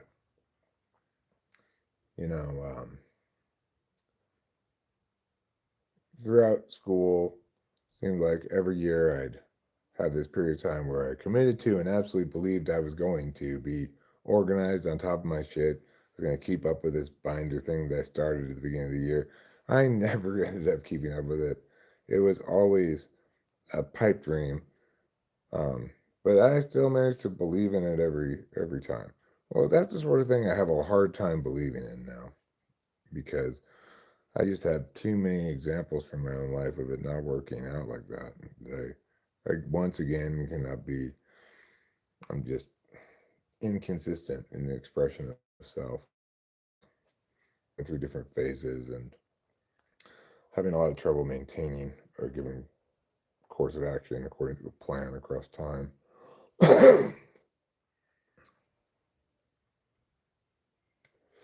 That can be demoralizing if you are telling yourself that you really need to start behaving a little bit more like Mia, or do these specific things for some stretch of time in order to enable Mia, and then you're just not doing that, then it's hard to, it helps to at least believe it for a while so that you can get some stuff done and banked. Um,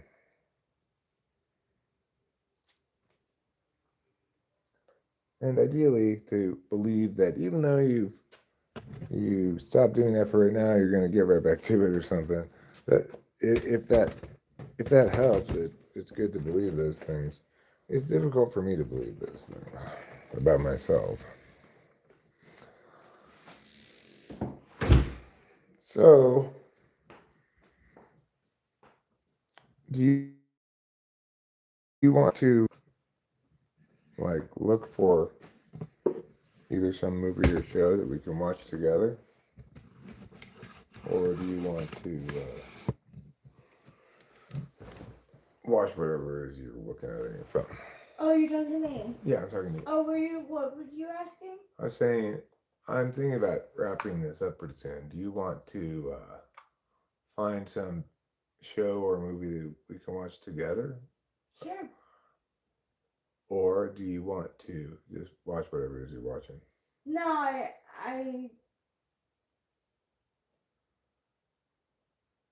am not really.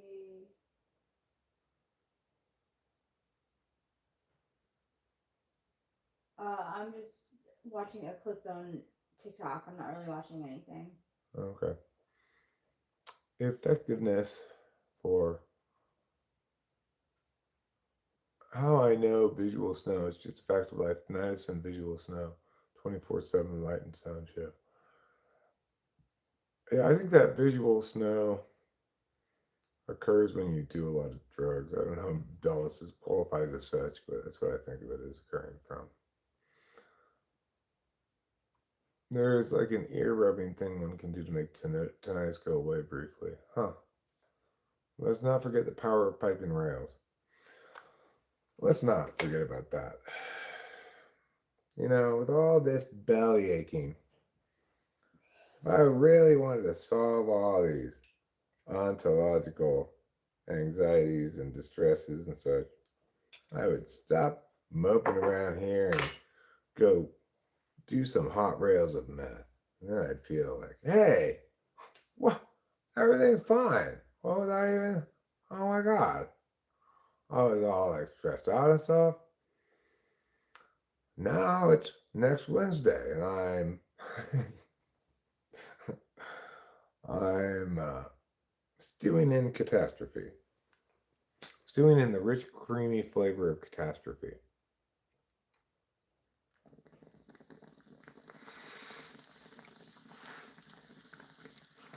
Did Rachel ever watch Artifice Girl? I don't think so.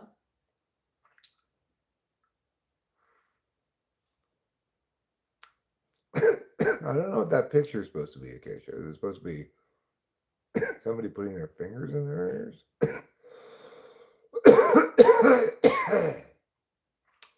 We are hoping that. We're hoping so hard for that, Gil. We know that a fish and chips without tartar sauce is like a day without sunshine.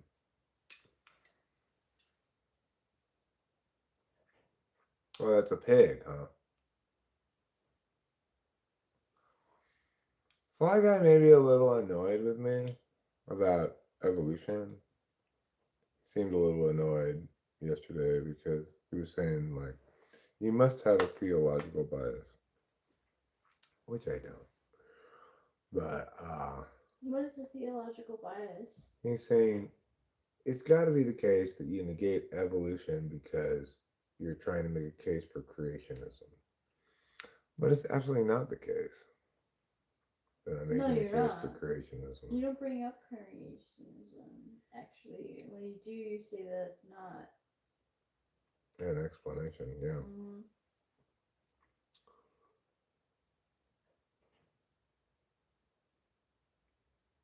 He could just be doing his own thing too. Like I thought that Carrot was like mad at me for yelling at Fly Guy because I didn't talk to her for like a day, but um, she It was no. just yeah, we're probably just making meaning out of nothing.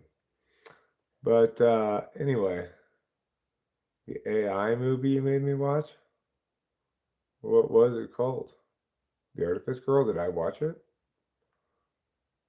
I watched it and liked it and wanted to watch it with Rachel. I don't even remember it. Take your word for it though.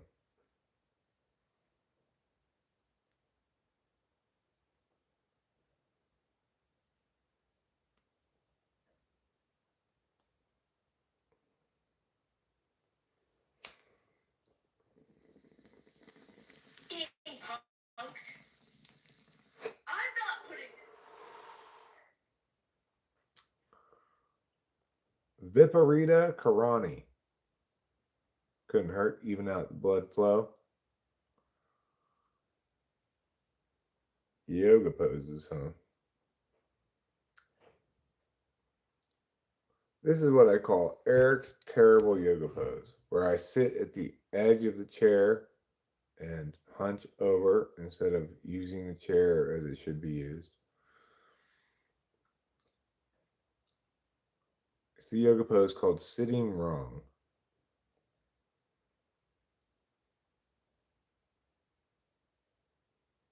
Okay, show media. I hear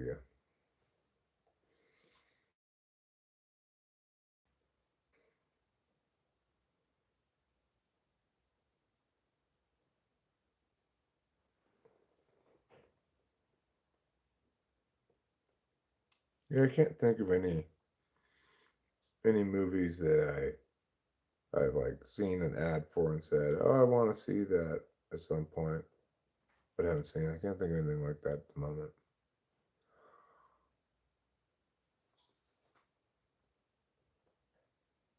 I'm sure there must be something. The national championship game last night was good. Indiana beat Miami on a you know interception at the very end of the game as Miami was trying to drive down the field to take the lead with a touchdown. They got picked off down somewhere near the goal line and like around the 10-yard line or something. And that brought the game to an end. But it was in question all the way until that moment, which was cool.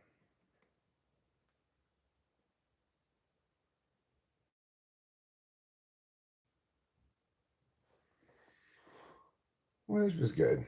Obviously, that's preferable uh, to a bad game or a blowout. I actually expected that um, that Indiana was going to blow out Miami. But it was much closer than that. Although, if you looked at the stats, Indiana, generally speaking, had a look was doing a better job. Like they had more yards, more plays, etc., all that stuff. But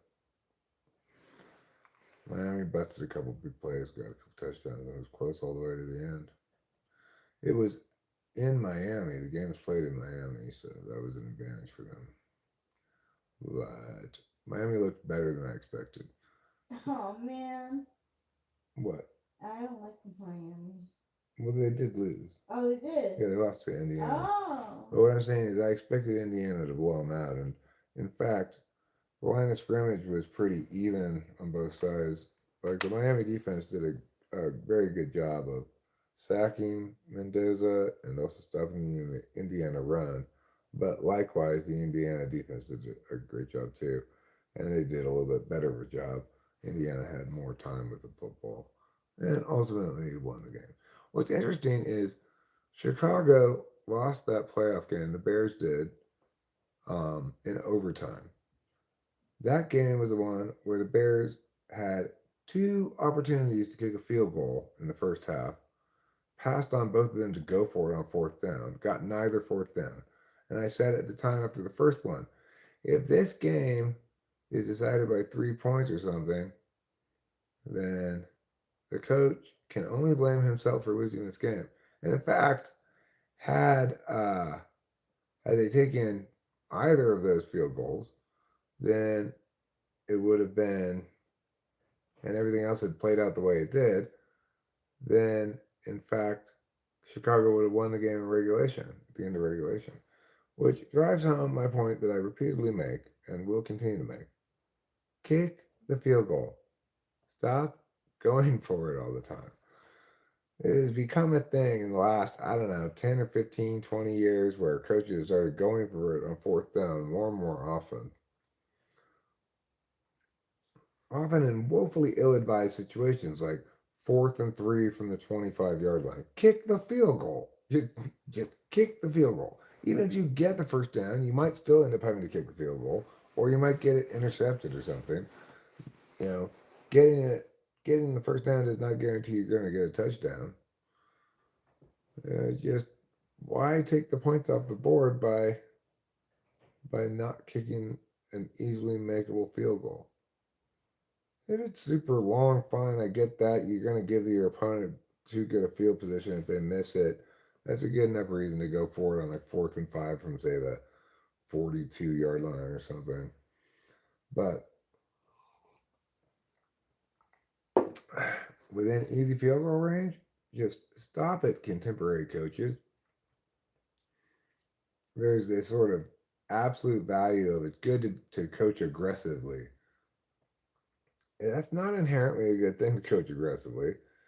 By and large, the team that the coaches prudently is going to have the advantage.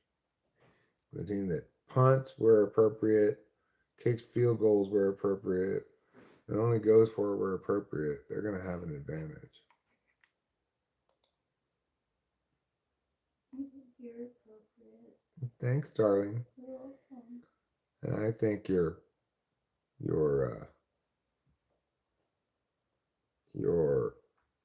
extremely satisfactory. Thank you. I was trying to come up with an equivalent. I know. Oh, I see. Yeah. I like it. I feel like I got my report card. Right, yeah. It's E stands for excellent, satisfactory is S, and unsatisfactory is U. Okay, well, you get an E. Oh, thanks. Of course, darling.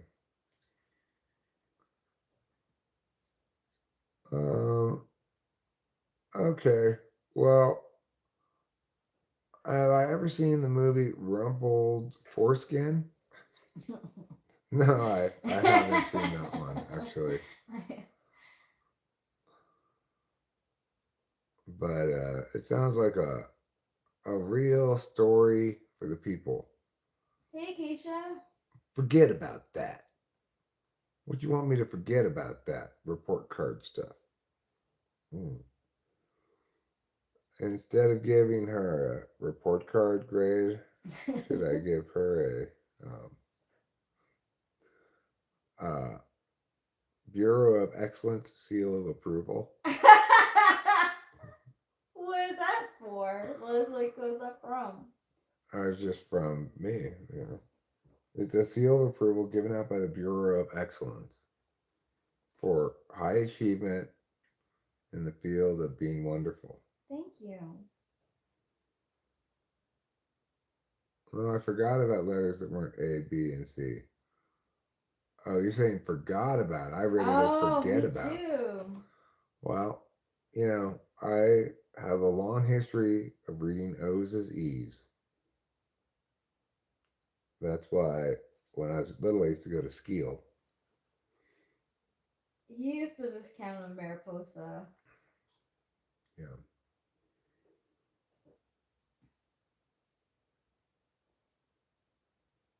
Just that way you get like a title and stuff and like respect, but like you're not like you don't have the same responsibilities, I feel. What is a Viscount doesn't have that many responsibilities, is that what you're saying? Yeah, like not as many as like a king or something. Probably. You know what? I don't even think it's pronounced Viscount, even though it's spelled that way. Really? I think it's pronounced Viscount. Oh, Viscount. My bad. I mean, I just encountered this like within the last couple of months. Somebody put some link to some. I think it was Winston's mom put a link to some lady who's married to a Viscount who has a YouTube channel, Oh. and I believe she pronounced it Viscount. Viscount. Yeah, but you know, I guess if you are royal lineage, then you don't pronounce the S. But we commoners, maybe we don't have the blue enough blood to leave the S silent.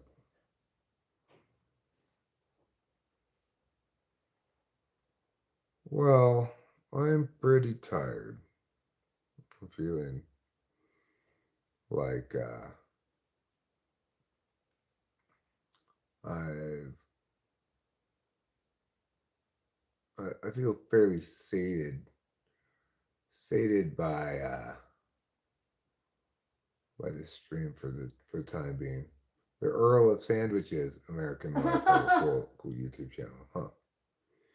Let's keep it together. Hi, JSUISUNPITSUCRE. I don't know how to say all that. Sucre. Sucre is the end of it, which I believe is French for sugar. That's what I believe. I believe in a world where everybody has a chance to shine. And I believe in a place where the world is as shiny as a marble in the sun. And I believe in a dream of love and peace where everybody is friends and good times abound. This is the world that I believe in. And I believe in a world where I can continue to just live stream random things and see huge gains in terms of my YouTube channel growth. I want that for you. Yeah. It's what I believe in. I believe in that too. Yeah, we just gotta figure out how to make it such that believing in something makes it come true. That's the hurdle I've got to clear. Casey Jones believes in clean butts. That's a good thing to believe in. You know, I believe in a world full of leprechauns, Sasquatches, fairies, Loch Ness monsters, aliens, and other magical beings.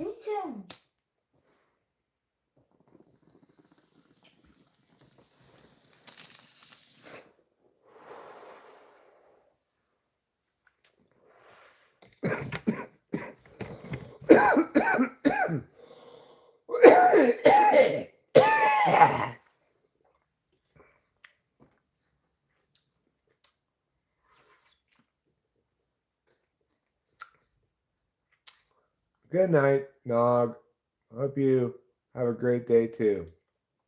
We will try to have a good rest of our day. I think we'll watch a little Mugity Meow and then probably go to bed, but it's conceivable that I might check in again for a live stream nightcap before I go to bed. Not inconceivable.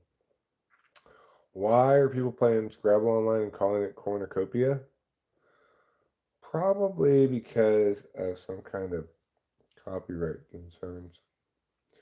Loch Ness Monster is actually just a whale penis of a whale on its back near the surface. Oh, I didn't know that. Really? No, not really. Once again, the people of Loch Ness are fooled by a gigantic whale penis. I was. All right, so I'm gonna call it a stream and perhaps see you guys later this evening briefly if I feel like checking in again before I go to bed. But in the interim, I think we'll watch a little something. Goodbye. I love you. Don't forget to eat plenty of cheese.